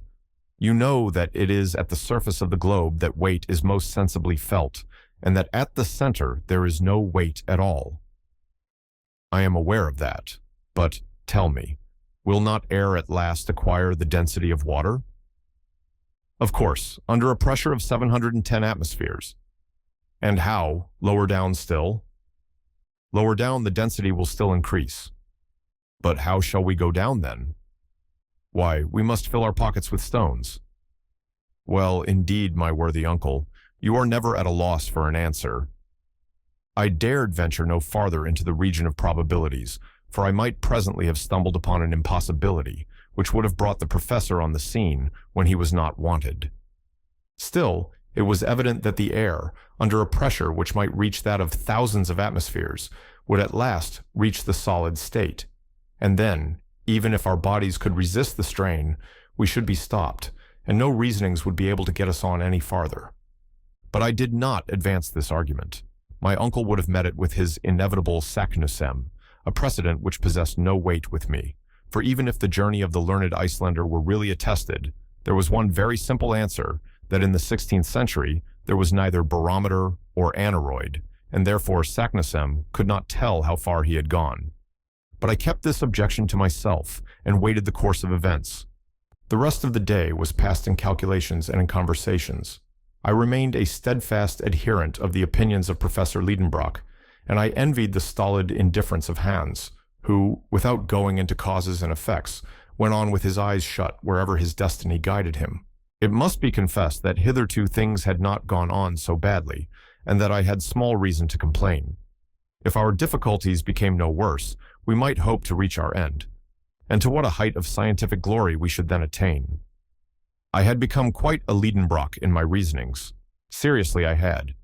But would this state of things last in the strange place we had come to? Perhaps it might. For several days, steeper inclines, some even frightfully near to the perpendicular, brought us deeper and deeper into the mass of the interior of the earth. Some days we advanced nearer to the center by 1.5 leagues, or nearly 2 leagues. These were perilous descents, in which the skill and marvelous coolness of Hans were invaluable to us. That unimpassioned Icelander devoted himself with incomprehensible deliberation, and thanks to him, we crossed many a dangerous spot which we should never have cleared alone. But his habit of silence gained upon him day by day, and was infecting us. External objects produce decided effects upon the brain. A man shut up between 4 walls soon loses the power to associate words and ideas together. How many prisoners in solitary confinement become idiots, if not mad, for want of exercise for the thinking faculty? During the fortnight following our last conversation, no incident occurred worthy of being recorded. But I have good reason for remembering one very serious event which took place at this time, and of which I could scarcely now forget the smallest details. By the 7th of August, our successive descents had brought us to a depth of 30 leagues. That is, that for a space of 30 leagues, there were over our heads solid beds of rock, ocean, continents, and towns. We must have been 200 leagues from Iceland. On that day, the tunnel went down a gentle slope. I was ahead of the others. My uncle was carrying one of Ruhmkorff's lamps, and I the other. I was examining the beds of granite. Suddenly turning round, I observed that I was alone. Well, well, I thought. I have been going too fast, or Hans and my uncle have stopped on the way. Come, this won't do. I must join them. Fortunately, there is not much of an ascent. I retraced my steps. I walked for 1/4 of an hour. I gazed into the darkness. I shouted. No reply. My voice was lost in the midst of the cavernous echoes, which alone replied to my call. I began to feel uneasy. A shudder ran through me. Calmly, I said aloud to myself, I am sure to find my companions again. There are not 2 roads. I was too far ahead. I will return. For half an hour, I climbed up. I listened for a call, and in that dense atmosphere, a voice could reach very far. But there was a dreary silence in all that long gallery. I stopped. I could not believe that I was lost. I was only bewildered for a time, not lost. I was sure I should find my way again. Come, I repeated, since there is but one road and they are on it, I must find them again. I have but to ascend still. Unless indeed, missing me, and supposing me to be behind, they too should have gone back. But even in this case, I have only to make the greater haste. I shall find them, I am sure. I repeated these words in the fainter tones of a half-convinced man. Besides, to associate even such simple ideas with words and reason with them was a work of time. A doubt then seized upon me. Was I indeed in advance when we became separated? Yes, to be sure I was. Hans was after me, preceding my uncle. He had even stopped for a while to strap his baggage better over his shoulders. I could remember this little incident. It was at that very moment that I must have gone on. Besides, I thought, have not I a guarantee that I shall not lose my way, a clue in the labyrinth that cannot be broken, my faithful stream? I have but to trace it back, and I must come upon them. This conclusion revived my spirits, and I resolved to resume my march without loss of time. How I then blessed my uncle's foresight in preventing the hunter from stopping up the hole in the granite. This beneficent spring, after having satisfied our thirst on the road, would now be my guide among the windings of the terrestrial crust. Before starting afresh, I thought a wash would do me good. I stooped to bathe my face in the Hansbach. To my stupefaction and utter dismay, my feet trod only the rough, dry granite. The stream was no longer at my feet. To describe my despair would be impossible. No words could tell it. I was buried alive, with the prospect before me of dying of hunger and thirst. Mechanically, I swept the ground with my hands. How dry and hard the rock seemed to me. But how had I left the course of the stream? For it was a terrible fact that it no longer ran at my side. Then I understood the reason of that fearful silence, when for the last time I listened to hear if any sound from my companions could reach my ears. At the moment when I left the right road, I had not noticed the absence of the stream. It is evident that at that moment a deviation had presented itself before me, whilst the Hansbach, following the caprice of another incline, had gone with my companions away into unknown depths. How was I to return? There was not a trace of their footsteps or of my own, for the foot left no mark upon the granite floor. I racked my brain for a solution of this impracticable problem. One word described my position: lost at an immeasurable depth. 30 leagues of rock seemed to weigh upon my shoulders with a dreadful pressure. I felt crushed. I tried to carry back my ideas to things on the surface of the earth. I could scarcely succeed. Hamburg, the house in the Königstrasse, my poor Gräuben, all that busy world underneath which I was wandering about, was passing in rapid confusion before my terrified memory. I could revive with vivid reality all the incidents of our voyage: Iceland, Fredriksson, Snæfellsnes. I said to myself that if, in such a position as I was now in, I was fool enough to cling to one glimpse of hope, it would be madness, and that the best thing I could do was to despair. What human power could restore me to the light of the sun by rending asunder the huge arches of rock which united over my head, buttressing each other with impregnable strength? Who could place my feet on the right path and bring me back to my company? "Oh, my uncle," burst from my lips in the tone of despair. It was my only word of reproach, for I knew how much he must be suffering in seeking me, wherever he might be. When I saw myself thus far removed from all earthly help, I had recourse to heavenly succor. The remembrance of my childhood, the recollection of my mother, whom I had only known in my tender early years, came back to me, and I knelt in prayer imploring for the divine help of which I was so little worthy. This return of trust in God's providence allayed the turbulence of my fears, and I was enabled to concentrate upon my situation all the force of my intelligence. I had 3 days' provisions with me, and my flask was full. But I could not remain alone for long. Should I go up or down? Up, of course, up continually. I must thus arrive at the point where I had left the stream, that fatal turn in the road. With the stream at my feet, I might hope to regain the summit of Snæfellsnes. Why had I not thought of that sooner? Here was evidently a chance of safety. The most pressing duty was to find out again the course of the Hansbach. I rose, and leaning upon my iron-pointed stick, I ascended the gallery. The slope was rather steep. I walked on without hope, but without indecision, like a man who has made up his mind. For half an hour, I met with no obstacle. I tried to recognize my way by the form of the tunnel, by the projections of certain rocks, by the disposition of the fractures. But no particular sign appeared, and I soon saw that this gallery could not bring me back to the turning point. It came to an abrupt end. I struck against an impenetrable wall and fell down upon the rock. Unspeakable despair then seized upon me. I lay overwhelmed, aghast. My last hope was shattered against this granite wall. Lost in this labyrinth, whose windings crossed each other in all directions, it was no use to think of flight any longer. Here I must die the most dreadful of deaths.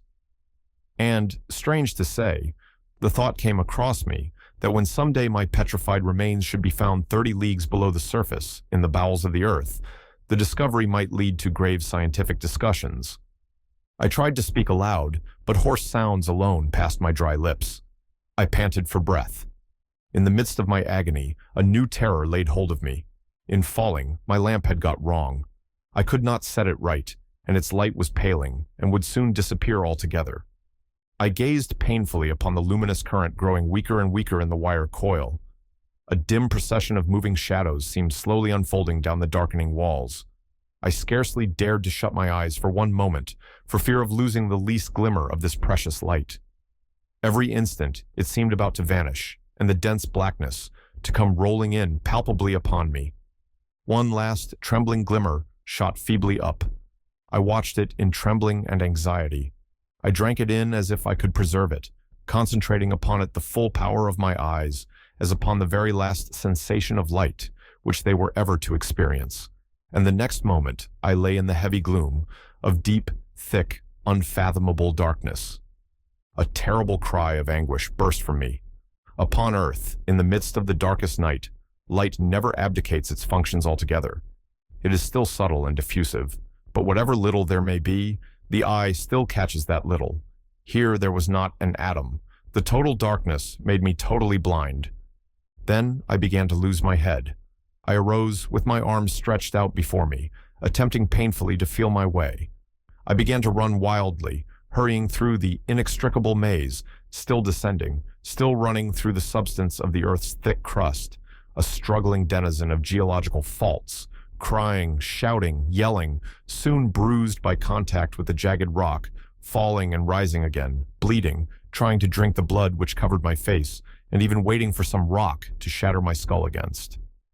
I shall never know whither my mad career took me. After the lapse of some hours, no doubt exhausted, I fell like a lifeless lump at the foot of the wall, and lost all consciousness. When I returned to partial life, my face was wet with tears. How long that state of insensibility had lasted, I cannot say. I had no means now of taking account of time. Never was solitude equal to this. Never had any living being been so utterly forsaken. After my fall, I had lost a good deal of blood. I felt it flowing over me.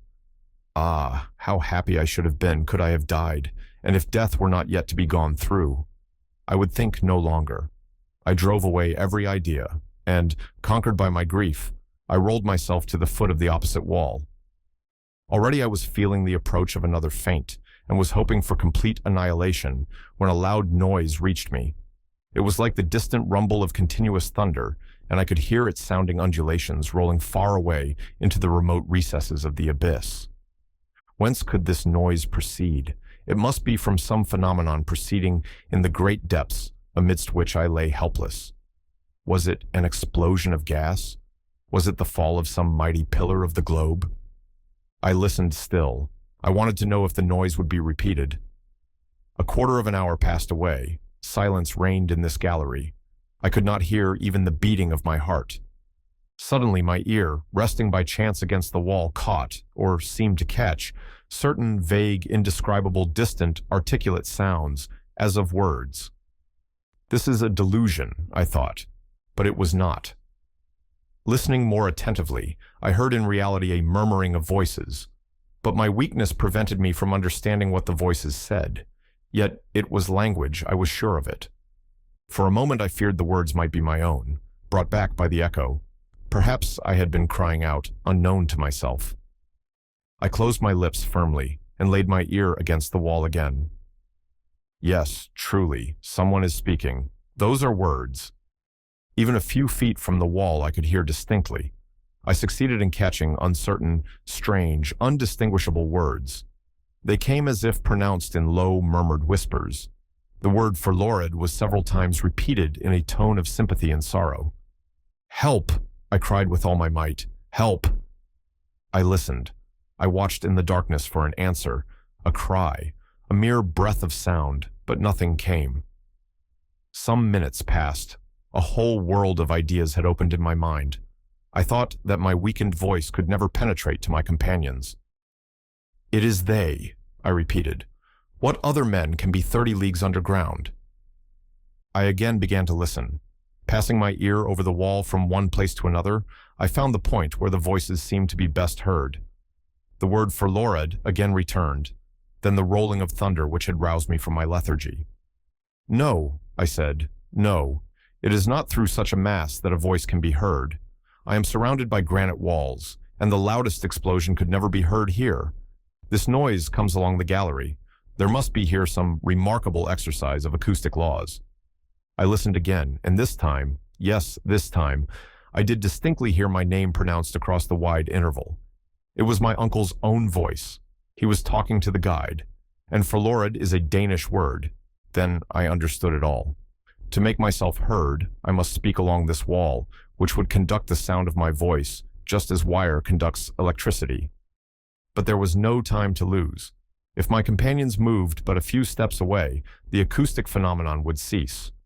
I therefore approached the wall and pronounced these words as clearly as possible. Uncle Lidenbrock. I waited with the deepest anxiety. Sound does not travel with great velocity.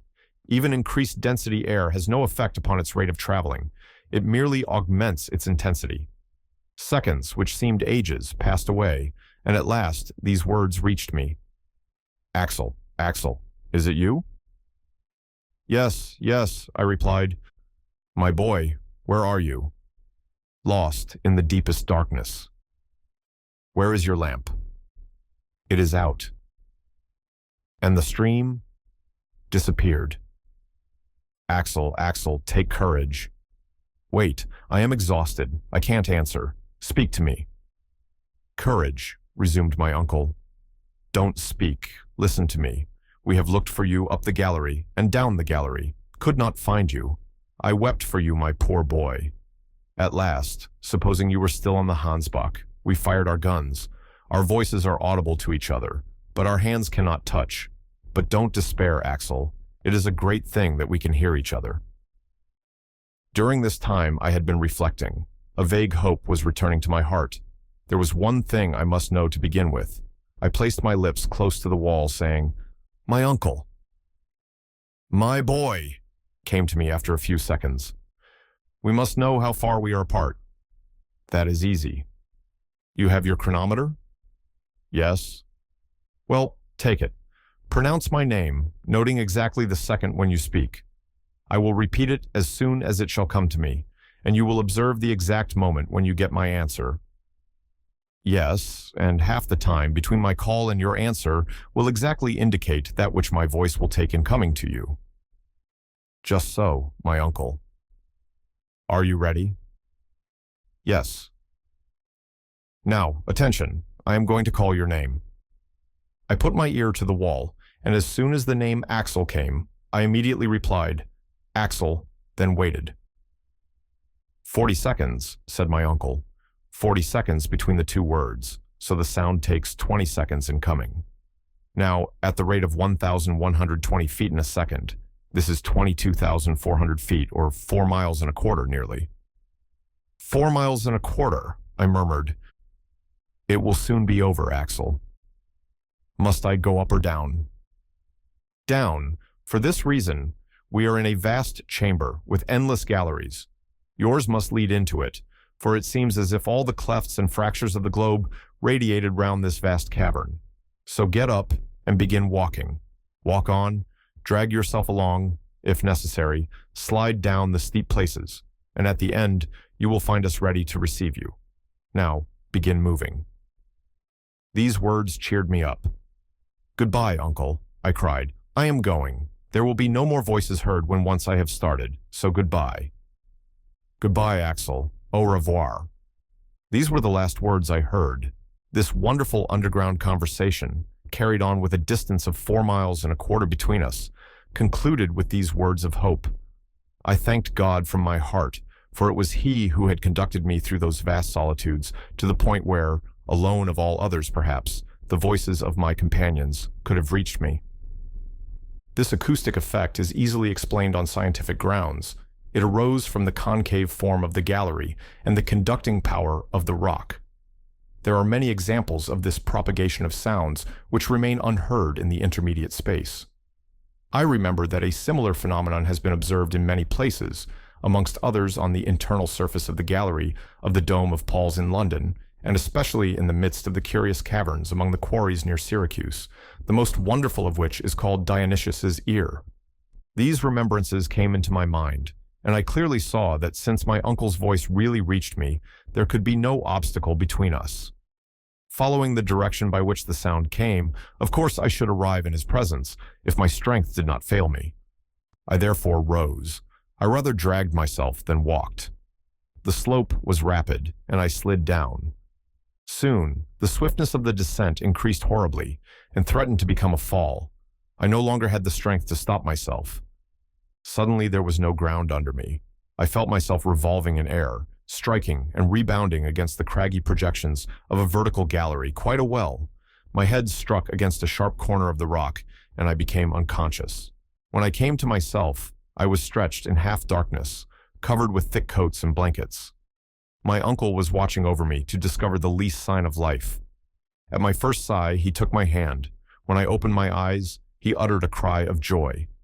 "He lives! He lives!" he cried. "Yes, I am still alive," I answered feebly. "My dear nephew," said my uncle, pressing me to his breast, "you are saved." I was deeply touched with the tenderness of his manner as he uttered these words, and still more with the care with which he watched over me. But such trials were wanted to bring out the professor's tenderer qualities. At this moment Hans came. He saw my hand in my uncle's, and I may safely say that there was joy in his countenance. "God dag," said he. "How do you do, Hans?" "How are you? And now, uncle, tell me where we are at the present moment." "Tomorrow, Axel, tomorrow. Now you are too faint and weak. I have bandaged your head with compresses which must not be disturbed. Sleep now, and tomorrow I will tell you all." "But do tell me what time it is, and what day." "It is Sunday, the 8th of August, and it is 10 at night. You must ask me no more questions until the 10th. In truth, I was very weak, and my eyes involuntarily closed. I wanted a good night's rest, and I therefore went off to sleep, with the knowledge that I had been 4 long days alone in the heart of the earth. Next morning, on awakening, I looked round me. My couch, made up of all our traveling gear, was in a charming grotto, adorned with splendid stalactites, and the soil of which was a fine sand. It was half light. There was no torch, no lamp, yet certain mysterious glimpses of light came from without through a narrow opening in the grotto. I heard, too, a vague and indistinct noise, something like the murmuring of waves breaking upon a shingly shore, and at times I seemed to hear the whistling of wind. I wondered whether I was awake, whether I was dreaming, whether my brain, crazed by my fall, was not affected by imaginary noises. Yet neither eyes nor ears could be so utterly deceived. It is a ray of daylight, I thought, sliding in through this cleft in the rock. That is indeed the murmuring of waves. That is the rustling noise of wind. Am I quite mistaken, or have we returned to the surface of the earth? Has my uncle given up the expedition, or is it happily terminated? I was asking myself these unanswerable questions when the professor entered. "Good morning, Axel," he cried cheerily. "I feel sure you are better." "Yes, I am indeed," said I, sitting up on my couch. "You can hardly fail to be better, for you have slept quietly. Hans and I watched you by turns, and we have noticed you were evidently recovering." "Indeed, I do feel a great deal better, and I will give you a proof of that presently, if you will let me have my breakfast." "You shall eat, lad. The fever has left you. Hans rubbed your wounds with some ointment or other, of which the Icelanders keep the secret, and they have healed marvelously. Our hunter is a splendid fellow." Whilst he went on talking, my uncle prepared a few provisions, which I devoured eagerly, notwithstanding his advice to the contrary. All the while I was overwhelming him with questions, which he answered readily. I then learnt that my providential fall had brought me exactly to the extremity of an almost perpendicular shaft, and as I had landed in the midst of an accompanying torrent of stones, the least of which would have been enough to crush me, the conclusion was that a loose portion of the rock had come down with me. This frightful conveyance had thus carried me into the arms of my uncle, where I fell bruised, bleeding, and insensible. Truly, it is wonderful that you have not been killed 100 times over, but for the love of God, don't let us ever separate again, or we many never see each other more. Not separate. Is the journey not over then? I opened a pair of astonished eyes, which immediately called for the question, "What is the matter, Axel?" "I have a question to ask you. You say that I am safe and sound?" "No doubt you are." "And all my limbs unbroken?" "Certainly." "And my head?" "Your head, except for a few bruises, is all right, and it is on your shoulders where it ought to be." "Well, I am afraid my brain is affected." "Your mind affected?" "Yes, I fear so. Are we again on the surface of the globe?" "No, certainly not." "Then I must be mad, for don't I see the light of day, and don't I hear the wind blowing and the sea breaking on the shore?" "Ah, is that all? Do tell me all about it." "I can't explain the inexplicable, but you will soon see and understand that geology has not yet learnt all it has to learn." "Then let us go," I answered quickly. "No, Axel. The open air might be bad for you." "Open air?" "Yes, the wind is rather strong. You must not expose yourself." "But I assure you I am perfectly well." "A little patience, my nephew. A relapse might get us into trouble, and we have no time to lose, for the voyage may be a long one." "The voyage?" "Yes, rest today, and tomorrow we will set sail." "Set sail?" And I almost leaped up. What did it all mean? Had we a river, a lake, a sea to depend upon? Was there a ship at our disposal in some underground harbor? My curiosity was highly excited. My uncle vainly tried to restrain me. When he saw that my impatience was doing me harm, he yielded. I dressed in haste. For greater safety, I wrapped myself in a blanket and came out of the grotto. At first, I could hardly see anything. My eyes, unaccustomed to the light, quickly closed. When I was able to reopen them, I stood more stupefied even than surprised. "The sea!" I cried. "Yes," my uncle replied, "the Lidenbrock Sea, and I don't suppose any other discoverer will ever dispute my claim to name it after myself as its first discoverer. A vast sheet of water, the commencement of a lake or an ocean, spread far away beyond the range of the eye. The deeply indented shore was lined with a breadth of fine shining sand, softly lapped by the waves, and strewn with the small shells, which had been inhabited by the first of created beings. The waves broke on this shore with the hollow, echoing murmur peculiar to vast enclosed spaces. A light foam flew over the waves before the breath of a moderate breeze, and some of the spray fell upon my face. On this slightly inclining shore, about 100 fathoms from the limit of the waves, came down the foot of a huge wall of vast cliffs, which rose majestically to an enormous height. Some of these, dividing the beach with their sharp spurs, formed capes and promontories, worn away by the ceaseless action of the surf. Farther on, the eye discerned their massive outline sharply defined against the hazy, distant horizon. It was quite an ocean, with the irregular shores of earth, but desert and frightfully wild in appearance. If my eyes were able to range afar over this great sea, it was because a peculiar light brought to view every detail of it. It was not the light of the sun, with his dazzling shafts of brightness and the splendor of his rays, nor was it the pale and uncertain shimmer of the moonbeams, the dim reflection of a nobler body of light. No, the illuminating power of this light, its trembling diffusiveness, its bright, clear whiteness, and its low temperature showed that it must be of electric origin. It was like an aurora borealis, a continuous cosmical phenomenon, filling a cavern of sufficient extent to contain an ocean. The vault that spanned the space above, the sky, if it could be called so, seemed composed of vast plains of cloud, shifting and variable vapors, which by their condensation must at certain times fall in torrents of rain.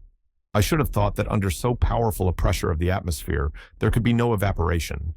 And yet, Under a law unknown to me, there were broad tracts of vapor suspended in the air. But then the weather was fine. The play of the electric light produced singular effects upon the upper strata of cloud. Deep shadows reposed upon their lower wreaths, and often, between two separated fields of cloud, there glided down a ray of unspeakable luster. But it was not solar light, and there was no heat. The general effect was sad, supremely melancholy. Instead of the shining firmament, spangled with its innumerable stars, shining singly or in clusters, I felt that all these subdued and shaded lights were ribbed in by vast walls of granite, which seemed to overpower me with their weight, and that all this space, great as it was, would not be enough for the march of the humblest of satellites. Then I remembered the theory of an English captain, who likened the earth to a vast, hollow sphere, in the interior of which the air became luminous because of the vast pressure that weighed upon it, while two stars, Pluto and Persephone, rolled within upon the circuit of their mysterious orbits. We were in reality shut up inside an immeasurable excavation.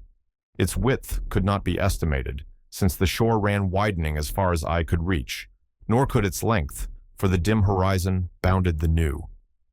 As for its height, it must have been several leagues. Where this vault rested upon its granite base, no eye could tell, but there was a cloud hanging far above, the height of which we estimated at 12,000 feet, a greater height than that of any terrestrial vapor, and no doubt due to the great density of the air. The word cavern does not convey any idea of this immense space. Words of human tongue are inadequate to describe the discoveries of him who ventures into the deep abysses of earth. Besides, I could not tell upon what geological theory to account for the existence of such an excavation. Had the cooling of the globe produced it? I knew of celebrated caverns from the descriptions of travelers, but had never heard of any of such dimensions as this.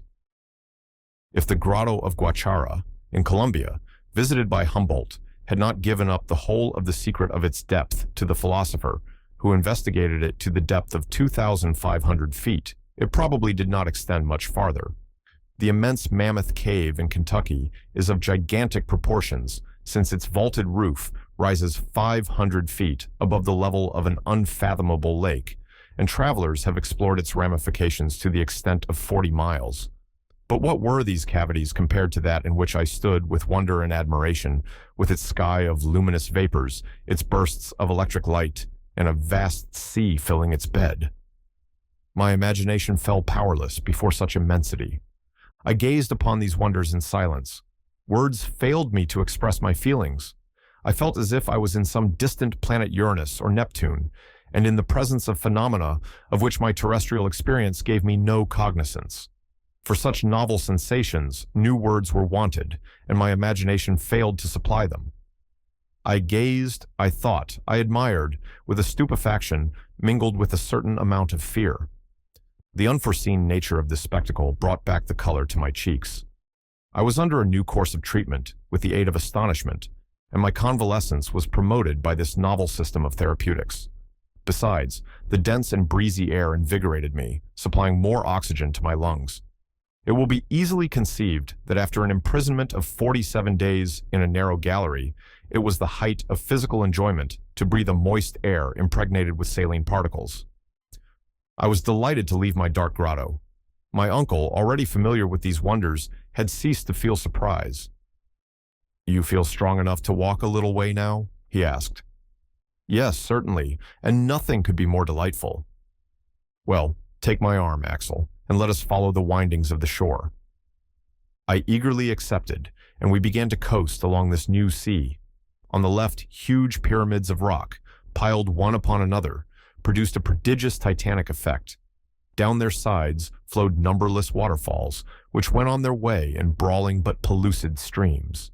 A few light vapors, leaping from rock to rock, denoted the place of hot springs, and streams flowed softly down to the common basin, gliding down the gentle slopes with a softer murmur. Amongst these streams, I recognized our faithful traveling companion, the Hansbach, coming to lose its little volume quietly in the mighty sea, just as if it had done nothing else since the beginning of the world. "We shall see it no more," I said with a sigh. "What matters," replied the philosopher, "whether this or another serves to guide us? I thought him rather ungrateful. But at that moment, my attention was drawn to an unexpected sight. At a distance of 500 paces, at the turn of a high promontory, appeared a high, tufted, dense forest. It was composed of trees of moderate height, formed like umbrellas with exact geometrical outlines. The currents of wind seemed to have had no effect upon their shape, and in the midst of the windy blasts, they stood unmoved and firm, just like a clump of petrified cedars. I hastened forward. I could not give any name to these singular creations. Were they some of the 200,000 species of vegetables known hitherto, and did they claim a place of their own in the lacustrine flora? No. When we arrived under their shade, my surprise turned into admiration. There stood before me productions of earth, but of gigantic stature, which my uncle immediately named. "It is only a forest of mushrooms," said he. And he was right. Imagine the large development attained by these plants, which prefer a warm, moist climate. I knew that the Lycopodon giganteum attains, according to Bulliard, a circumference of 8 or 9 feet, but here were pale mushrooms, 30 to 40 feet high, and crowned with a cap of equal diameter. There they stood in thousands. No light could penetrate between their huge cones, and complete darkness reigned beneath those giants. They formed settlements of domes, placed in close array like the round, thatched roofs of a Central African city. Yet I wanted to penetrate farther underneath, though a chill fell upon me as soon as I came under those cellular vaults. For half an hour, we wandered from side to side in the damp shades, and it was a comfortable and pleasant change to arrive once more upon the seashore. But the subterranean vegetation was not confined to these fungi. Farther on rose groups of tall trees of colorless foliage and easy to recognize.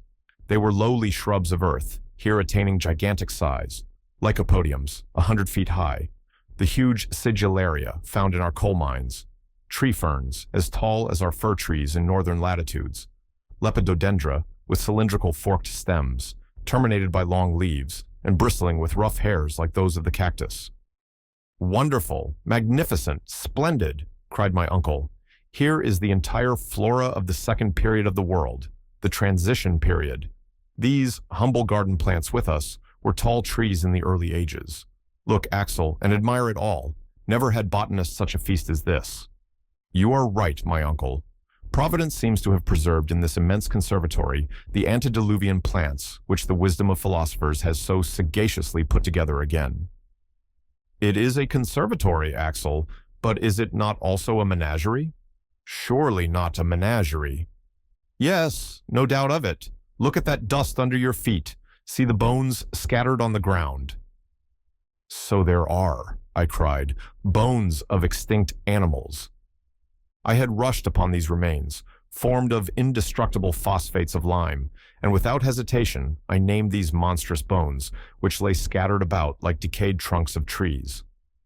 "Here is the lower jaw of a mastodon," I said. "These are the molar teeth of the Dinotherium. This femur must have belonged to the greatest of those beasts, the Megatherium. It certainly is a menagerie, for these remains were not brought here by a deluge. The animals to which they belonged roamed on the shores of this subterranean sea under the shade of those arborescent trees. Here are entire skeletons, and yet I cannot understand the appearance of these quadrupeds in a granite cavern. Why? Because animal life existed upon the earth only in the secondary period, when a sediment of soil had been deposited by the rivers and taken the place of the incandescent rocks of the primitive period." "Well, Axel, there is a very simple answer to your objection that this soil is alluvial." "What? At such a depth below the surface of the earth?" "No doubt, and there is a geological explanation of the fact. At a certain period, the earth consisted only of an elastic crust or bark, alternately acted on by forces from above or below, according to the laws of attraction and gravitation.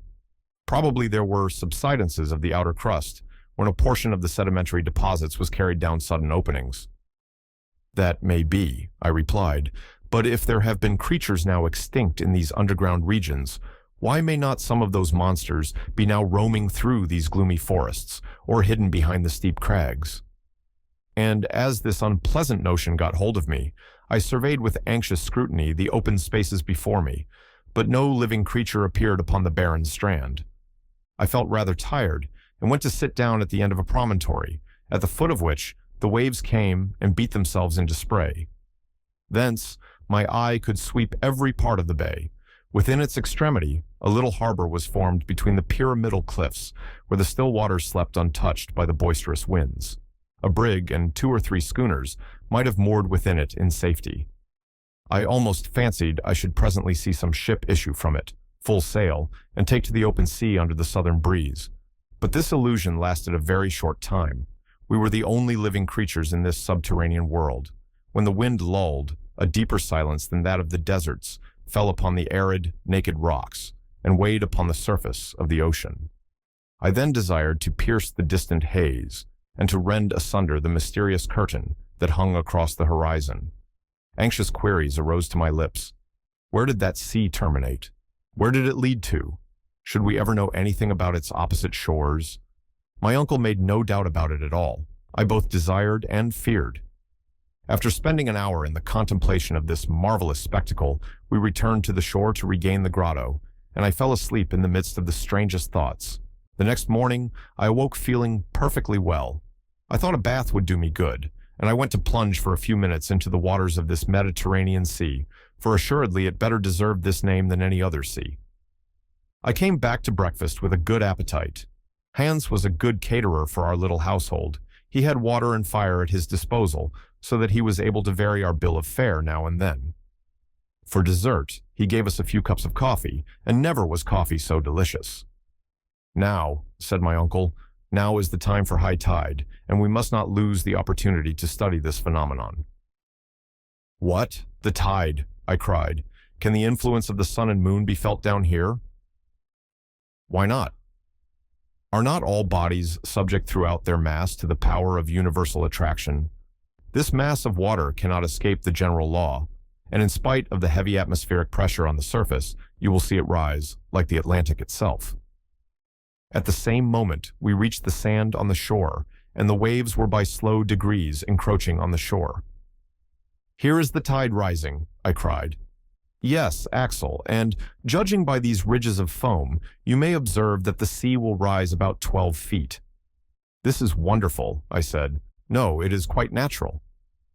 "You may say so, uncle, but to me it is most extraordinary, and I can hardly believe my eyes. Who would ever have imagined, under this terrestrial crust, an ocean with ebbing and flowing tides, with winds and storms?" "Well," replied my uncle, "is there any scientific reason against it?" "No, I see none, as soon as the theory of central heat is given up." "So then, thus far," he answered, "the theory of Sir Humphrey Davy is confirmed." "Evidently it is, and now there is no reason why there should not be seas and continents in the interior of the earth." "No doubt," said my uncle, "and inhabited too." "To be sure," said I, "and why should not these waters yield to us fishes of unknown species?" "At any rate," he replied, "we have not seen any yet." "Well, let us make some lines, and see if the bait will draw here, as it does in sublunary regions." "We will try, Axel, for we must penetrate all secrets of these newly discovered regions." "But where are we, uncle?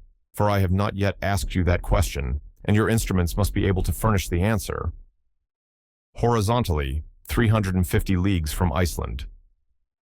"So much as that?" "I am sure of not being a mile out of my reckoning." "And does the compass still show southeast?" "Yes, with a westerly deviation of 19 degrees 45 minutes, just as above ground. As for its dip, a curious fact is coming to light, which I have observed carefully, that the needle, instead of dipping towards the pole, as in the northern hemisphere, on the contrary, rises from it." "Would you then conclude," I said, "that the magnetic pole is somewhere between the surface of the globe and the point where we are?" "Exactly so, and it is likely enough that if we were to reach the spot beneath the polar regions, about that 71st degree where Sir James Ross has discovered the magnetic pole to be situated, we should see the needle point straight up. Therefore, that mysterious center of attraction is at no great depth." I remarked, "It is so, and here is a fact which science has scarcely suspected." "Science, my lad, has been built upon many errors, but they are errors which it was good to fall into, for they led to the truth. What depth have we now reached? We are 35 leagues below the surface. So, I said, examining the map, the highlands of Scotland are over our heads, and the Grampians are raising their rugged summits above us. Yes, answered the professor, laughing. It is rather a heavy weight to bear, but a solid arch spans over our heads. The great architect has built it of the best materials, and never could man have given it so wide a stretch. What are the finest arches of bridges and the arcades of cathedrals, compared with this far-reaching vault, with a radius of 3 leagues, beneath which a wide and tempest-tossed ocean may flow at its ease? Oh, I am not afraid that it will fall down upon my head. But now, what are your plans? Are you not thinking of returning to the surface now? Return? No, indeed. We will continue our journey, everything having gone on well so far.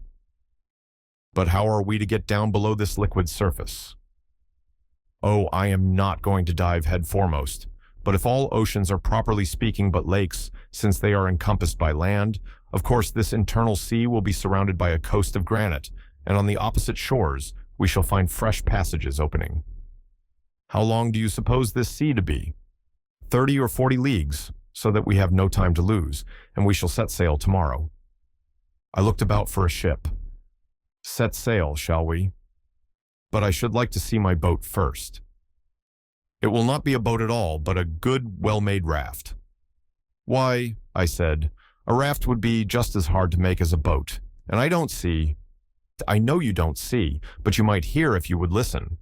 Don't you hear the hammer at work? Hans is already busy at it. What, has he already felled the trees? Oh, the trees were already down. Come, and you will see for yourself. After half an hour's walking, on the other side of the promontory, which formed the little natural harbor, I perceived Hans at work. In a few more steps, I was at his side. To my great surprise, a half-finished raft was already lying on the sand, made of a peculiar kind of wood, and a great number of planks, straight and bent, and of frames, were covering the ground, enough almost for a little fleet. "Uncle, what wood is this?" I cried. "It is fir, pine, or birch, and other northern coniferae, mineralized by the action of the sea. It is called surturbrand, a variety of brown coal or lignite, found chiefly in Iceland." "But surely, then, like other fossil wood, it must be as hard as stone and cannot float." "Sometimes that may happen. Some of these woods become true anthracites, but others, such as this, have only gone through the first stage of fossil transformation. Just look," added my uncle, throwing into the sea one of those precious waifs. The bit of wood, after disappearing, returned to the surface and oscillated to and fro with the waves.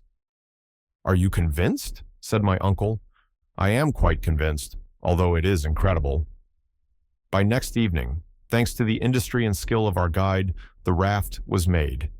It was 10 feet by 5. The planks of surturbrand, braced strongly together with cords, presented an even surface, and when launched, this improvised vessel floated easily upon the waves of the Lidenbrock Sea.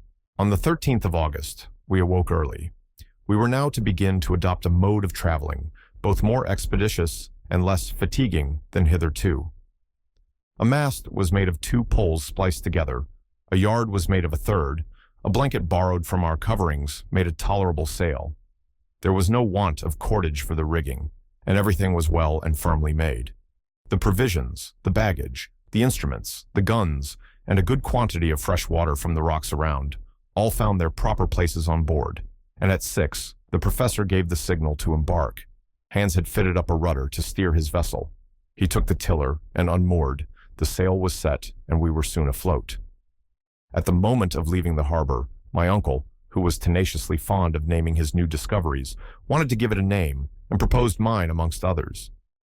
"But I have a better to propose," I said, "Gräuben. Let it be called Port Gräuben. It will look very well upon the map." "Port Gräuben let it be, then." And so the cherished remembrance of my Virlandaise became associated with our adventurous expedition. The wind was from the northwest.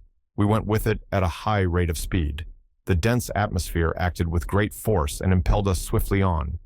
In an hour, my uncle had been able to estimate our progress. "At this rate," he said, We shall make 30 leagues in 24 hours, and we shall soon come in sight of the opposite shore." I made no answer, but went and sat forward. The northern shore was already beginning to dip under the horizon. The eastern and western strands spread wide as if to bid us farewell. Before our eyes lay far and wide a vast sea. Shadows of great clouds swept heavily over its silver-gray surface. The glistening bluish rays of electric light, here and there, reflected by the dancing drops of spray, shot out little sheaves of light from the track we left in our rear. Soon, we entirely lost sight of land. No object was left for the eye to judge by, and but for the frothy track of the raft, I might have thought we were standing still. About 12, immense shoals of seaweeds came in sight.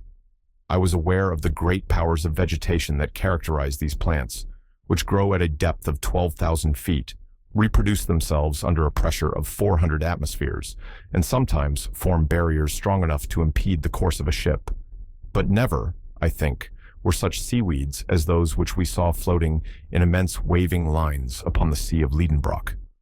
Our raft skirted the whole length of the Fuji, 3,000 or 4,000 feet long, undulating like vast serpents beyond the reach of sight. I found some amusement in tracing these endless waves, always thinking I should come to the end of them, and for hours my patience was vying with my surprise. What natural force could have produced such plants, and what must have been the appearance of the earth in the first ages of its formation, when, under the action of heat and moisture, the vegetable kingdom alone was developing on its surface? Evening came, and, as on the previous day, I perceived no change in the luminous condition of the air.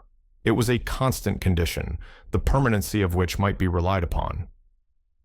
After supper, I laid myself down at the foot of the mast, and fell asleep in the midst of fantastic reveries.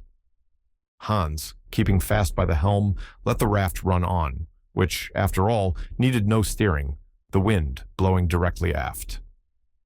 Since our departure from Port Gräuben, Professor Lidenbrock had entrusted the log to my care.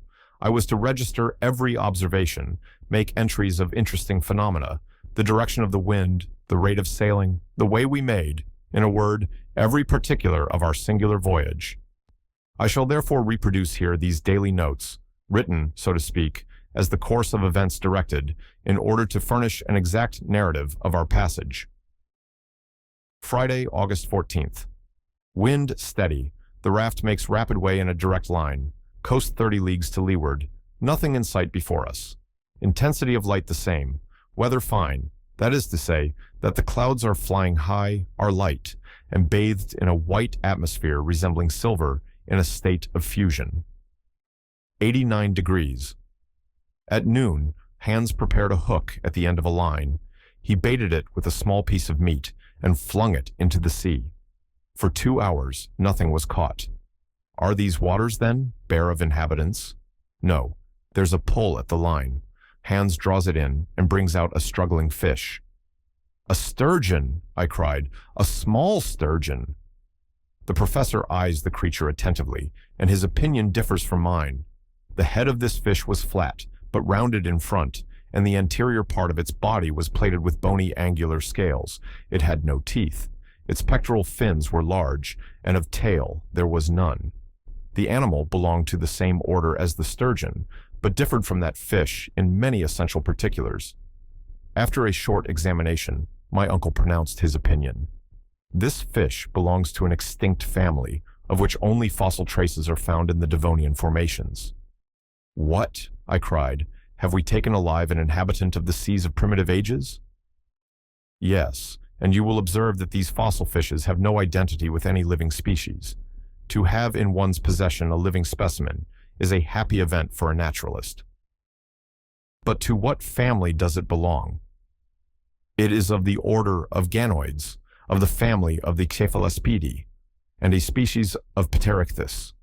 But this one displays a peculiarity confined to all fishes that inhabit subterranean waters. It is blind, and not only blind, but actually has no eyes at all." I looked. Nothing could be more certain. But supposing it might be a solitary case, we baited afresh and threw out our line. Surely this ocean is well peopled with fish, for in another couple of hours we took a large quantity of pterichthyoides, as well as of others belonging to the extinct family of the dipterids, but of which my uncle could not tell the species. None had organs of sight.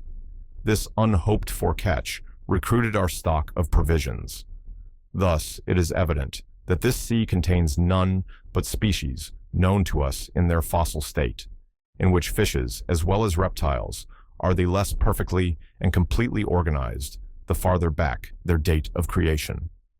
Perhaps we may yet meet with some of those saurians which science has reconstructed out of a bit of bone or cartilage. I took up the telescope and scanned the whole horizon and found it everywhere a desert sea. We are far away removed from the shores. I gaze upward in the air. Why should not some of the strange birds restored by the immortal Cuvier again flap their sail-broad vans in this dense and heavy atmosphere? There are sufficient fish for their support. I survey the whole space that stretches overhead. It is as desert as the shore was. Still, my imagination carried me away amongst the wonderful speculations of paleontology. Though awake, I fell into a dream. I thought I could see floating on the surface of the waters enormous colonia, pre-Adamite tortoises, resembling floating islands. Over the dimly lighted strand, there trod the huge mammals of the first ages of the world, the Leptotherium, slender beast, found in the caverns of Brazil, the Merycotherium, ruminating beast, found in the drift of ice-clad Siberia. Farther on, the Pachydermatous Lophiodon, crested-toothed, a gigantic tapir, hides behind the rocks to dispute its prey with the Anoplotherium, unarmed beast, a strange creature which seemed a compound of horse, rhinoceros, camel, and hippopotamus, as if the Creator, pressed for time in the first hours of the world, had assembled several animals into one. The colossal mastodon, nipple-toothed, twists and untwists his trunk, and brays and pounds with his huge tusks the fragments of rock that cover the shore, whilst the Megatherium, huge beast, buttressed upon his enormous hinder paws, grubs in the soil, awaking the sonorous echoes of the granite rocks with his tremendous roarings. Higher up, the Protopithica, the first monkey that appeared on the globe, is climbing up the steep ascents. Higher yet, the pterodactyl, wing-fingered, darts in irregular zigzags to and fro in the heavy air. In the uppermost regions of the air, immense birds, more powerful than the cassowary and larger than the ostrich, spread their vast breadth of wings and strike with their heads the granite vault that bounds the sky. All this fossil world rises to life again in my vivid imagination. I return to the biblical epics of the creation, well in advance of the birth of man, when the incomplete earth was not yet sufficient for him. Then my dream backed even farther still into the ages before the creation of living beings. The mammals disappear, then the birds vanish, then the reptiles of the secondary period, and finally the fish, the crustaceans, mollusks, and articulated beings. Then the zoophytes of the transition period also return to nothing. I am the only living thing in the world. All life is concentrated in my beating heart alone. There are no more seasons. Climates are no more. The heat of the globe continually increases and neutralizes that of the sun. Vegetation becomes accelerated. I glide like a shade amongst arborescent ferns, treading with unsteady feet the colored marls and the party-colored clays. I lean for support against the trunks of immense conifers. I lie in the shade of sphenophylla, wedge-leaved, asterophylla, star-leaved, and lycopods, 100 feet high. Ages seem no more than days. I am passed, against my will, in retrograde order, through the long series of terrestrial changes. Plants disappear, granite rocks soften, intense heat converts solid bodies into thick fluids. The waters again cover the face of the earth. They boil, they rise in whirling eddies of steam. White and ghastly mists wrap round the shifting forms of the earth, which by imperceptible degrees dissolves into a gaseous mass, glowing fiery red and white, as large and as shining as the sun. And I myself am floating with wild caprice in the midst of this nebulous mass of 1,400,000 times the volume of the earth, into which it will one day be condensed and carried forward amongst the planetary bodies. My body is no longer firm and terrestrial. It is resolved into its constituent atoms, subtilized, volatilized. Sublimed into imponderable vapor, I mingle and am lost in the endless foods of those vast globular volumes of vaporous mists which roll upon their flaming orbits through infinite space. But is it not a dream? Whither is it carrying me? My feverish hand has vainly attempted to describe upon paper its strange and wonderful details. I have forgotten everything that surrounds me.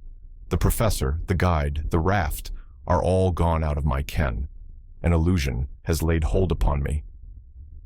What is the matter? My uncle breaks in. My staring eyes are fixed vacantly upon him. Take care, Axel, or you will fall overboard. At that moment, I felt the sinewy hand of Hans seizing me vigorously. But for him, carried away by my dream, I should have thrown myself into the sea.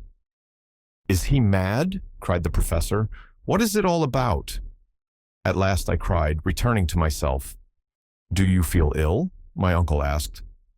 "No, but I have had a strange hallucination. It is over now. Is all going on right?" "Yes, it is a fair wind and a fine sea. We are sailing rapidly along, and if I am not out in my reckoning, we shall soon land." At these words, I rose and gazed round upon the horizon, still everywhere bounded by clouds alone. Saturday, August 15th. The sea unbroken all round. No land in sight. The horizon seems extremely distant. My head is still stupefied with the vivid reality of my dream. My uncle has had no dreams, but he is out of temper. He examines the horizon all round with his glass, and folds his arms with the air of an injured man. I remark that Professor Lidenbrock has a tendency to relapse into an impatient mood, and I make a note of it in my log. All my danger and sufferings were needed to strike a spark of human feeling out of him. But now that I am well, his nature has resumed its sway. And yet, what cause was there for anger? Is not the voyage prospering as favorably as possible under the circumstances?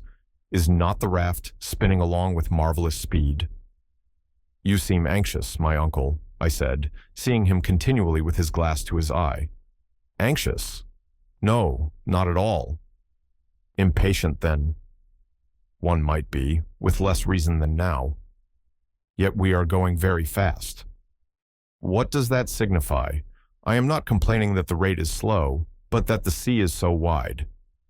I then remembered that the professor, before starting, had estimated the length of this underground sea at 30 leagues.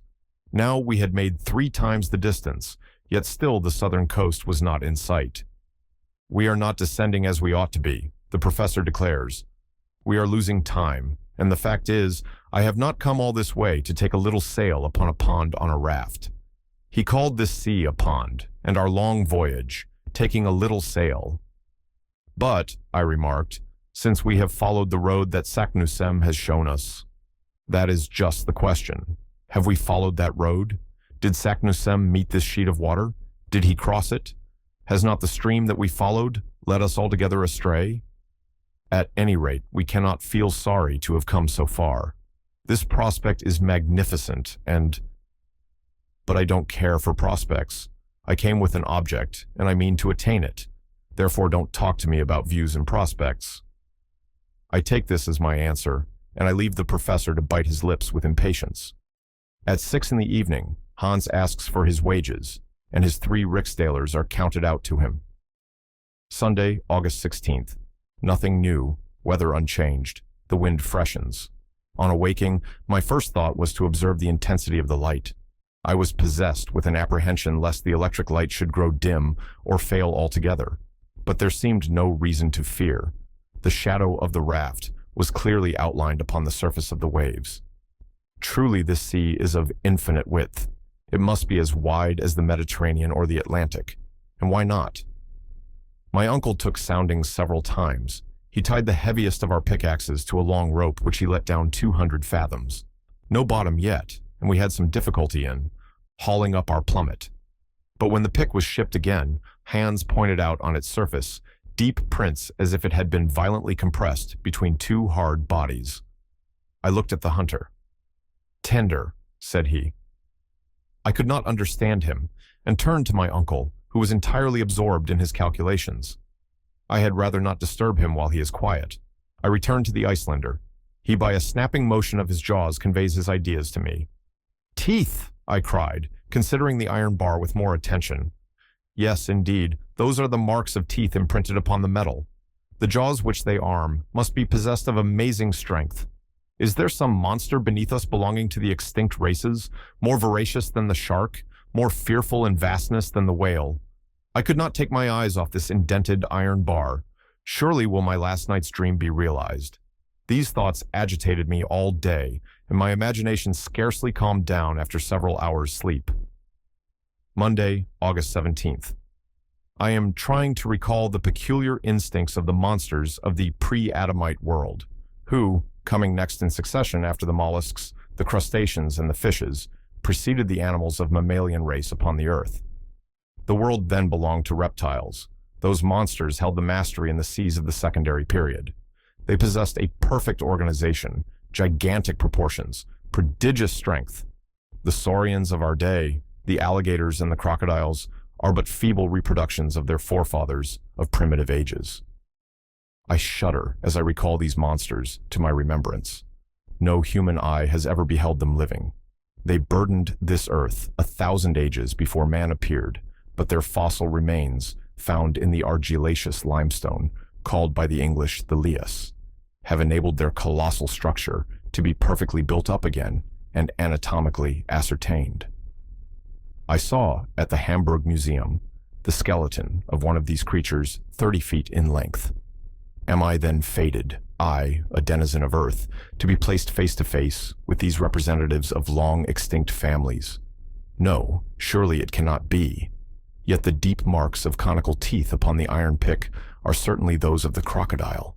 My eyes are fearfully bent upon the sea. I dread to see one of these monsters darting forth from its submarine caverns. I suppose Professor Lidenbrock was of my opinion too, and even shared my fears, for after having examined the pick, his eyes traversed the ocean from side to side.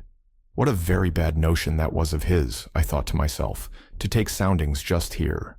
He has disturbed some monstrous beast in its remote den, and if we are not attacked on our voyage... I look at our guns and see that they are all right. My uncle notices it and looks on approvingly.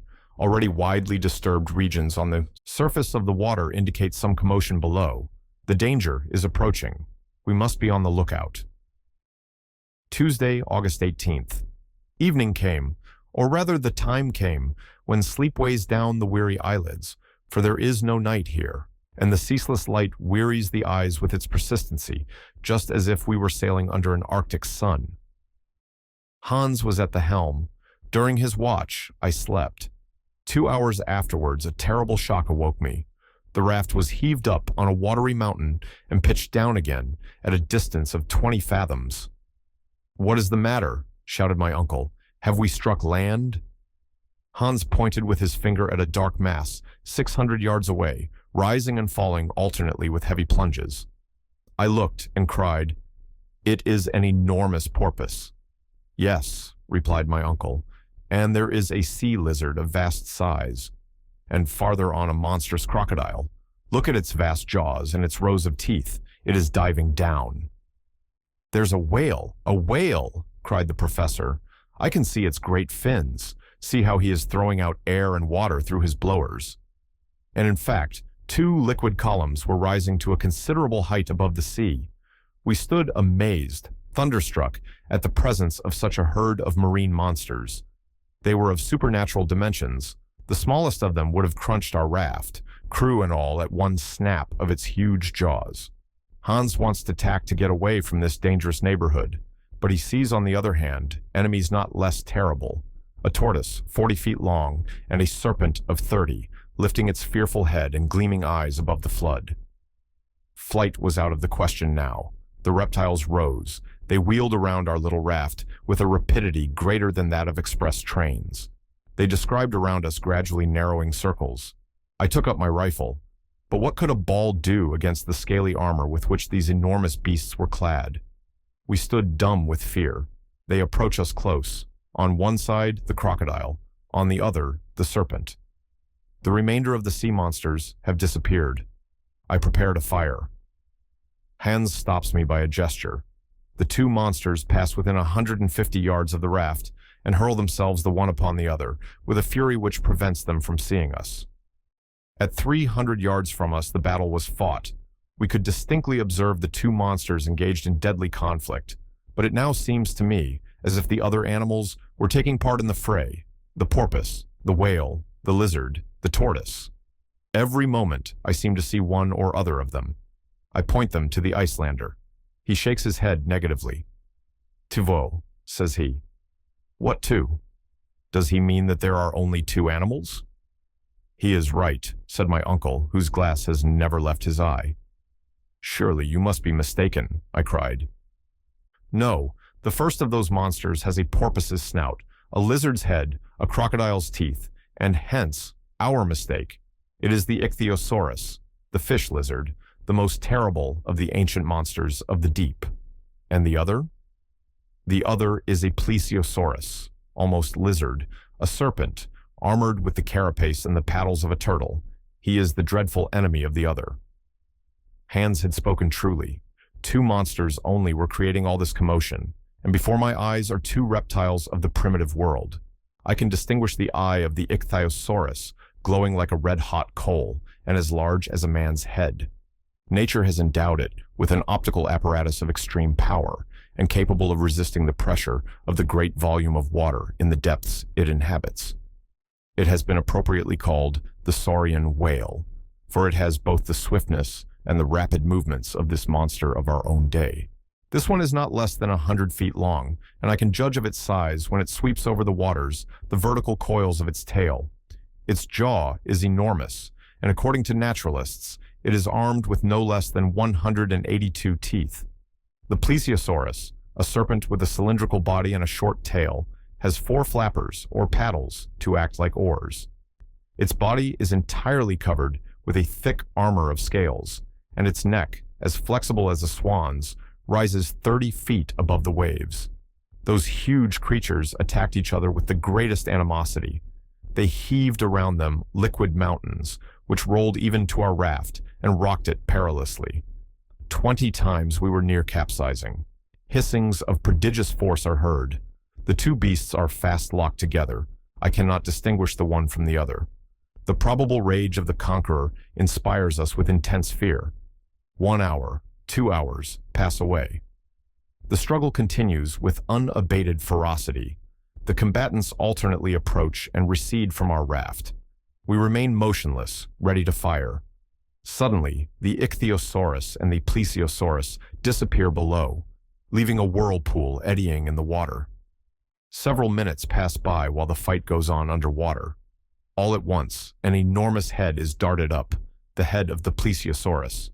The monster is wounded to death. I no longer see his scaly armor. Only his long neck shoots up, drops again, coils and uncoils, droops, lashes the waters like a gigantic whip, and writhes like a worm that you tread on.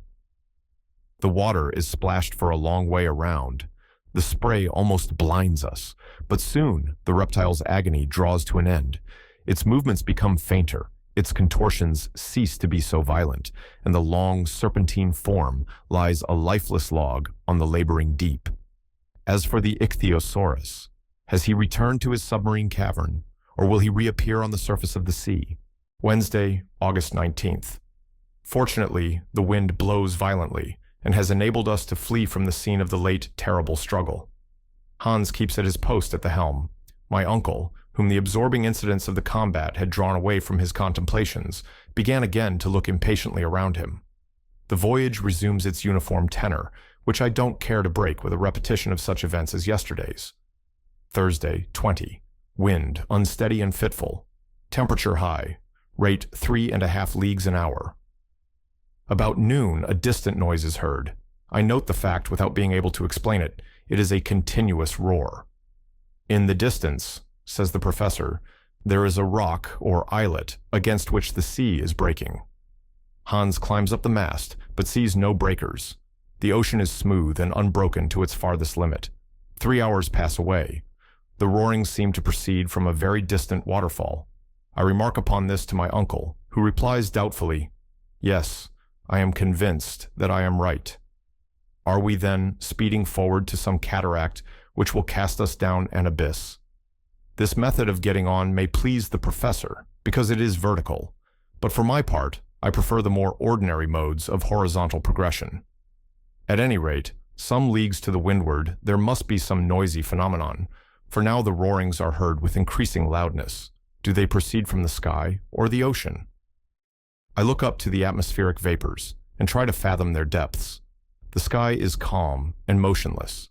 The clouds have reached the utmost limit of the lofty vault, and there lie still bathed in the bright glare of the electric light. It is not there that we must seek for the cause of this phenomenon. Then I examine the horizon, which is unbroken and clear of all mist. There is no change in its aspect. But if this noise arises from a fall, a cataract, if all this ocean flows away headlong into a lower basin yet, if that deafening roar is produced by a mass of falling water, the current must needs accelerate, and its increasing speed will give me the measure of the peril that threatens us. I consult the current. There is none. I throw an empty bottle into the sea. It lies still. About 4, Haynes rises, lays hold of the mast, climbs to its top. Thence his eye sweeps a large area of sea, and it is fixed upon a point. His countenance exhibits no surprise, but his eye is immovably steady. "He sees something," says my uncle. I believe he does. Hans comes down, then stretches his arm to the south, saying, "Der nere." "Down there?" repeated my uncle. Then seizing his glass, he gazes attentively for a minute, which seems to me an age. "Yes, yes," he cried. "I see a vast inverted cone rising from the surface." "Is it another sea beast?" "Perhaps it is." "Then let us steer farther westward, for we know something of the danger of coming across monsters of that sort." "Let us go straight on," replied my uncle. I appealed to Hans. He maintained his course inflexibly. Yet, if at our present distance from the animal, a distance of 12 leagues at the least, the column of water driven through its blowers may be distinctly seen, it must needs be of vast size. The commonest prudence would counsel immediate flight, but we did not come so far to be prudent. Imprudently, therefore, we pursue our way. The nearer we approach, the higher mounts the jet of water. What monster can possibly fill itself with such a quantity of water and spurt it up so continuously? At 8 in the evening, we are not 2 leagues distant from it. Its body, dusky, enormous, hillocky, lies spread upon the sea like an islet. Is it illusion or fear? Its length seems to me a couple of 1,000 yards. What can be this cetacean, which neither Cuvier nor Blumenbach knew anything about? It lies motionless, as if asleep. The sea seems unable to move it in the least. It is the waves that undulate upon its sides. The column, of water thrown up to a height of 500 feet, falls in rain with a deafening uproar. And here are we scudding like lunatics before the wind to get near to a monster that 100 whales a day would not satisfy. Terror seizes upon me. I refuse to go further. I will cut the halyards if necessary. I am in open mutiny against the professor, who vouchsafes no answer. Suddenly Hans rises, and pointing with his finger at the menacing object, he says, "Holm." "An island," cries my uncle. "That's not an island," I cried skeptically. "It's nothing else," shouted the professor with a loud laugh. "But that column of water?" "Geysir," said Hans. "No doubt it is a geyser, like those in Iceland." At first I protest against being so widely mistaken as to have taken an island for a marine monster. But the evidence is against me, and I have to confess my error. It is nothing worse than a natural phenomenon. As we approach nearer, the dimensions of the liquid column become magnificent. The islet resembles, with a most deceiving likeness, an enormous cetacean, whose head dominates the waves at a height of 20 yards. The geyser, a word meaning fury, rises majestically from its extremity. Deep and heavy explosions are heard from time to time, when the enormous jet, possessed with more furious violence, shakes its plumy crest and springs with a bound till it reaches the lowest stratum of the clouds. It stands alone. No steam vents, no hot springs surround it, and all the volcanic power of the region is concentrated here. Sparks of electric fire mingle with the dazzling sheaf of lighted fluid, every drop of which refracts the prismatic colors. "Let us land," said the professor, "but we must carefully avoid this waterspout, which would sink our raft in a moment." Hans, steering with his usual skill, brought us to the other extremity of the islet. I leaped up on the rock. My uncle lightly followed, while our hunter remained at his post, like a man too wise ever to be astonished. We walked upon granite mingled with siliceous tufa. The soil shivers and shakes under our feet, like the sides of an overheated boiler filled with steam, struggling to get loose. We come in sight of a small central basin, out of which the geyser springs. I plunge a register thermometer into the boiling water. It marks an intense heat of 325 degrees, which is far above the boiling point. Therefore, this water issues from an ardent furnace, which is not at all in harmony with Professor Lidenbrock's theories. I cannot help making the remark. "Well," he replied, "how does that make against my doctrine?" "Oh, nothing at all," I said, seeing that I was going in opposition to immovable obstinacy. "Still, I am constrained to confess that hitherto we have been wonderfully favored, and that for some reason unknown to myself, we have accomplished our journey under singularly favorable conditions of temperature. But it seems manifest to me that someday we shall reach a region where the central heat attains its highest limits and goes beyond a point that can be registered by our thermometers. That is what we shall see." So says the professor, who, having named this volcanic islet after his nephew, gives the signal to embark again. For some minutes, I am still contemplating the geyser. I notice that it throws up its column of water with variable force, sometimes sending it to a great height, then again to a lower, which I attribute to the variable pressure of the steam accumulated in its reservoir. At last, we leave the island, rounding away past the low rocks on its southern shore. Hans has taken advantage of the halt to refit his rudder, but before going any farther, I make a few observations to calculate the distance we have gone over and note them in my journal. We have crossed 270 leagues of sea since leaving Port Gräuben, and we are 620 leagues from Iceland under England. Friday, August 21st. On the morrow, the magnificent geyser has disappeared. The wind has risen and has rapidly carried us away from Axel Island. The roarings become lost in the distance. The weather, if we may use that term, will change before long. The atmosphere is charged with vapors, pervaded with the electricity generated by the evaporation of saline waters. The clouds are sinking lower and assume an olive hue. The electric light can scarcely penetrate through the dense curtain which has dropped over the theater on which the battle of the elements is about to be waged. I feel peculiar sensations, like many creatures on Earth, at the approach of violent atmospheric changes. The heavily voluted cumulus, clouds lower gloomily and threateningly. They wear that implacable look, which I have sometimes noticed at the outbreak of a great storm. The air is heavy, the sea is calm. In the distance, the clouds resemble great bales of cotton, piled up in picturesque disorder. By degrees they dilate, and gain in huge size what they lose in number. Such is their ponderous weight that they cannot rise from the horizon, but, obeying an impulse from higher currents, their dense consistency slowly yields. The gloom upon them deepens, and they soon present to our view a ponderous mass of almost level surface. From time to time, a fleecy tuft of mist, with yet some gleaming light left upon it, drops down upon the dense floor of gray, and loses itself in the opaque and impenetrable mass. The atmosphere is evidently charged and surcharged with electricity. My whole body is saturated. My hair bristles, just as when you stand upon an insulated stool under the action of an electrical machine. It seems to me as if my companions, the moment they touched me, would receive a severe shock like that from an electric eel. At 10 in the morning, the symptoms of storm become aggravated. The wind never lulls but to acquire increased strength. The vast bank of heavy clouds is a huge reservoir of fearful windy gusts and rushing storms. I am loth to believe these atmospheric menaces, and yet I cannot help muttering, "Here's some very bad weather coming on."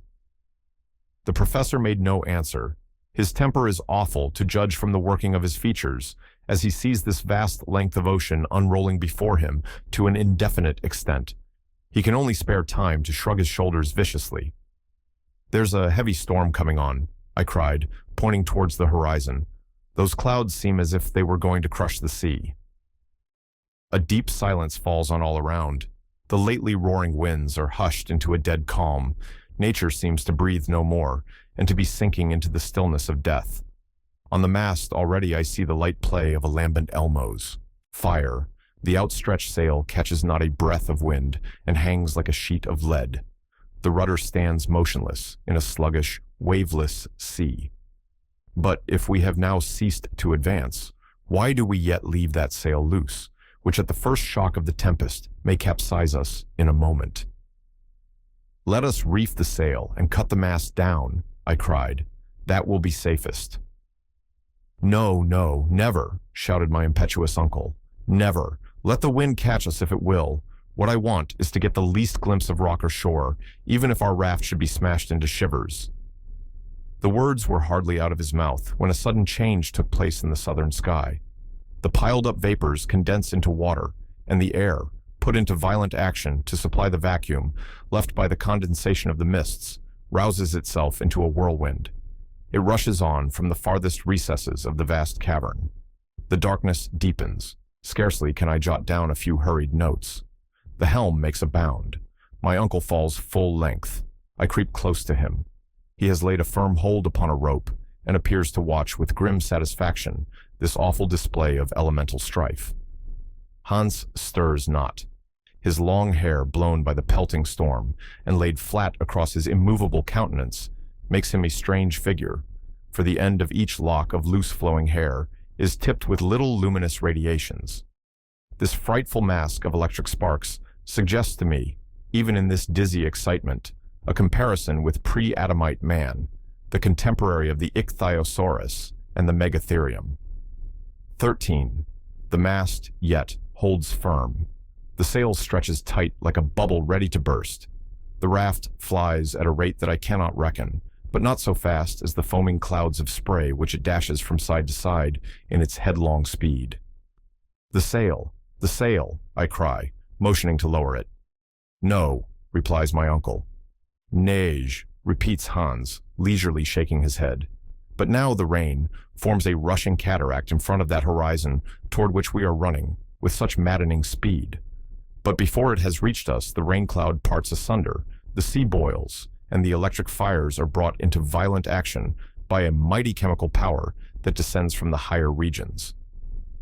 The most vivid flashes of lightning are mingled with the violent crash of continuous thunder. Ceaseless fiery arrows dart in and out amongst the flying thunderclouds. The vaporous mass soon glows with incandescent heat. Hailstones rattle fiercely down, and as they dash upon our iron tools, they too emit gleams and flashes of lurid light. The heaving waves resemble fiery volcanic hills, each belching forth its own interior flames, and every crest is plumed with dancing fire. My eyes fail under the dazzling light, my ears are stunned with the incessant crash of thunder. I must be bound to the mast, which bows like a reed before the mighty strength of the storm. Here my notes become vague and indistinct. I have only been able to find a few which I seem to have jotted down almost unconsciously. But their very brevity and their obscurity reveal the intensity of the excitement which dominated me and describe the actual position even better than my memory could do. Sunday, 23. Where are we? Driven forward with a swiftness that cannot be measured. The night was fearful, no abatement of the storm. The din and uproar are incessant. Our ears are bleeding. To exchange a word is impossible. The lightning flashes with intense brilliancy and never seems to cease for a moment. Zigzag streams of bluish-white fire dash down upon the sea and rebound, and then take an upward flight till they strike the granite vault that overarches our heads. Suppose that solid roof should crumble down upon our heads.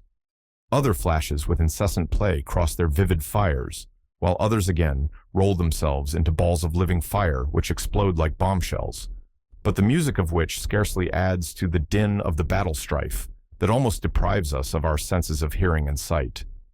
The limit of intense loudness has been passed within which the human ear can distinguish one sound from another. If all the powder magazines in the world were to explode at once, we should hear no more than we do now. From the undersurface of the clouds, there are continual emissions of lurid light. Electric matter is in continual evolution from their component molecules. The gaseous elements of the air need to be slaked with moisture, for innumerable columns of water rush upwards into the air and fall back again in white foam. Whither are we flying? My uncle lies full length across the raft. The heat increases. I refer to the thermometer. It indicates the figure is obliterated. Monday, August 24th. Will there be an end to it? Is the atmospheric condition, having once reached this density, to become final? We are prostrated and worn out with fatigue, but Hans is as usual. The raft bears on still to the southeast. We have made 200 leagues since we left Axel Island. At noon, the violence of the storm redoubles. We are obliged to secure as fast as possible every article that belongs to our cargo. Each of us is lashed to some part of the raft. The waves rise above our heads. For 3 days, we have never been able to make each other hear a word. Our mouths open, our lips move, but not a word can be heard. We cannot even make ourselves heard by approaching our mouth close to the ear. My uncle has drawn nearer to me. He has uttered a few words. They seem to be, "We are lost," but I am not sure. At last, I write down the words, "Let us lower the sail." He nods his consent. Scarcely has he lifted his head again before a ball of fire has bounded over the waves and lighted on board our raft. Mast and sail flew up in an instant together, and I saw them carried up to prodigious height, resembling in appearance a pterodactyl, one of those strong birds of the infant world. We lay there, our blood running cold with unspeakable terror. The fireball, half of it white, half azure blue, and the size of a 10-inch shell, moved slowly about the raft, but revolving on its own axis with astonishing velocity, as if whipped round by the force of the whirlwind. Here it comes, there it glides, now it is up the ragged stump of the mast. Thence it lightly leaps on the provision bag, descends with a light bound, and just skims the powder magazine. Horrible! We shall be blown up. But no, the dazzling disk of mysterious light nimbly leaps aside. It approaches Hans, who fixes his blue eye upon it steadily. It threatens the head of my uncle, who falls upon his knees with his head down to avoid it. And now my turn comes.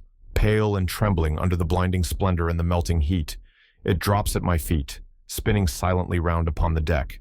I try to move my foot away, but cannot. A suffocating smell of nitrogen fills the air. It enters the throat. It fills the lungs.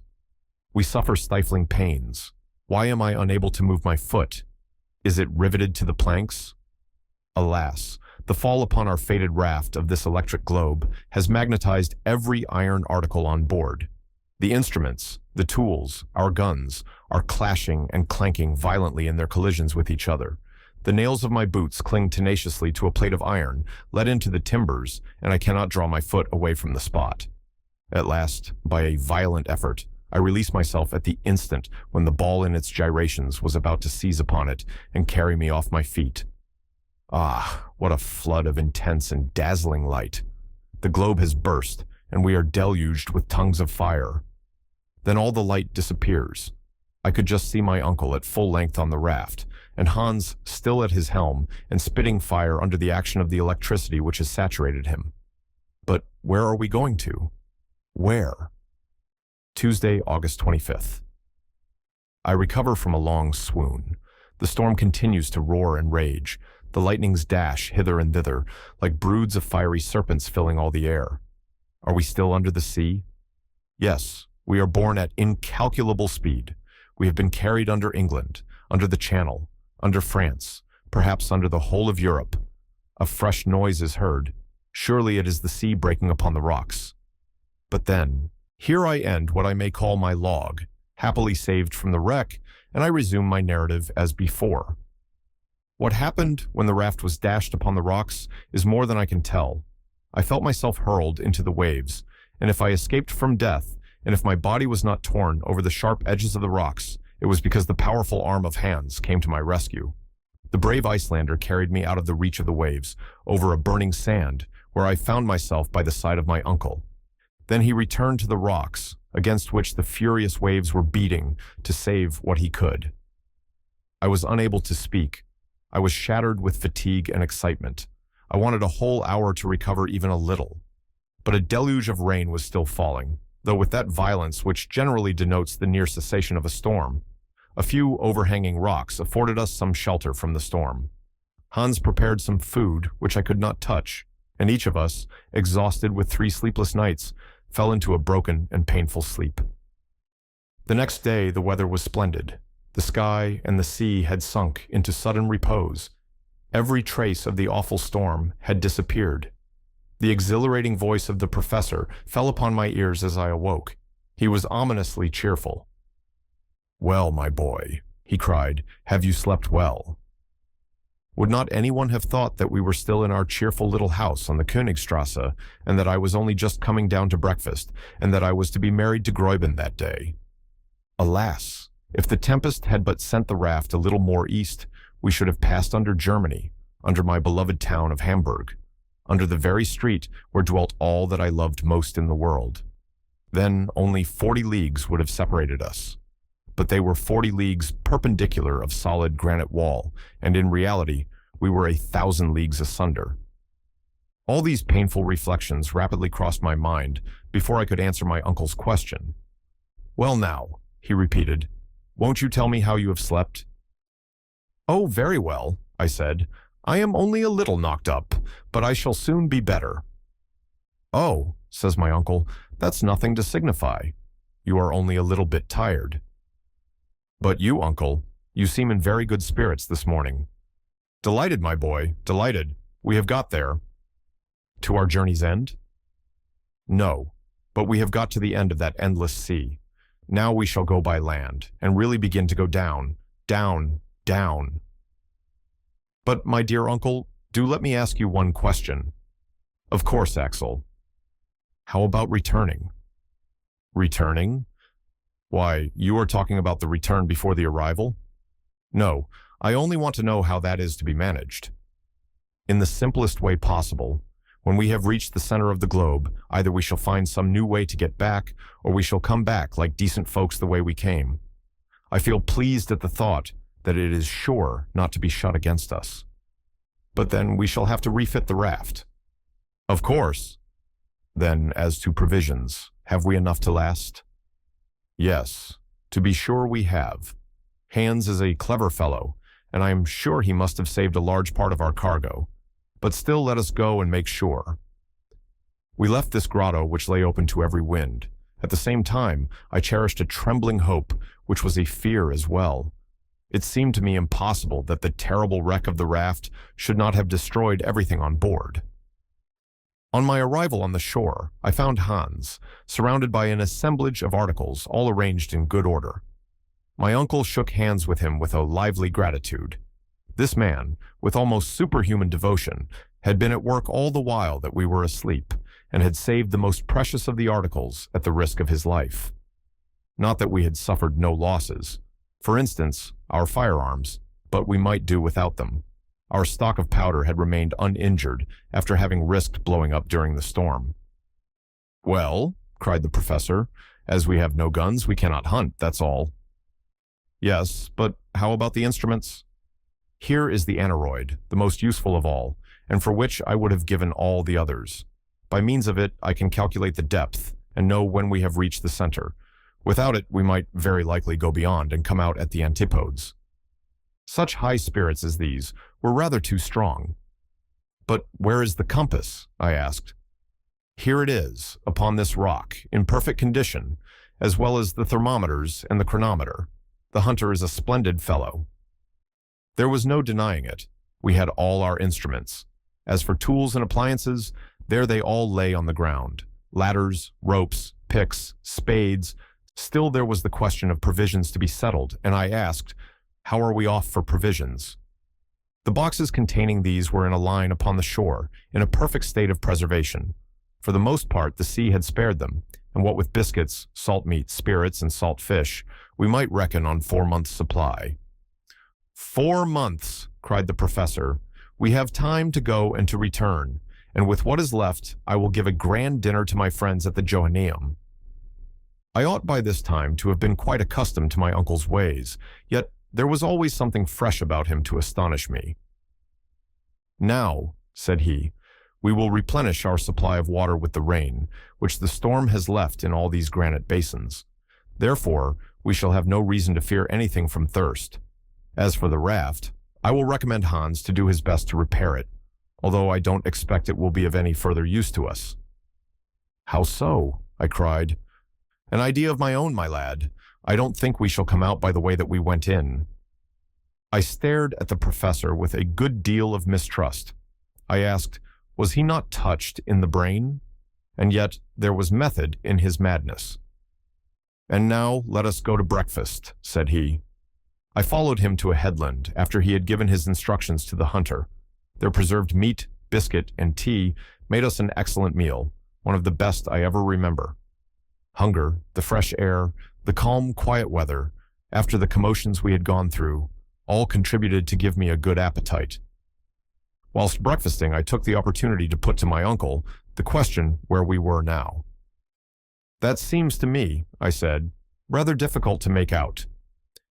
"Yes, it is difficult," he said, "to calculate exactly, perhaps even impossible, since during these 3 stormy days I have been unable to keep any account of the rate or direction of the raft. But still, we may get an approximation." The last observation, I remarked, was made on the island when the geyser was— "You mean Axel Island? Don't decline the honor of having given your name to the first island ever discovered in the central parts of the globe." "Well," said I, "let it be Axel Island. Then we had cleared 270 leagues of sea, and we were 600 leagues from Iceland." "Very well," answered my uncle. "Let us start from that point and count 4 days' storm, during which our rate cannot have been less than 80 leagues in the 24 hours. "That is right, and this would make 300 leagues more." "Yes, and the Lidenbrock Sea would be 600 leagues from shore to shore. Surely, Axel, it may vie in size with the Mediterranean itself." "Especially," I replied, "if it happens that we have only crossed it in its narrowest part. And it is a curious circumstance," I added, "that if my computations are right, and we are 900 leagues from Reykjavik, we have now the Mediterranean above our head." "That is a good long way, my friend. But whether we are under Turkey or the Atlantic depends very much upon the question in what direction we have been moving. Perhaps we have deviated." "No, I think not. Our course has been the same all along, and I believe this shore is southeast of Port Gräuben." "Well," replied my uncle, "we may easily ascertain this by consulting the compass. Let us go and see what it says." The professor moved towards the rock upon which Hans had laid down the instruments. He was gay and full of spirits. He rubbed his hands. He studied his attitudes. I followed him, curious to know if I was right in my estimate. As soon as we had arrived at the rock, my uncle took the compass, laid it horizontally, and questioned the needle, which, after a few oscillations, presently assumed a fixed position. My uncle looked and looked and looked again. He rubbed his eyes and then turned to me, thunderstruck with some unexpected discovery. "What is the matter?" I asked. He motioned to me to look. An exclamation of astonishment burst from me. The north pole of the needle was turned to what we supposed to be the south. It pointed to the shore instead of to the open sea. I shook the box, examined it again. It was in perfect condition. In whatever position I placed the box, the needle pertinaciously returned to this unexpected quarter. Therefore, there seemed no reason to doubt that during the storm there had been a sudden change of wind unperceived by us, which had brought our raft back to the shore, which we thought we had left so long a distance behind us. How shall I describe the strange series of passions which in succession shook the breast of Professor Lidenbrock? First stupefaction, then incredulity, lastly a downright burst of rage. Never had I seen the man so put out of countenance and so disturbed. The fatigues of our passage across, the dangers met, had all to be begun over again. We had gone backwards instead of forwards.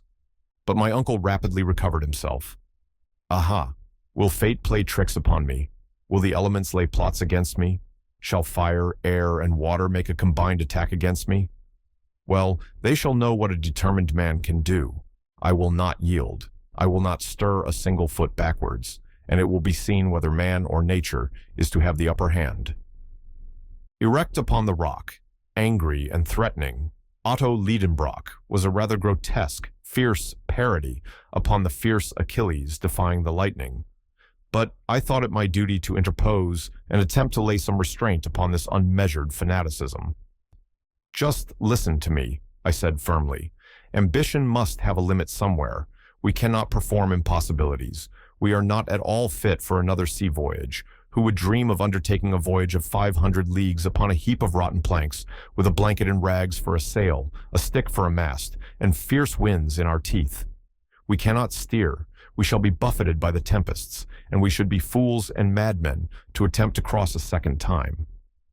I was able to develop this series of unanswerable reasons for 10 minutes without interruption. Not that the professor was paying any respectful attention to his nephew's arguments, but because he was deaf to all my eloquence. "To the raft!" he shouted. Such was his only reply. It was no use for me to entreat, supplicate, get angry, or do anything else in the way of opposition. It would only have been opposing a will harder than the granite rock. Hans was finishing the repairs of the raft. One would have thought that this strange being was guessing at my uncle's intentions. With a few more pieces of surturbrand, he had refitted our vessel. A sail already hung from the new mast, and the wind was playing in its waving folds. The professor said a few words to the guide, and immediately he put everything on board and arranged every necessary for our departure. The air was clear, and the northwest wind blew steadily. What could I do? Could I stand against the two? It was impossible. If Hans had but taken my side. But no, it was not to be. The Icelander seemed to have renounced all will of his own and made a vow to forget and deny himself. I could get nothing out of a servant so feudalized, as it were, to his master. My only course was to proceed. I was therefore going with as much resignation as I could find to resume my accustomed place on the raft, when my uncle laid his hand upon my shoulder. "We shall not sail until tomorrow," he said. I made a movement intended to express resignation.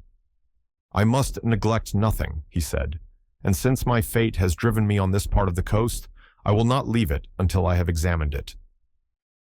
To understand what followed, it must be borne in mind that through circumstances hereafter to be explained, we were not really where the professor supposed we were. In fact, we were not upon the north shore of the sea. "Now let us start upon fresh discoveries," I said, and leaving Hans to his work, we started off together. The space between the water and the foot of the cliffs was considerable. It took half an hour to bring us to the wall of rock. We trampled under our feet numberless shells of all the forms and sizes which existed in the earliest ages of the world. I also saw immense carapaces more than 15 feet in diameter. They had been the coverings of those gigantic glyptodons or armadillos of the Pliocene period, of which the modern tortoise is but a miniature representative. The soil was besides this scattered with stony fragments, boulders rounded by water action, and ridged up in successive lines. I was therefore led to the conclusion that at one time the sea must have covered the ground on which we were treading. On the loose and scattered rocks, now out of the reach of the highest tides, the waves had left manifest traces of their power to wear their way in the hardest stone. This might, up to a certain point, explain the existence of an ocean 40 leagues beneath the surface of the globe. But in my opinion, this liquid mass would be lost by degrees farther and farther within the interior of the earth, and it certainly had its origin in the waters of the ocean overhead, which had made their way hither through some fissure. Yet it must be believed that that fissure is now closed, and that all this cavern or immense reservoir was filled in a very short time. Perhaps even this water, subjected to the fierce action of central heat, had partly been resolved into vapor. This would explain the existence of those clouds suspended over our heads and the development of that electricity which raised such tempests within the bowels of the earth. This theory of the phenomena we had witnessed seemed satisfactory to me, for however great and stupendous the phenomena of nature, fixed physical laws will or may always explain them. We were therefore walking upon sedimentary soil, the deposits of the waters of former ages. The professor was carefully examining every little fissure in the rocks. Wherever he saw a hole, he always wanted to know the depth of it. To him this was important. We had traversed the shores of the Lidenbrock Sea for a mile when we observed a sudden change in the appearance of the soil. It seemed upset, contorted, and convulsed by a violent upheaval of the lower strata. In many places, depressions or elevations gave witness to some tremendous power affecting the dislocation of strata. We moved with difficulty across these granite fissures and chasms mingled with silex, crystals of quartz, and alluvial deposits, when a field, nay, more than a field, A vast plain of bleached bones lay spread before us. It seemed like an immense cemetery, where the remains of 20 ages mingled their dust together. Huge mounds of bony fragments rose stage after stage in the distance. They undulated away to the limits of the horizon and melted in the distance in a faint haze. There, within 3 square miles, were accumulated the materials for a complete history of the animal life of ages, a history scarcely outlined in the 2 recent strata of the inhabited world. But an impatient curiosity impelled our steps.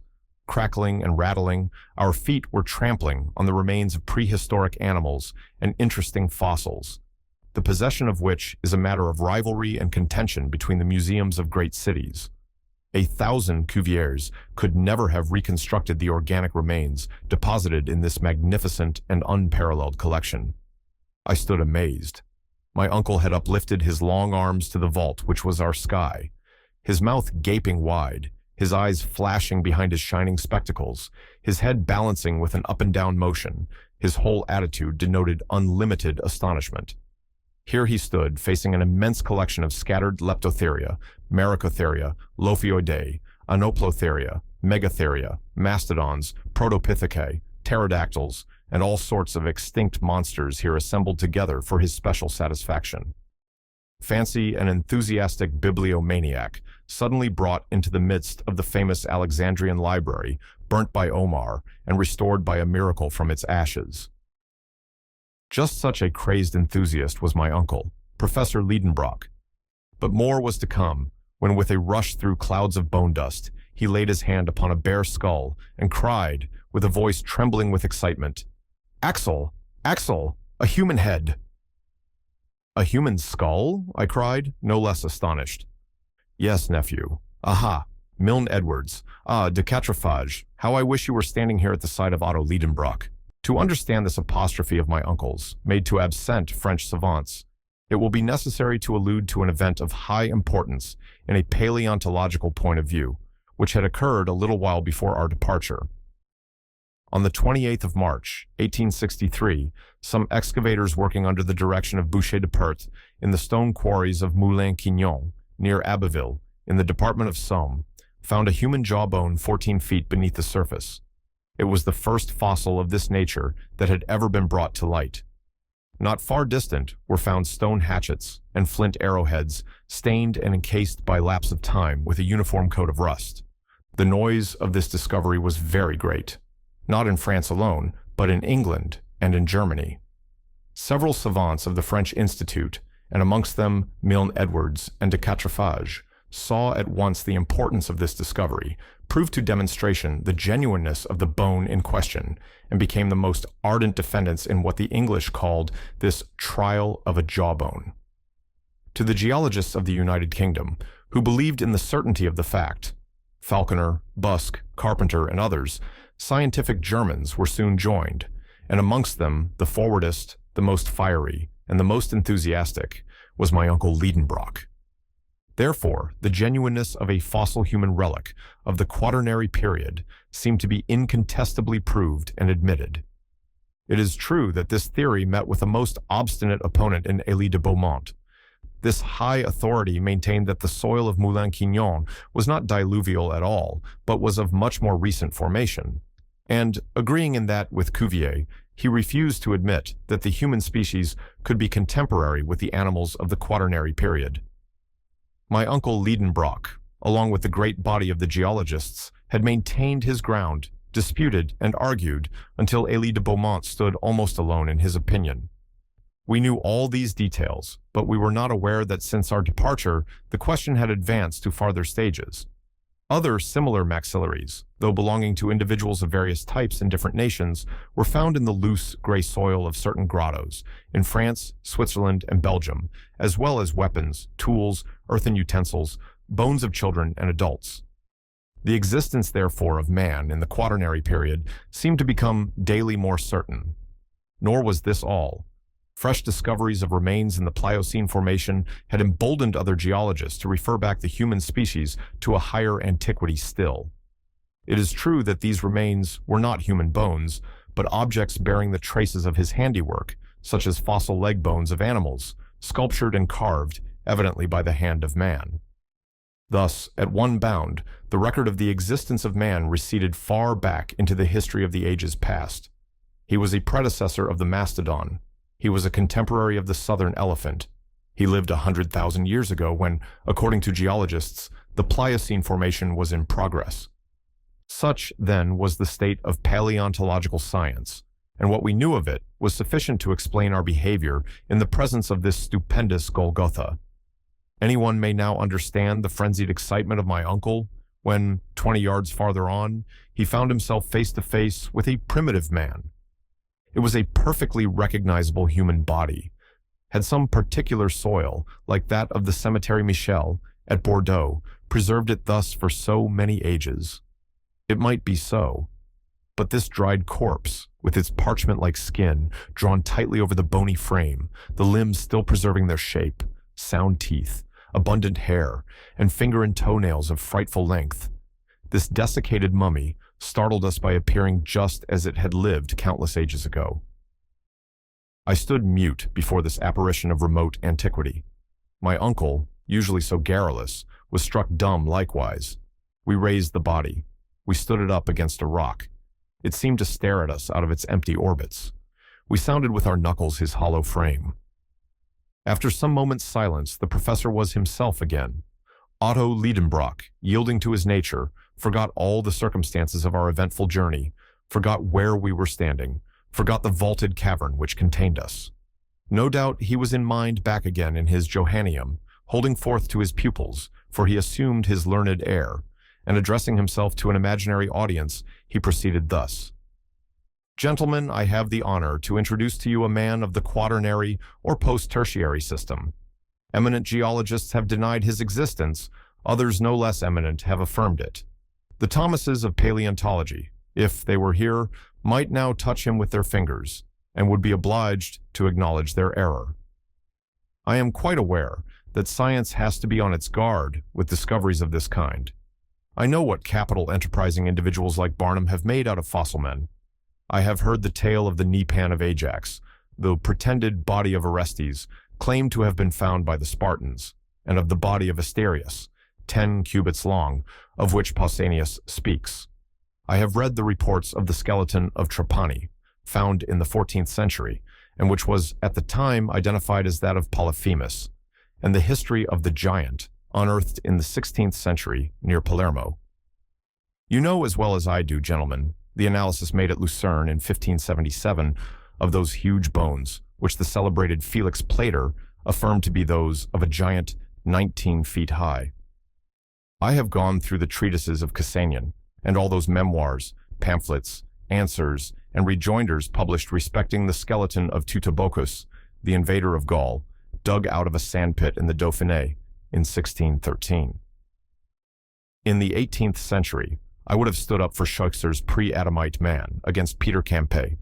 I have perused a writing entitled Gigan. Here my uncle's unfortunate infirmity met him, that of being unable in public to pronounce hard words. The pamphlet entitled Gigan he could get no further.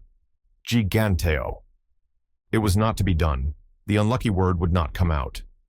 At the Johanneum, there would have been a laugh. Gigantos theology, at last the professor burst out, between two words which I shall not record here. Then rushing on with renewed vigor and with great animation. Yes, gentlemen, I know all these things and more. I know that Cuvier and Blumenbach have recognized in these bones nothing more remarkable than the bones of the mammoth and other mammals of the post-tertiary period. But in the presence of this specimen, to doubt would be to insult science. There stands the body. You may see it, touch it. It is not a mere skeleton. It is an entire body, preserved for a purely anthropological end and purpose. I was good enough not to contradict this startling assertion. If I could only wash it in a solution of sulfuric acid, pursued my uncle, I should be able to clear it from all the earthy particles in the shells which are encrusted about it. But I do not possess that valuable solvent. Yet, such as it is, the body shall tell us its own wonderful story. Here the professor laid hold of the fossil skeleton and handled it with the skill of a dexterous showman. You see, he said, that it is not 6 feet long, and that we are still separated by a long interval from the pretended race of giants. As for the family to which it belongs, it is evidently Caucasian. It is the white race, our own. The skull of this fossil is a regular oval, or rather ovoid. It exhibits no prominent cheekbones, no projecting jaws. It presents no appearance of that prognathism which diminishes the facial angle. 15, measure that angle. It is nearly 90 degrees. But I will go further in my deductions, and I will affirm that this specimen of the human family is of the Japhetic race, which has since spread from the Indies to the Atlantic. Don't smile, gentlemen. Nobody was smiling, but the learned professor was frequently disturbed by the broad smiles provoked by his learned eccentricities. Yes, he pursued with animation, this is a fossil man, the contemporary of the mastodons, whose remains fill this amphitheater. But if you ask me how he came there, how those strata on which he lay slipped down into this enormous hollow in the globe, I confess I cannot answer that question. No doubt, in the post-tertiary period, considerable commotions were still disturbing the crust of the earth. The long-continued cooling of the globe produced chasms, fissures, clefts, and faults, into which, very probably, portions of the upper earth may have fallen. I make no rash assertions, but there is the man surrounded by his own works, by hatchets, by flint arrowheads, which are the characteristics of the Stone Age. And unless he came here, like myself, as a tourist on a visit and as a pioneer of science, I can entertain no doubt of the authenticity of his remote origin. The professor ceased to speak, and the audience broke out into loud and unanimous applause. For, of course, my uncle was right, and wiser men than his nephew would have had some trouble to refute his statements. Another remarkable thing. This fossil body was not the only one in this immense catacomb. We came upon other bodies at every step amongst this mortal dust, and my uncle might select the most curious of these specimens to demolish the incredulity of skeptics. In fact, it was a wonderful spectacle, that of these generations of men and animals commingled in a common cemetery. Then one very serious question arose presently, which we scarcely dared to suggest. Had all those creatures slid through a great fissure in the crust of the earth, down to the shores of the Lidenbrock Sea, when they were dead and turning to dust, or had they lived and grown and died here in this subterranean world under a false sky, just like inhabitants of the upper earth? Until the present time, we had seen alive only marine monsters and fishes. Might not some living man, some native of the abyss, be yet a wanderer below on this desert strand? For another half hour we trod upon a pavement of bones. We pushed on, impelled by our burning curiosity. What other marvels did this cavern contain? What new treasures lay here for science to unfold? I was prepared for any surprise. My imagination was ready for any astonishment, however astounding. We had long lost sight of the seashore behind the hills of bones. The rash professor, careless of losing his way, hurried me forward. We advanced in silence, bathed in luminous electric fluid. By some phenomenon which I am unable to explain, it lighted up all sides of every object equally. Such was its diffusiveness, there being no central point from which the light emanated, that shadows no longer existed. You might have thought yourself under the rays of a vertical sun in a tropical region at noonday and the height of summer. No vapor was visible. The rocks, the distant mountains, a few isolated clumps of forest trees in the distance presented a weird and wonderful aspect under these totally new conditions of a universal diffusion of light. We were like Hoffman's shadowless man. After walking a mile, we reached the outskirts of a vast forest, but not one of those forests of fungi which bordered Port Gräuben. Here was the vegetation of the tertiary period in its fullest blaze of magnificence. Tall palms, belonging to species no longer living, splendid palmacites, firs, yews, cypress trees, thujas, representatives of the conifers, were linked together by a tangled network of long-climbing plants.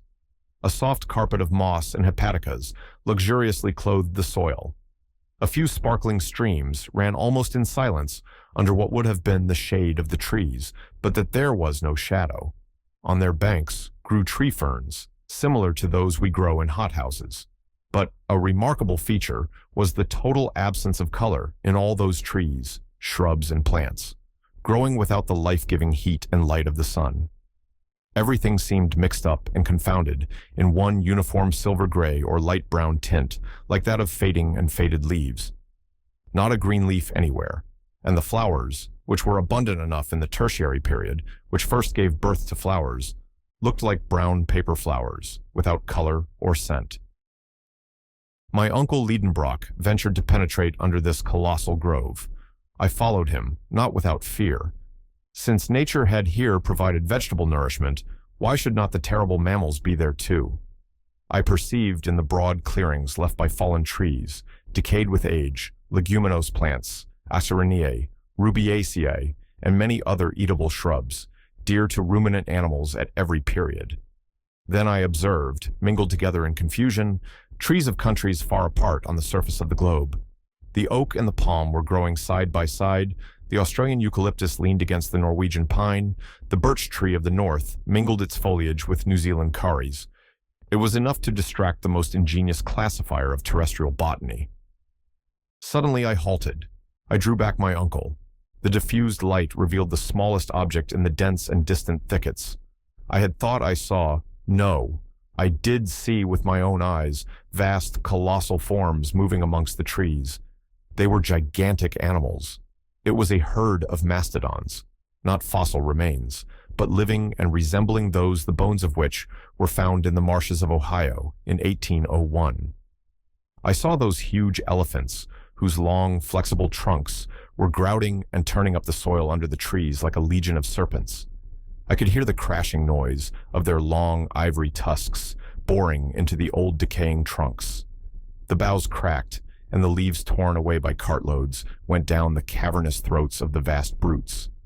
So, then, the dream in which I had had a vision of the prehistoric world of the tertiary and post-tertiary periods was now realized, and there we were alone, in the bowels of the earth, at the mercy of its wild inhabitants. My uncle was gazing with intense and eager interest. "Come on," said he, seizing my arm. "Forward! Forward!" "No, I will not," I cried. "We have no firearms. What could we do in the midst of a herd of these four-footed giants? Come away, uncle. Come. No human being may with safety dare the anger of these monstrous beasts." "No human creature," replied my uncle in a lower voice. "You are wrong, Axel. Look. Look down there. I fancy I see a living creature similar to ourselves. It is a man." I looked, shaking my head incredulously. But though at first I was unbelieving, I had to yield to the evidence of my senses. In fact, at a distance of 1/4 of a mile, leaning against the trunk of a gigantic kauri, stood a human being, the Proteus of those subterranean regions, a new son of Neptune, watching this countless herd of mastodons. Immanis pecoris custos, immanior ips, sedicim. Yes, truly, Huger still himself. It was no longer a fossil being like him, whose dried remains we had easily lifted up in the field of bones. It was a giant, able to control those monsters. In stature, he was at least 12 feet high. His head, huge and unshapely as a buffalo's, was half hidden in the thick and tangled growth of his unkempt hair. It most resembled the mane of the primitive elephant. In his hand, he wielded with ease an enormous bow, a staff worthy of this shepherd of the antediluvian period. We stood petrified and speechless with amazement, but he might see us. We must fly. "Come, do come," I said to my uncle, who for once allowed himself to be persuaded. In another 1/4 of an hour, our nimble heels had carried us beyond the reach of this horrible monster. And yet, now that I can reflect quietly, now that my spirit has grown calm again, now that months have slipped by since this strange and supernatural meeting, what am I to think? What am I to believe? I must conclude that it was impossible that our senses had been deceived, that our eyes did not see what we supposed they saw. No human being lives in this subterranean world. No generation of men dwells in those inferior caverns of the globe, unknown to and unconnected with the inhabitants of its surface. It is absurd to believe it. I had rather admit that it may have been some animal whose structure resembled the human, some ape or baboon of the early geological ages, some Protopithecus or some Mesopithecus, some early or middle ape like that discovered by Lartet in the bone cave of Sansao. But this creature surpassed in stature all the measurements known in modern paleontology. But that a man, a living man, and therefore whole generations doubtless besides, should be buried there in the bowels of the earth is impossible. However, we had left behind us the luminous forest, dumb with astonishment, overwhelmed and struck down with a terror which amounted to stupefaction. We kept running on for fear the horrible monster might be on our track. It was a flight, a fall, like that fearful pulling and dragging, which is peculiar to nightmare. Instinctively, we got back to the Lidenbrock Sea, and I cannot say into what vagaries my mind would not have carried me, but for a circumstance which brought me back to practical matters. Although I was certain that we were now treading upon a soil not hitherto touched by our feet, I often perceived groups of rocks which reminded me of those about Port Gräuben. Besides, this seemed to confirm the indications of the needle, and to show that we had against our will returned to the north of the Lidenbrock Sea. Occasionally, we felt quite convinced. Brooks and waterfalls were tumbling everywhere from the projections in the rocks. I thought I recognized the bed of Surturbrand, our faithful Hansbach, and the grotto in which I had recovered life and consciousness. Then, a few paces farther on, the arrangement of the cliffs, the appearance of an unrecognized stream, or the strange outline of a rock, came to throw me again into doubt. I communicated my doubts to my uncle. Like myself, he hesitated. He could recognize nothing again amidst this monotonous scene. "Evidently," said I, "we have not landed again at our original starting point, but the storm has carried us a little higher, and if we follow the shore, we shall find Port Gräuben. If that is the case, it will be useless to continue our exploration, and we had better return to our raft. But Axel, are you not mistaken?" "It is difficult to speak decidedly, uncle, for all these rocks are so very much alike. Yet I think I recognize the promontory at the foot of which Hans constructed our launch. We must be very near the little port, if indeed this is not it," I added, examining a creek which I thought I recognized. "No, Axel, we should at least find our own traces, and I see nothing—" "But I do see," I cried, darting upon an object lying on the sand, and I showed my uncle a rusty dagger, which I had just picked up. "Come," said he, "had you this weapon with you?" "No, certainly, but you, perhaps—" "Not that I am aware," said the professor. "I have never had this object in my possession." "Well, this is strange." "No, Axel, it is very simple. The Icelanders often wear arms of this kind. This must have belonged to Hans, and he has lost it." I shook my head. Hans had never had an object like this in his possession. "Did it not belong to some pre-Adamite warrior?" I cried. "To some living man, contemporary with the huge cattle driver? But no, this is not a relic of the Stone Age. It is not even of the Iron Age. This blade is steel." My uncle stopped me abruptly on my way to a dissertation, which would have taken me a long way, and said coolly, "Be calm, Axel, and reasonable. This dagger belongs to the 16th century. It is a poniard, such as gentlemen carried in their belts to give the coup de grace. Its origin is Spanish. It was never either yours or mine or the hunter's, nor did it belong to any of those human beings who may or may not inhabit this inner world. See, it was never jagged like this by cutting men's throats. Its blade is coated with a rust, neither a day, nor a year, nor 100 years old." The professor was getting excited according to his wont, and was allowing his imagination to run away with him. "Axel, we are on the way towards the grand discovery. This blade has been left on the strand for from 1 to 300 years, and has blunted its edge upon the rocks that fringe this subterranean sea. But it has not come alone. It has not twisted itself out of shape. Someone has been here before us." "Yes, a man has." "And who was that man?"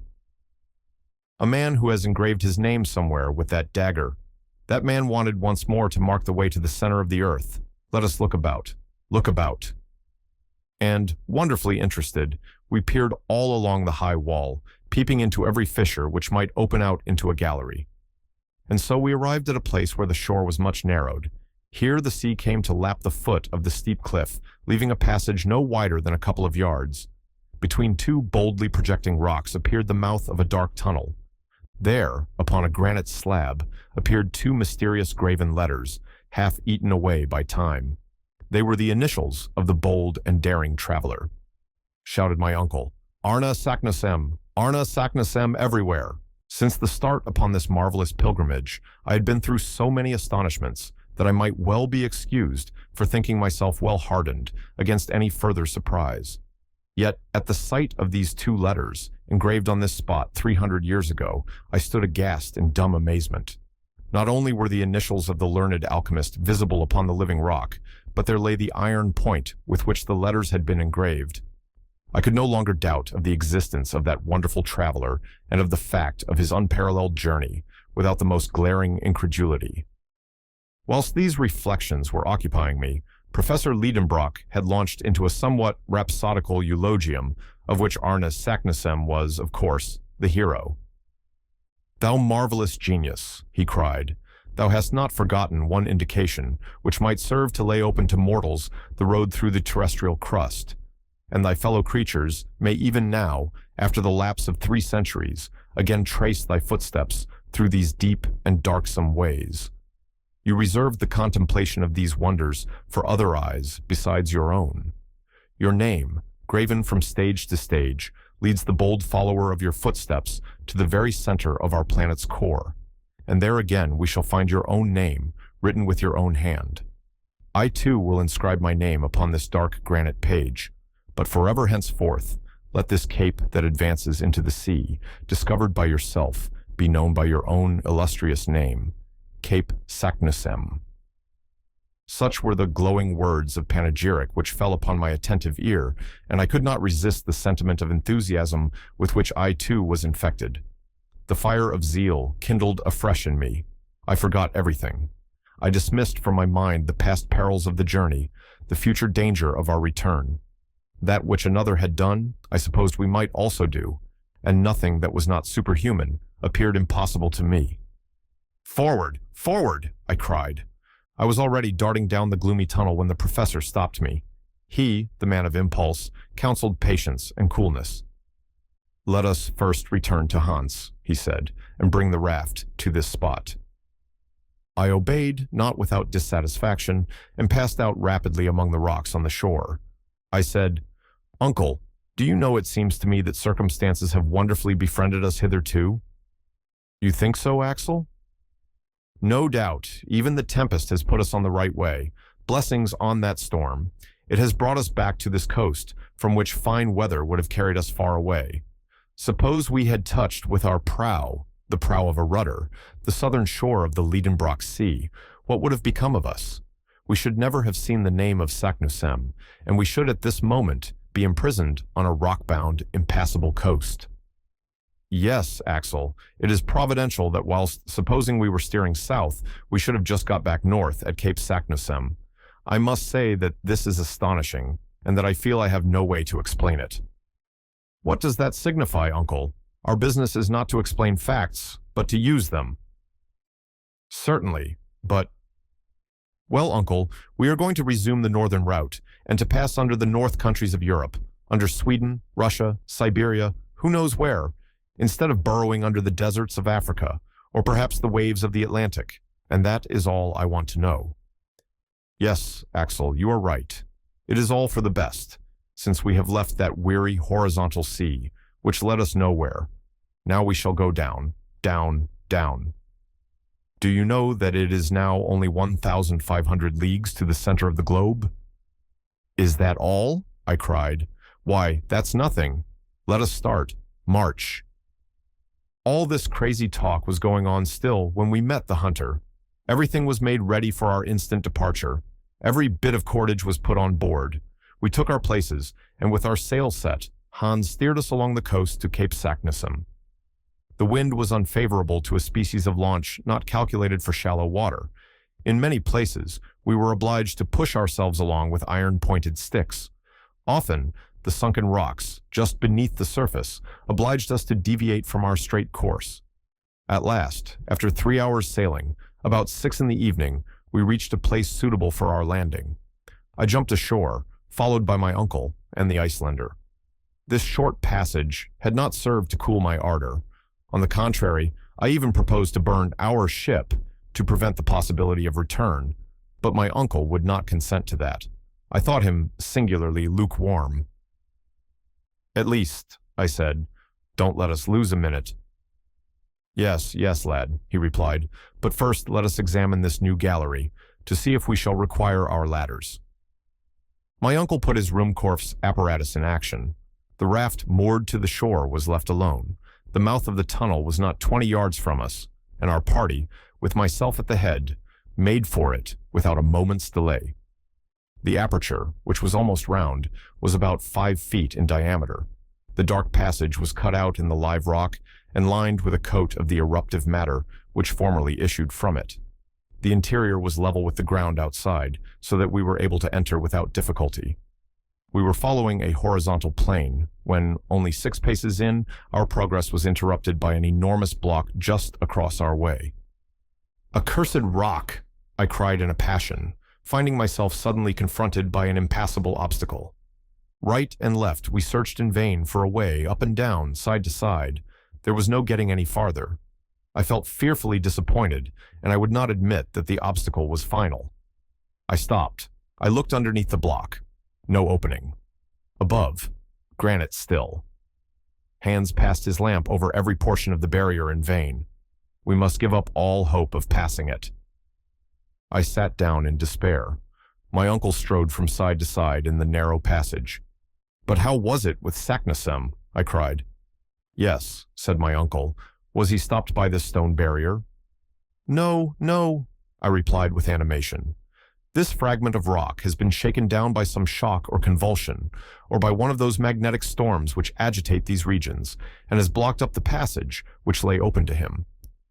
Many years have elapsed since the return of Saknussemm to the surface and the fall of this huge fragment. Is it not evident that this gallery was once the way open to the course of the lava, and that at that time there must have been a free passage? See, here are recent fissures, grooving and channeling the granite roof. This roof itself is formed of fragments of rock carried down, of enormous stones, as if by some giant's hand. But at one time, the expulsive force was greater than usual, and this block, like the falling keystone of a ruined arch, has slipped down to the ground and blocked up the way. It is only an accidental obstruction, not met by Saknussemm, and if we don't destroy it, we shall be unworthy to reach the center of the earth." Such was my sentence. The soul of the professor had passed into me. The genius of discovery possessed me wholly. I forgot the past. I scorned the future. I gave not a thought to the things of the surface of this globe into which I had dived, its cities and its sunny plains, Hamburg and the Königstrasse, even poor Gräuben, who must have given us up for lost, all were for the time dismissed from the pages of my memory. "Well," cried my uncle, "let us make away with our pickaxes." "Too hard for the pickaxe." "Well then, the spade." "That would take us too long." "What then?" "Why, gunpowder, to be sure. Let us mine the obstacle and blow it up." "Oh, yes, it is only a bit of rock to blast." "Hands, to work!" cried my uncle. The Icelander returned to the raft and soon came back with an iron bar which he made use of to bore a hole for the charge. This was no easy work. A hole was to be made large enough to hold 50 pounds of gun cotton, whose expansive force is 4 times that of gunpowder. I was terribly excited. Whilst Hans was at work, I was actively helping my uncle to prepare a slow match of wetted powder encased in linen. "This will do it," I said. "It will," replied my uncle. By midnight, our mining preparations were over. The charge was rammed into the hole, and the slow match, uncoiled along the gallery, showed its end outside the opening. A spark would now develop the whole of our preparations into activity. "Tomorrow," said the professor, I had to be resigned and to wait 6 long hours. The next day, Thursday, August the 27th, is a well-remembered date in our subterranean journey. It never returns to my memory without sending through me a shudder of horror and a palpitation of the heart. From that hour, we had no further occasion for the exercise of reason, or judgment, or skill, or contrivance. We were henceforth to be hurled along, the playthings of the fierce elements of the deep. At 6, we were afoot. The moment drew near to clear away by blasting through the opposing mass of granite. I begged for the honor of lighting the fuse. This duty done, I was to join my companions on the raft, which had not yet been unloaded. We should then push off as far as we could and avoid the dangers arising from the explosion, the effects of which were not likely to be confined to the rock itself. The fuse was calculated to burn 10 minutes before setting fire to the mine. I therefore had sufficient time to get away to the raft. I prepared to fulfill my task with some anxiety. After a hasty meal, my uncle and the hunter embarked whilst I remained on shore. I was supplied with a lighted lantern to set fire to the fuse. "Now go," said my uncle, "and return immediately to us." "Don't be uneasy," I replied. "I will not play by the way." I immediately proceeded to the mouth of the tunnel. I opened my lantern. I laid hold of the end of the match. The professor stood, chronometer in hand. "Ready?" he cried. "Aye!" "Fire!" I instantly plunged the end of the fuse into the lantern. It spluttered and flamed, and I ran at the top of my speed to the raft. "Come on board quickly and let us push off." Hands, with a vigorous thrust, sent us from the shore. The raft shot 20 fathoms out to sea. It was a moment of intense excitement. The professor was watching the hand of the chronometer. "5 minutes more," he said. 4, 3. My pulse beat half seconds. 2, 1, down, granite rocks, down with you. What took place at that moment? I believe I did not hear the dull roar of the explosion, but the rocks suddenly assumed a new arrangement. They rent asunder like a curtain. I saw a bottomless pit open on the shore. The sea, lashed into sudden fury, rose up in an enormous billow, on the ridge of which the unhappy raft was uplifted bodily in the air with all its crew and cargo. We all three fell down flat. In less than a second, we were in deep, unfathomable darkness. Then I felt as if not only myself, but the raft also had no support beneath. I thought it was sinking, but it was not so. I wanted to speak to my uncle, but the roaring of the waves prevented him from hearing even the sound of my voice. In spite of darkness, noise, astonishment, and terror, I then understood what had taken place. On the other side of the blown-up rock was an abyss. The explosion had caused a kind of earthquake in this fissured and abysmal region. A great gulf had opened, and the sea, now changed into a torrent, was hurrying us along into it. I gave myself up for lost. An hour passed away, 2 hours perhaps. I cannot tell. We clutched each other fast to save ourselves from being thrown off the raft. We felt violent shocks whenever we were borne heavily against the craggy projections. Yet these shocks were not very frequent, from which I concluded that the gully was widening. It was no doubt the same road that Saknussemm had taken, but instead of walking peaceably down it, as he had done, we were carrying a whole sea along with us.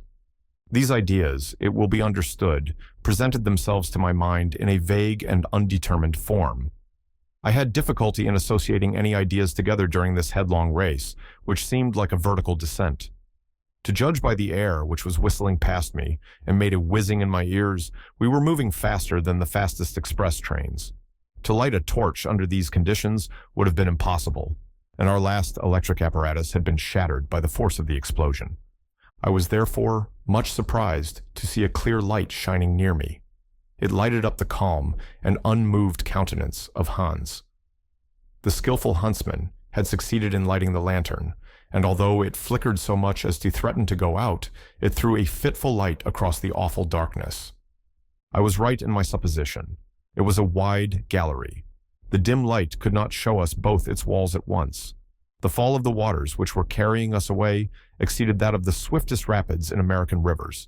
Its surface seemed composed of a sheaf of arrows hurled with inconceivable force. I cannot convey my impressions by a better comparison. The raft, occasionally seized by an eddy, spun round as it still flew along. When it approached the walls of the gallery, I threw on them the light of the lantern, and I could judge somewhat of the velocity of our speed by noticing how the jagged projections of the rocks spun into endless ribbons and bands, so that we seemed confined within a network of shifting lines. I supposed we were running at the rate of 30 leagues an hour. My uncle and I gazed on each other with haggard eyes, clinging to the stump of the mast, which had snapped asunder at the first shock of our great catastrophe. We kept our backs to the wind, not to be stifled by the rapidity of a movement which no human power could check. Hours passed away. No change in our situation, but a discovery came to complicate matters and make them worse. In seeking to put our cargo into somewhat better order, I found that the greater part of the articles embarked had disappeared at the moment of the explosion, when the sea broke in upon us with such violence. I wanted to know exactly what we had saved, and with the lantern in my hand, I began my examination. Of our instruments, none were saved but the compass and the chronometer. Our stock of ropes and ladders was reduced to the bit of cord rolled round the stump of the mast. Not a spade, not a pickaxe, not a hammer was left us, and irreparable disaster. We had only one day's provisions left.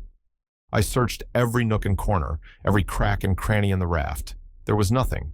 Our provisions were reduced to one bit of salt meat and a few biscuits. I stared at our failing supplies stupidly. I refused to take in the gravity of our loss. And yet, what was the use of troubling myself? If we had had provisions enough for months, how could we get out of the abyss into which we were being hurled by an irresistible torrent? Why should we fear the horrors of famine when death was swooping down upon us in a multitude of other forms? Would there be time left to die of starvation? Yet, by an inexplicable play of the imagination, I forgot my present dangers to contemplate the threatening future. Was there any chance of escaping from the fury of this impetuous torrent and of returning to the surface of the globe? I could not form the slightest conjecture how or when, but one chance in 1,000 or 10,000 is still a chance, whilst death from starvation would leave us not the smallest hope in the world.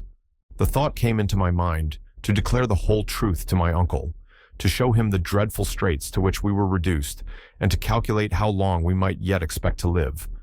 But I had the courage to preserve silence. I wished to leave him cool and self-possessed. At that moment, the light from our lantern began to sink, by little, and then went out entirely.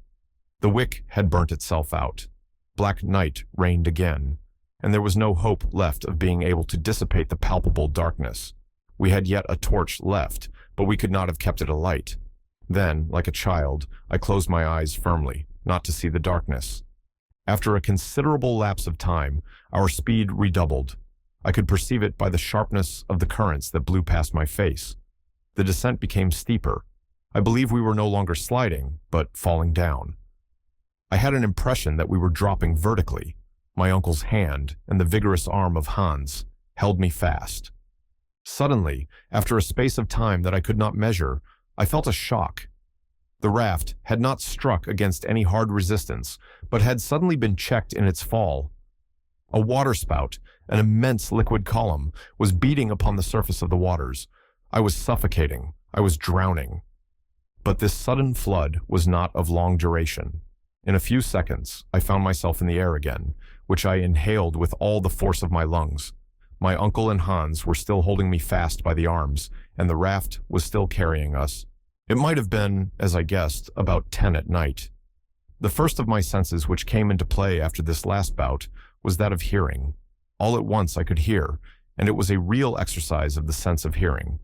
I could hear the silence in the gallery after the din, which for hours had stunned me. At last, these words of my uncle's came to me like a vague murmuring. "We are going up." "What do you mean?" I cried. "Yes, we are going up. Up." I stretched out my arm. I touched the wall and drew back my hand bleeding. We were ascending with extreme rapidity. "The torch! The torch!" cried the professor. Not without difficulty, Hans succeeded in lighting the torch, and the flame, preserving its upward tendency, threw enough light to show us what kind of a place we were in. "Just as I thought," said the professor. "We are in a tunnel not 24 feet in diameter. The water had reached the bottom of the gulf. It is now rising to its level and carrying us with it." "Where to?" "I cannot tell, but we must be ready for anything. We are mounting at a speed which seems to me of 14 feet in a second, or 10 miles an hour. At this rate, we shall get on." "Yes, if nothing stops us. If this well has an aperture. But suppose it to be stopped. If the air is condensed by the pressure of this column of water, we shall be crushed." "Axel," replied the professor with perfect coolness, "our situation is almost desperate, but there are some chances of deliverance, and it is these that I am considering. If at every instant we may perish, so at every instant we may be saved. Let us then be prepared to seize upon the smallest advantage. But what shall we do now? Recruit our strength by eating.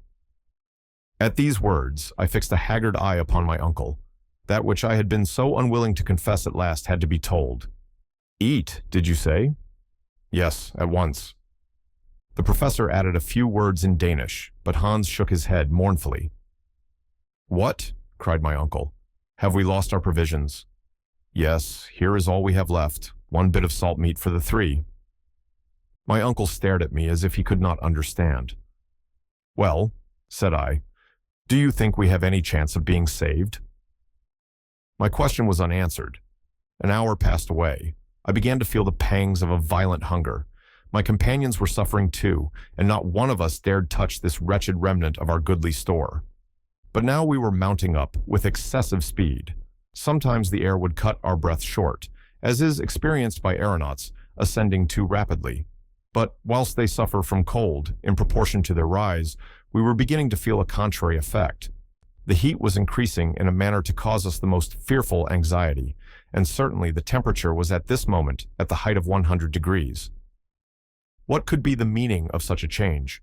Up to this time, facts had supported the theories of Davy and of Lidenbrock. Until now, particular conditions of non-conducting rocks, electricity, and magnetism had tempered the laws of nature, giving us only a moderately warm climate, for the theory of a central fire remained, in my estimation, the only one that was true and explicable. Were we then turning back to where the phenomena of central heat ruled in all their rigor and would reduce the most refractory rocks to the state of a molten liquid? I feared this, and said to the professor, if we are neither drowned, nor shattered to pieces, nor starved to death, there is still the chance that we may be burned alive and reduced to ashes. At this, he shrugged his shoulders and returned to his thoughts. Another hour passed, and, except some slight increase in the temperature, nothing new had happened. Come, said he, we must determine upon something. Determine on what? Said I. Yes, we must recruit our strength by carefully rationing ourselves, and so prolong our existence by a few hours. But we shall be reduced to very great weakness at last. And our last hour is not far off. Well, if there is a chance of safety, if a moment for active exertion presents itself, where should we find the required strength if we allowed ourselves to be enfeebled by hunger? Well, uncle, when this bit of meat has been devoured, what shall we have left? Nothing, Axel, nothing at all. But will it do you any more good to devour it with your eyes than with your teeth? Your reasoning has in it neither sense nor energy. Then don't you despair? I cried irritably. No, certainly not, was the professor's firm reply. What? Do you think there is any chance of safety left?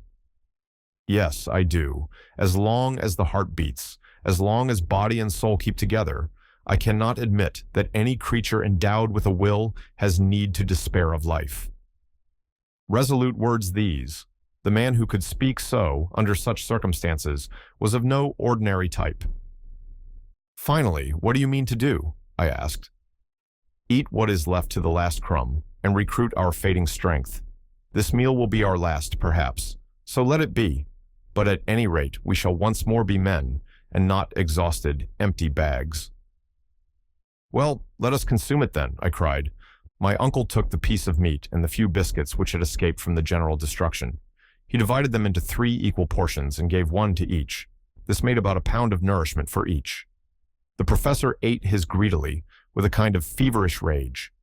I ate without pleasure, almost with disgust, Hans quietly, moderately, masticating his small mouthfuls without any noise and relishing them with the calmness of a man above all anxiety about the future. By diligent search, he had found a flask of Hollands. He offered it to us each in turn, and this generous beverage cheered us up slightly. Fortreffelig, said Hans, drinking in his turn. Excellent, replied my uncle. A glimpse of hope had returned, although without cause. But our last meal was over, and it was now 5 in the morning. Man is so constituted that health is a purely negative state. Hunger once satisfied, it is difficult for a man to imagine the horrors of starvation. They cannot be understood without being felt. Therefore, it was that after our long fast, these few mouthfuls of meat and biscuit made us triumph over our past agonies. But as soon as the meal was done, we each of us fell deep into thought. What was Hans thinking of, that man of the far west, but who seemed ruled by the fatalist doctrines of the East? As for me, my thoughts were made up of remembrances, and they carried me up to the surface of the globe, of which I ought never to have taken leave. The house in the Königstrasse, my poor dear Gräuben, that kind soul Martha, flitted like visions before my eyes, and in the dismal moanings which from time to time reached my ears, I thought I could distinguish the roar of the traffic of the great cities upon earth. My uncle still had his eye upon his work. Torch in hand, he tried to gather some idea of our situation from the observation of the strata.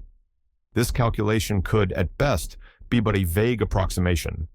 But a learned man is always a philosopher when he succeeds in remaining cool, and assuredly Professor Lidenbrock possessed this quality to a surprising degree. I could hear him murmuring geological terms. I could understand them, and in spite of myself, I felt interested in this last geological study. Eruptive granite, he was saying.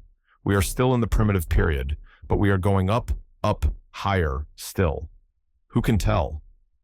Ah, who can tell? With his hand, he was examining the perpendicular wall, and in a few more minutes, he continued. This is gneiss. Here is mica schist.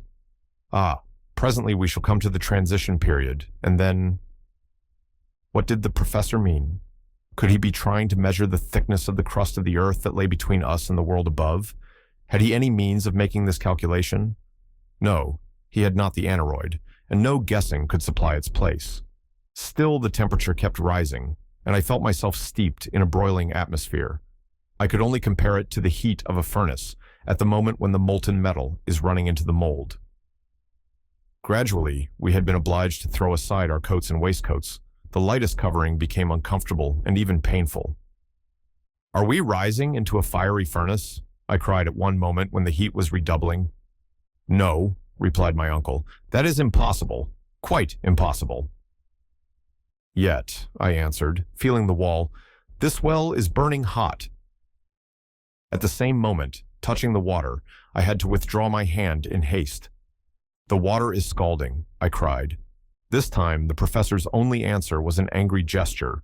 Then an unconquerable terror seized upon me, from which I could no longer get free. I felt that a catastrophe was approaching, before which the boldest spirit must quail. A dim, vague notion laid hold of my mind, but which was fast hardening into certainty. I tried to repel it, but it would return. I dared not express it in plain terms. Yet a few involuntary observations confirmed me in my view. By the flickering light of the torch, I could distinguish contortions in the granite beds. A phenomenon was unfolding in which electricity would play the principal part. Then this unbearable heat, this boiling water. I consulted the compass. The compass had lost its properties. It had ceased to act properly. Yes, our compass was no longer a guide. The needle flew from pole to pole with a kind of frenzied impulse. It ran round the dial and spun hither and thither as if it were giddy or intoxicated. I knew quite well that according to the best received theories, the mineral covering of the globe is never at absolute rest. The changes brought about by the chemical decomposition of its component parts, the agitation caused by great liquid torrents, and the magnetic currents are continually tending to disturb it, even when living beings upon its surface may fancy that all is quiet below. A phenomenon of this kind would not have greatly alarmed me, or at any rate it would not have given rise to dreadful apprehensions. But other facts, other circumstances of a peculiar nature came to reveal to me by degrees the true state of the case. There came incessant and continuous explosions. I could only compare them to the loud rattle of a long train of chariots driven at full speed over the stones, or a roar of unintermitting thunder. Then the disordered compass, thrown out of gear by the electric currents, confirmed me in a growing conviction. The mineral crust of the globe threatened to burst up, the granite foundations to come together with a crash. The fissure through which we were helplessly driven would be filled up. The void would be full of crushed fragments of rock, and we poor wretched mortals were to be buried and annihilated in this dreadful consummation. My uncle, I cried, we are lost now, utterly lost. "What are you in a fright about now?" was the calm rejoinder. "What is the matter with you?" "The matter? Look at those quaking walls. Look at those shivering rocks. Don't you feel the burning heat? Don't you see how the water boils and bubbles? Are you blind to the dense vapors and steam growing thicker and denser every minute? See this agitated compass needle? It is an earthquake that is threatening us." My undaunted uncle calmly shook his head. "Do you think," said he, "an earthquake is coming?" "I do." "Well, I think you are mistaken." "What? Don't you recognize the symptoms?" "Of an earthquake? No. I am looking out for something better." "What can you mean? Explain." "It is an eruption, Axel." "An eruption? Do you mean to affirm that we are running up the shaft of a volcano?" "I believe we are," said the indomitable professor with an air of perfect self-possession, "and it is the best thing that could possibly happen to us under our circumstances." The best thing? Was my uncle stark mad? What did the man mean, and what was the use of saying facetious things at a time like this? "What?" I shouted. "Are we being taken up in an eruption? Our fate has flung us here among burning lavas, molten rocks, boiling waters, and all kinds of volcanic matter. We are going to be pitched out, expelled, tossed up, vomited, spit out high into the air, along with fragments of rock, showers of ashes and scoria, in the midst of a towering rush of smoke and flames, and it is the best thing that could happen to us." "Yes," replied the professor, eyeing me over his spectacles. "I don't see any other way of reaching the surface of the earth." I passed rapidly over the 1,000 ideas which passed through my mind. My uncle was right, undoubtedly right, and never had he seemed to me more daring and more confirmed in his notions than at this moment when he was calmly contemplating the chances of being shot out of a volcano. In the meantime, up we went. The night passed away in continual ascent. The din and uproar around us became more and more intensified. I was stifled and stunned. I thought my last hour was approaching.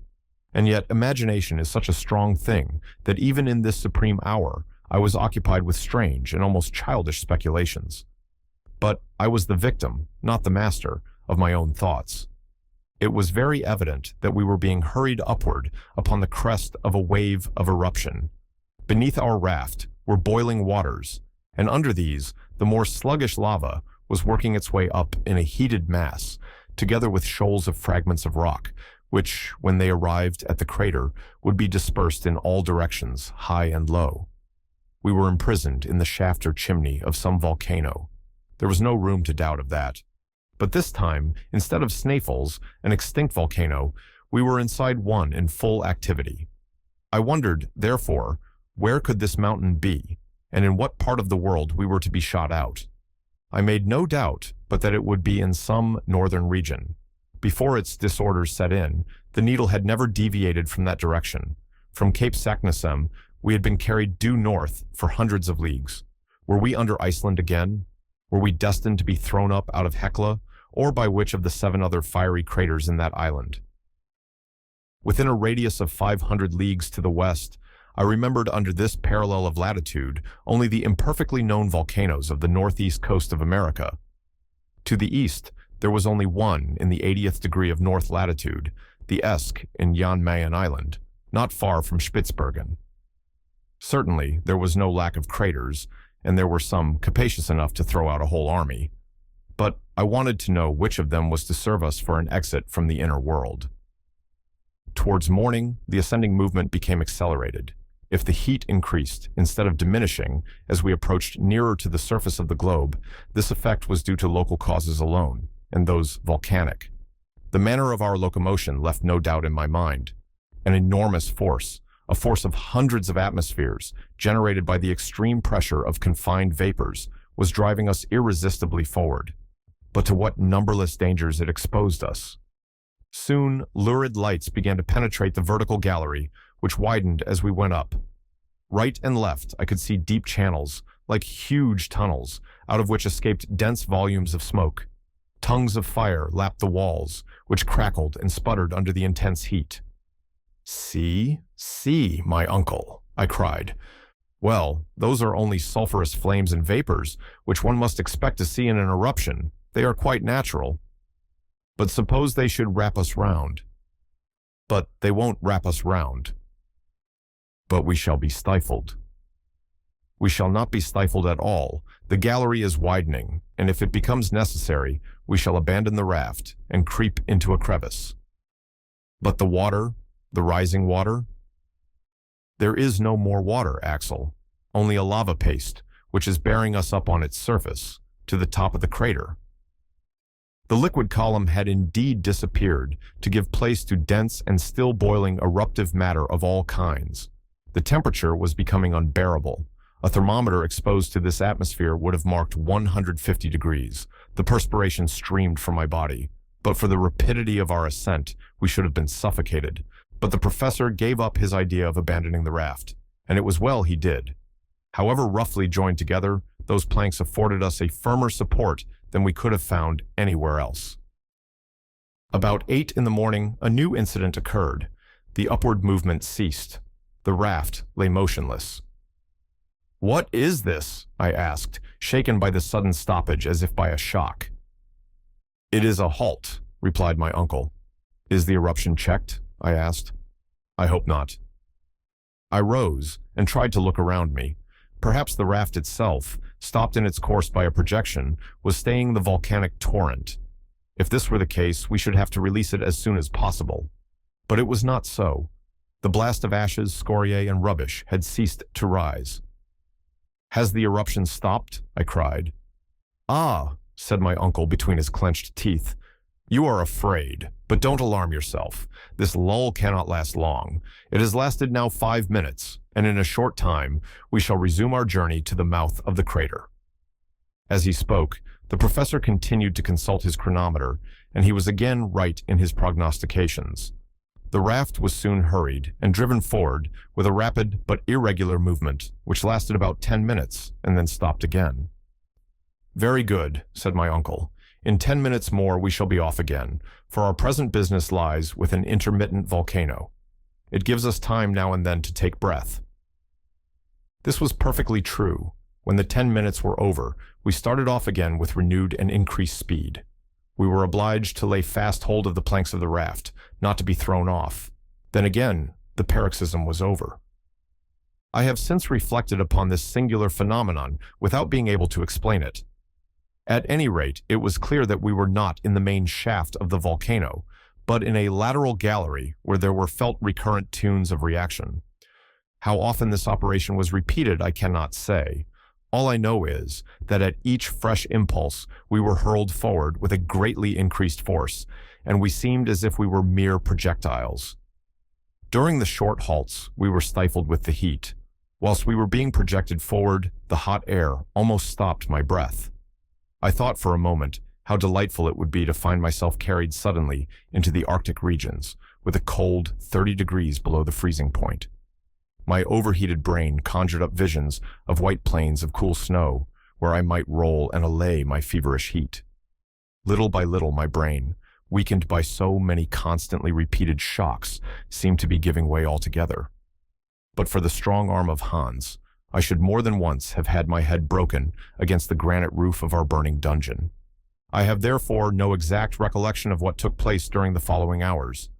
I have a confused impression left of continuous explosions, loud detonations, a general shaking of the rocks all around us, and of a spinning movement with which our raft was once whirled helplessly round. It rocked upon the lava torrent amidst a dense fall of ashes. Snorting flames darted their fiery tongues at us. There were wild, fierce puffs of stormy wind from below, resembling the blasts of vast iron furnaces blowing all at one time. And I caught a glimpse of the figure of Hans lighted up by the fire, and all the feeling I had left was just what I imagined must be the feeling of an unhappy criminal doomed to be blown away alive from the mouth of a cannon just before the trigger is pulled, and the flying limbs and rags of flesh and skin fill the quivering air and spatter the blood-stained ground. When I opened my eyes again, I felt myself grasped by the belt with the strong hand of our guide. With the other arm, he supported my uncle. I was not seriously hurt, but I was shaken and bruised and battered all over. I found myself lying on the sloping side of a mountain only 2 yards from a gaping gulf, which would have swallowed me up had I leaned at all that way. Hands had saved me from death whilst I lay rolling on the edge of the crater. "Where are we?" asked my uncle irascibly, as if he felt much injured by being landed upon the earth again. The hunter shook his head in token of complete ignorance. "Is it Iceland?" I asked. "Nay," replied Hans. "What? Not Iceland?" cried the professor. "Hans must be mistaken," I said, raising myself up. This was our final surprise after all the astonishing events of our wonderful journey. I expected to see a white cone, covered with the eternal snow of ages, rising from the midst of the barren deserts of the icy north, faintly lighted with the pale rays of the Arctic sun, far away in the highest latitudes known. But contrary to all our expectations, my uncle, the Icelander, and myself were sitting halfway down a mountain, baked under the burning rays of a southern sun, which was blistering us with the heat and blinding us with the fierce light of his nearly vertical rays. I could not believe my own eyes, but the heated air and the sensation of burning left me no room for doubt.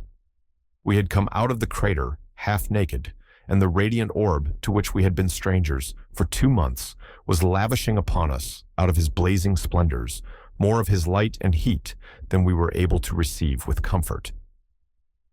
When my eyes had become accustomed to the bright light, to which they had been so long strangers, I began to use them to set my imagination right.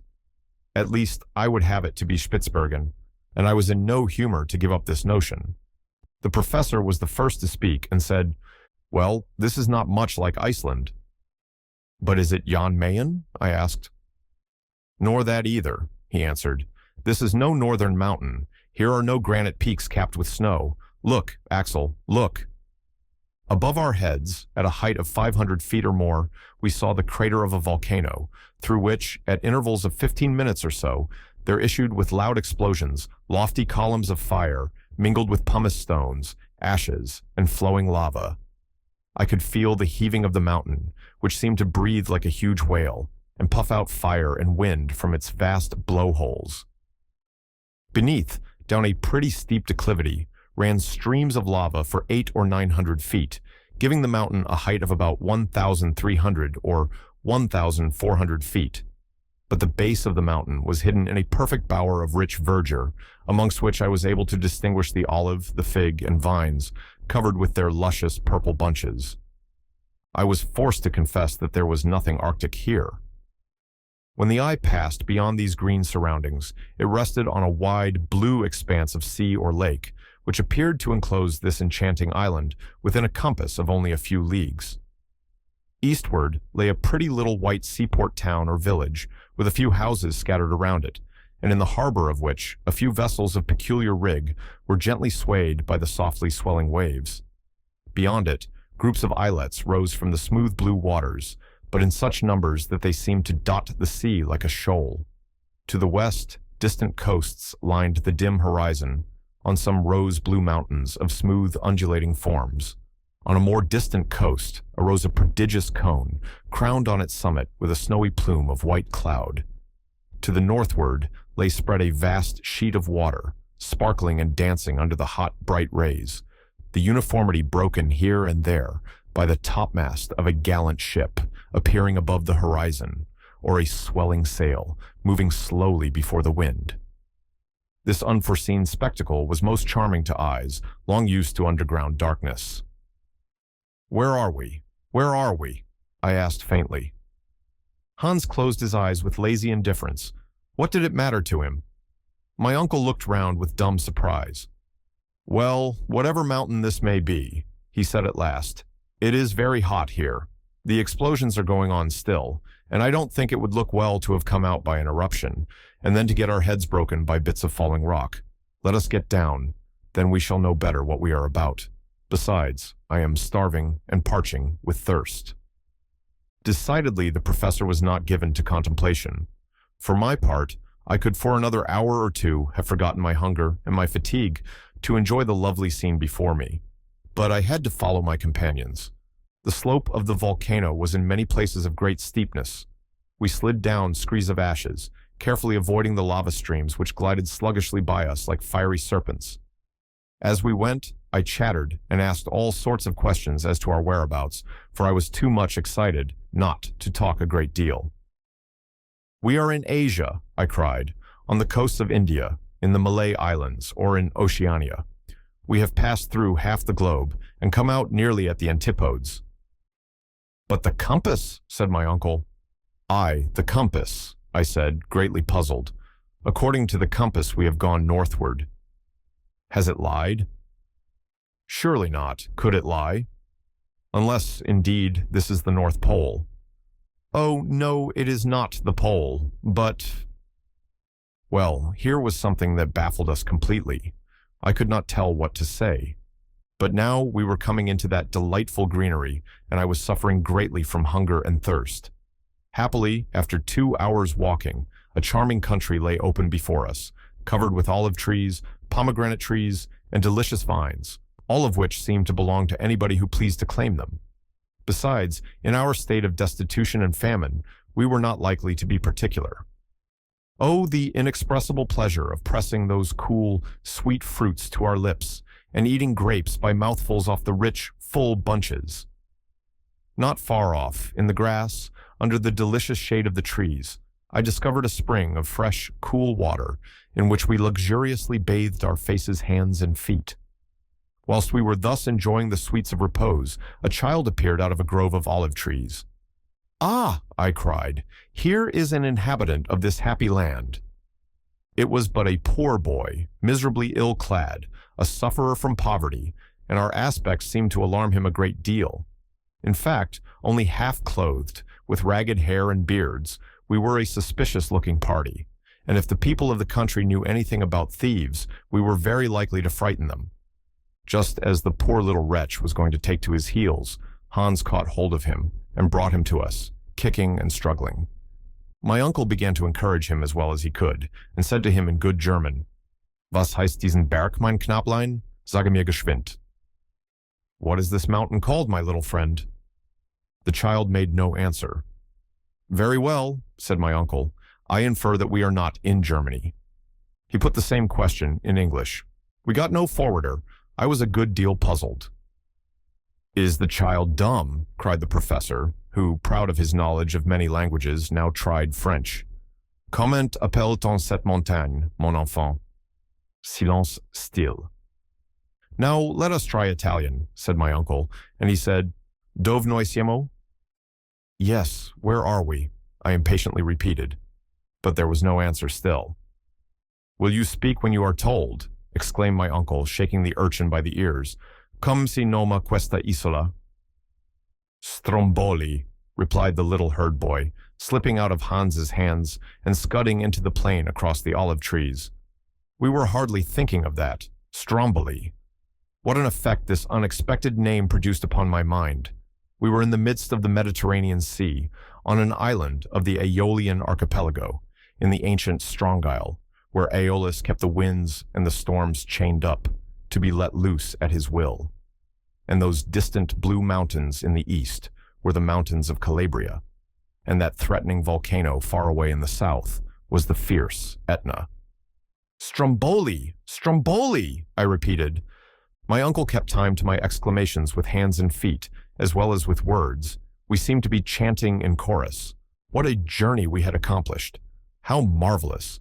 Having entered by one volcano, we had issued out of another more than 2,000 miles from Snæfell's and from that barren, far-away Iceland.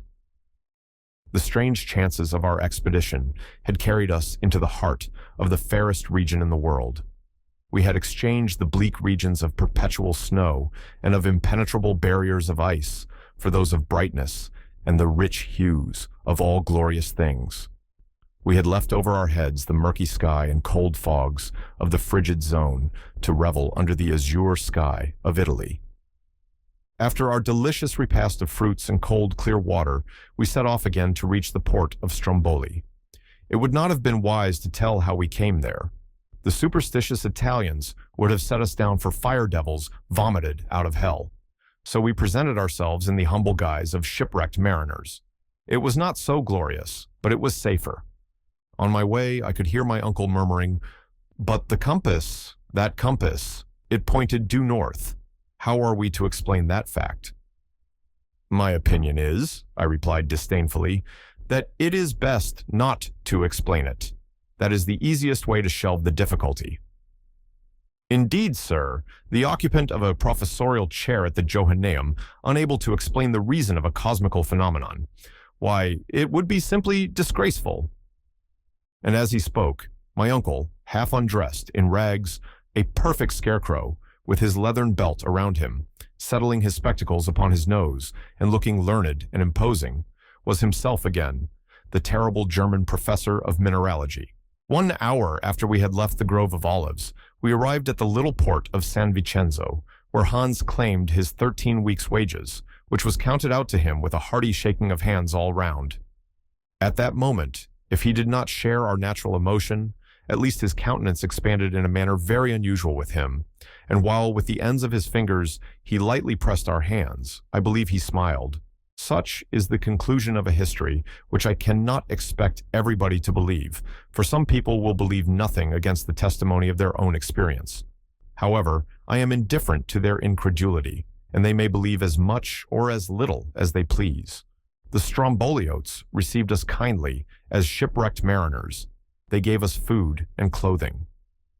After waiting 48 hours, on the 31st of August, a small craft took us to Messina, where a few days' rest completely removed the effect of our fatigues.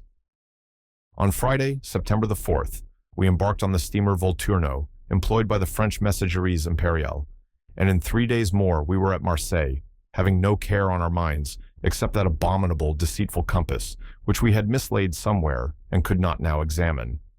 But its inexplicable behavior exercised my mind fearfully. On the 9th of September, in the evening, we arrived at Hamburg. I cannot describe to you the astonishment of Martha or the joy of Gräuben. "Now you are a hero, Axel," said to me my blushing fiancée, my betrothed. "You will not leave me again." I looked tenderly upon her, and she smiled through her tears. How can I describe the extraordinary sensation produced by the return of Professor Lidenbrock? Thanks to Martha's ineradicable tattling, the news that the professor had gone to discover a way to the center of the earth had spread over the whole civilized world. People refused to believe it, and when they saw him, they would not believe him any the more. Still, the appearance of Hans and sundry pieces of intelligence derived from Iceland tended to shake the confidence of the unbelievers. Then my uncle became a great man, and I was now the nephew of a great man, which is not a privilege to be despised. Hamburg gave a grand fête in our honor. A public audience was given to the professor at the Johanneum, at which he told all about our expedition, with only one omission, the unexplained and inexplicable behavior of our compass. On the same day, with much state, he deposited in the archives of the city the now famous document of Saknussemm, and expressed his regret that circumstances over which he had no control had prevented him from following to the very center of the earth the track of the learned Icelander. He was modest notwithstanding his glory, and he was all the more famous for his humility. So much honor could not but excite envy. There were those who envied him his fame, and as his theories, resting upon known facts, were in opposition to the systems of science upon the question of the central fire, he sustained with his pen and by his voice remarkable discussions with the learned of every country. For my part, I cannot agree with his theory of gradual cooling. In spite of what I have seen and felt, I believe, and always shall believe, in the central heat. But I admit that certain circumstances not yet sufficiently understood may tend to modify in places the action of natural phenomena. While these questions were being debated with great animation, my uncle met with a real sorrow. Our faithful Hans, in spite of our entreaties, had left Hamburg. The man to whom we owed all our success and our lives too would not suffer us to reward him as we could have wished. He was seized with the mal de pays, a complaint for which we have not even a name in English. "Farval," said he one day, and with that simple word he left us and sailed for Reykjavik, which he reached in safety. We were strongly attached to our brave eiderdown hunter. Though far away in the remotest north, he will never be forgotten by those whose lives he protected, and certainly I shall not fail to endeavor to see him once more before I die. To conclude, I have to add that this Journey into the Interior of the Earth created a wonderful sensation in the world. It was translated into all civilized languages. The leading newspapers extracted the most interesting passages, which were commented upon, picked to pieces, discussed, attacked, and defended with equal enthusiasm and determination, both by believers and skeptics. Rare privilege. My uncle enjoyed during his lifetime the glory he had deservedly won, and he may even boast the distinguished honor of an offer from Barnum to exhibit him on most advantageous terms in all the principal cities in the United States. But there was one dead fly amidst all this glory and honor. One fact, one incident of the journey remained a mystery. Now, to a man eminent for his learning, an unexplained phenomenon is an unbearable hardship. Well, it was yet reserved for my uncle to be completely happy. One day, while arranging a collection of minerals in his cabinet, I noticed in a corner this unhappy compass, which we had long lost sight of. I opened it and began to watch it. It had been in that corner for 6 months, little mindful of the trouble it was giving. Suddenly, to my intense astonishment, I noticed a strange fact, and I uttered a cry of surprise. "What is the matter?" my uncle asked. "That compass." "Well, see, its poles are reversed." "Reversed?" "Yes, they point the wrong way." My uncle looked, he compared, and the house shook with his triumphant leap of exultation. A light broke in upon his spirit and mine. "See there," he cried as soon as he was able to speak, "after our arrival at Cape Saknussemm, the north pole of the needle of this confounded compass began to point south instead of north. Evidently, here then is the explanation of our mistake. But what phenomenon could have caused this reversal of the poles?" "The reason is evident, uncle." "Tell me then, Axel." "During the electric storm on the Lidenbrock Sea, that ball of fire, which magnetized all the iron on board, reversed the poles of our magnet." "Aha, aha!" shouted the professor with a loud laugh. "So it was just an electric joke." From that day forth, the professor was the most glorious of savants, and I was the happiest of men. For my pretty Virlandaise, resigning her place as ward, took her position in the old house on the Königstrasse in the double capacity of niece to my uncle and wife, to a certain happy youth. What is the need of adding that the illustrious Otto Lidenbrock, corresponding member of all the scientific, geographical, and mineralogical societies of all the civilized world, was now her uncle and mine?